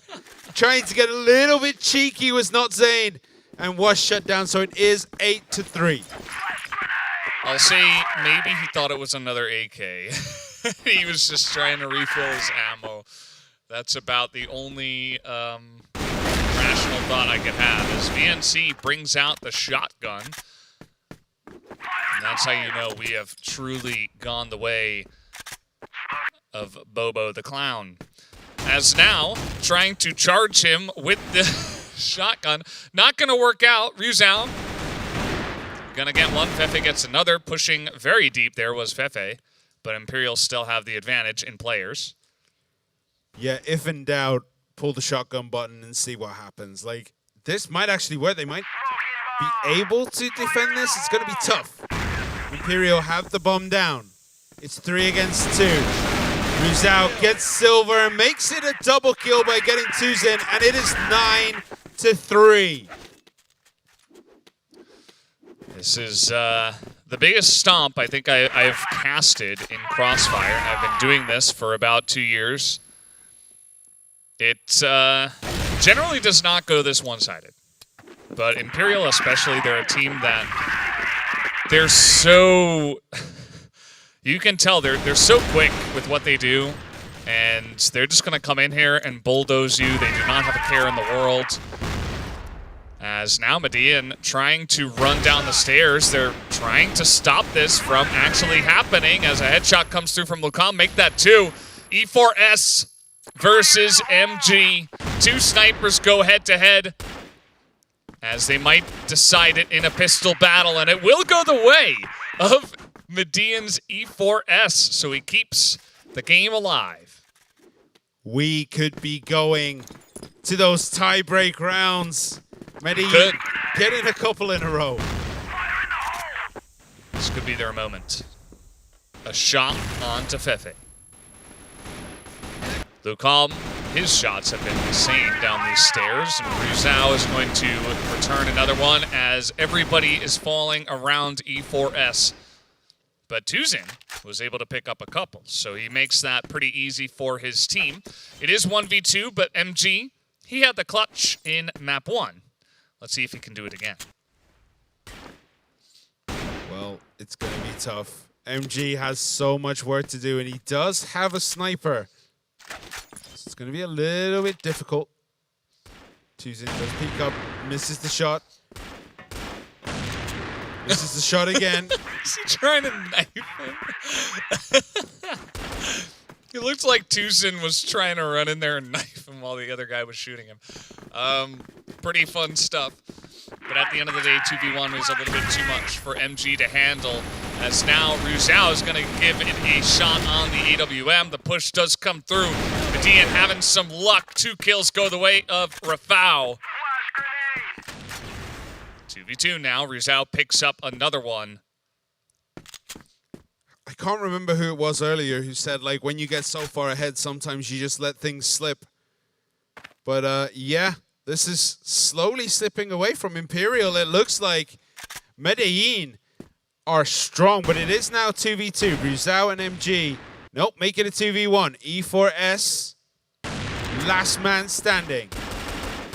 Ooh, some nice pistol shots there. But it is not looking good. They are charging him down. He gets the 1 onto MG. Can he make it 2? E4S, he doesn't know where his opponent is, but I think you might have just clipped him there. Coming. Oh! Oh! Clutch comeback. And Medellin are just pulling these back round by round. Only the next round matters, but we have the Machine Room Showdown as bullets fly everywhere. Imperial, they're not happy with what's going on, and they pick up some massive kills. E4S again with the sniper picks up a great shot. He's 14-9 despite his team being down 9-6. You see they're taking this one seriously. They're not just going to run through the machine room. They do rotate over to A. They've had enough of the fun and games, and they just want to get a win. And I can't blame them. They've had a long day. As you can see, they're trying to get him, and they do. Imperial will pick up the 2 wins on the maps and secure second place here at the second finals, or regional finals. Also, second seed, by the way. They have not secured second place just yet. They have the second seed with the 2-1 in match round, or match wins. 100% deserved in this match. They made it look far too easy. Medellin Games, they put up a fight yesterday, but today they just didn't seem to have the same gusto that they had before. You can see these guys were expecting this. They don't look particularly overjoyed, right? This is just another day in the office for this Imperial esports team. They know what this is like. I mean, they played their style. They just ran it down towards Median, and every single firefight seemed to go their way. This is what I feel like Imperial would be most comfortable with, and if they could have every match be this way, I'm sure they would love it. But, you know, against some teams, that won't work. It did against Median. Subbase, you know, it got a little bit iffy there. Like 5 in a row did go the way of Median or something like that. But either way, they do close it out eventually. So curious to hear their thoughts. Maybe not so much about this match, but just in general from the day. Yeah, I mean, it has been a tough day for Imperial, like losing to your closest rivals in a very close match, going all the way. I mean, that's rough. But then they pick themselves up and come back better than ever. They played their game, and more importantly, they forced Medellin to play Imperial's game, because they tried that against Black Dragons, and it didn't work. But Medellin, they were not strong enough to have the resolve to play their own game. They got swept. Luckily, we do still get to see them again tomorrow, so Medellin do have one more chance to perhaps run that gauntlet that they need to run in order to make it to the grand finals here in Seoul, Korea. But great game for Imperial. Absolutely. Well, guys, we do have the interview ready, so let's hop into that right now and hear what they have to say, as it is Natin who does pick up the victory that time around with his team. So congratulations on securing second seed for tomorrow. How do you guys feel about your day today?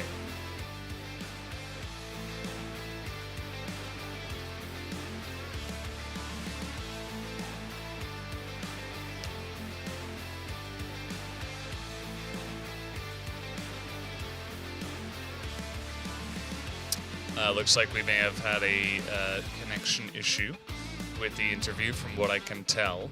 As it seems like Natin was not hearing me, but we'll try to get that fixed and see what he thinks. Yeah, I mean, I don't think anyone was expecting to be doing the interview this quickly, right? That was an incredibly quick match. And it seems like we're just waiting to make sure that we get connected this time before hopping into the interview.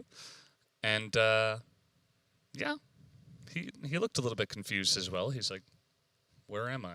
Oh, has it started yet? Like... Is someone interviewing me? Soon. Not soon. He's waiting in anticipation to talk with you. I'm sure he is, yeah. I mean, what can we ask about those games? Because they looked too formulaic, right? Like, we can't say, whoa, there was a close time at this point. There really wasn't. Nope. They ran away with it beginning to end and never looked like slowing down. Yes, Medellin got a few rounds back on Subbase, but it's Subbase. You're never expected to win those 10-1s, 10-2s. Yeah. But it came close. They were 8-1, or was it 7-2? I think it was 7-2. It was 7-2, yeah. And then it was 8-3, yeah. Yeah. And then they weren't able to close it out quite yet, but they got the win. It's okay. There's no tiebreakers in terms of, round score or anything like that, so You could tell they were having a bit of fun. Like, I don't blame them either. It's a very different feel compared to their match against Black Dragons. You just stomped them in the first map, so you're like, let's just run it down. Let's go in a machine room and see what we can do. And the great thing is that they still win. Like, even when they do that, it's very much Imperial style.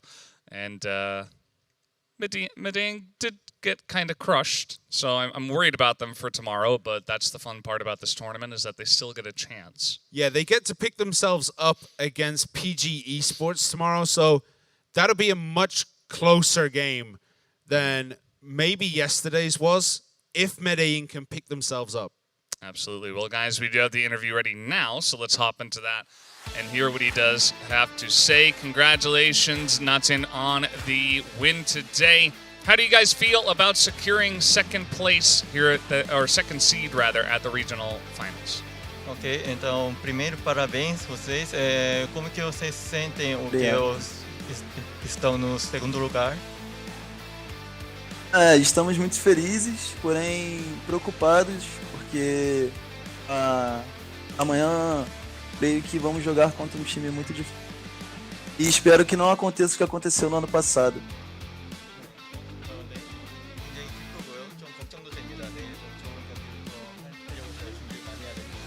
I'm really happy that we secured the second place, and we're also worried that because tomorrow is going to be a really hard. So I think we should really prepare for tomorrow's matches. Who are you expecting to face in that second match? And then obviously you're expecting yourselves to go on to the final. So how do you think that will go? Então, amanhã, qual time que você quer enfrentar? Eu quero enfrentar a Medellin, pois para mim o outro time não merece mais do que nós brasileiros jogar na Coreia.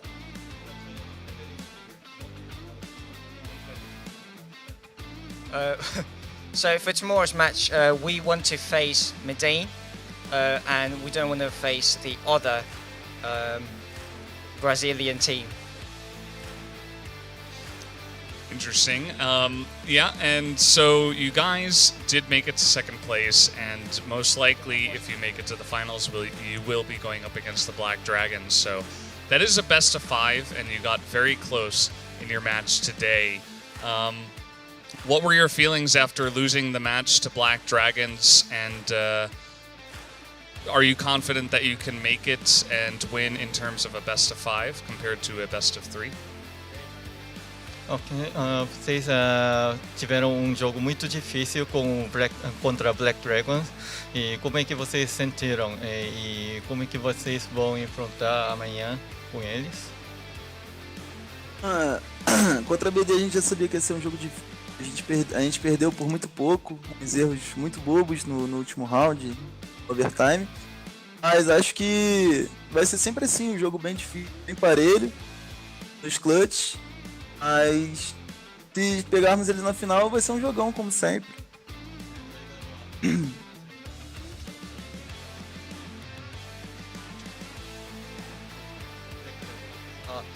We lost to Black Dragons really close. But tomorrow we're going to try hard and try to have a win. Okay, well, I wish you the best of luck, and I'm sure you guys will have a great time. You played fantastically today, Nathan. So thank you once again for the interview, and have a good day. So good to hear from him. You can tell a little bit sad about losing, but they're going to try their best. Prepare a lot is what he mentioned earlier on, and that could be the key to taking out Black Dragons. Yeah, I can see why they want to face Medellin after what happened just then. But what a great day it has been. Let's take a look at the results, I guess. Yeah, we do have today's results. We can see what happened. If you guys did miss some of the matches, here is a little bit of an update for you. Black Dragons took out Imperial. That was a grueling back and forth match. Black Dragons took it pretty easily on the first map, but then the second and third maps were like was like endurance tests for both of the teams. And then after that, Black Dragons did take out PG Esports very quickly, and Imperial did, of course, crush Medellin Games. As here is the leaderboard. Black Dragons securing first seed means they are in the grand final match, and they do secure a spot at the CFS 2021 Grand Finals later this year in December. Yeah, and then you've got Imperial in second. They will be waiting for the winner between PG Esports and Medellin. All these teams still have a chance to make it to the CFS 2021 Grand Finals. It's within distance, but they do have to run the gauntlet. Imperial only have one game to get there. PG Esports and Medellin, they have to go through two. It's going to be super interesting to see who secures that second spot to the CFS 2021 Grand Finals. Based on what we've seen, it's looking likely that it will be Imperial. But again, as you mentioned, they do have to get it done, as here is tomorrow's schedule. One thing I want to point out specifically is that we do start 1 hour later. So if you guys were watching the last couple of days, move the clock 1 hour forward on your alarm and be ready for that. We start at 4 p.m. Eastern Daylight Time. And it will start with PG Esports versus Medellin Games. The winner of that goes up against Imperial, and then the winner of that second match will face Black Dragons. Yeah, but the winner of that second match also guarantees their spot at the CFS 2021 Grand Finals. It would be great if one of PG Esports and Medellin could run the gauntlet the same way Team Myth did in Europe last week, but it's going to look very difficult as Imperial are incredibly good. Yeah, Imperial are really insane, as are Black Dragons. So all the teams tomorrow do have a lot of preparation to do, but that is going to do it for today's broadcast. I want to thank you guys for watching and joining throughout the day. Thank you, Simon, for the casting with me, and we will see you tomorrow for the playoff day. Have a good day.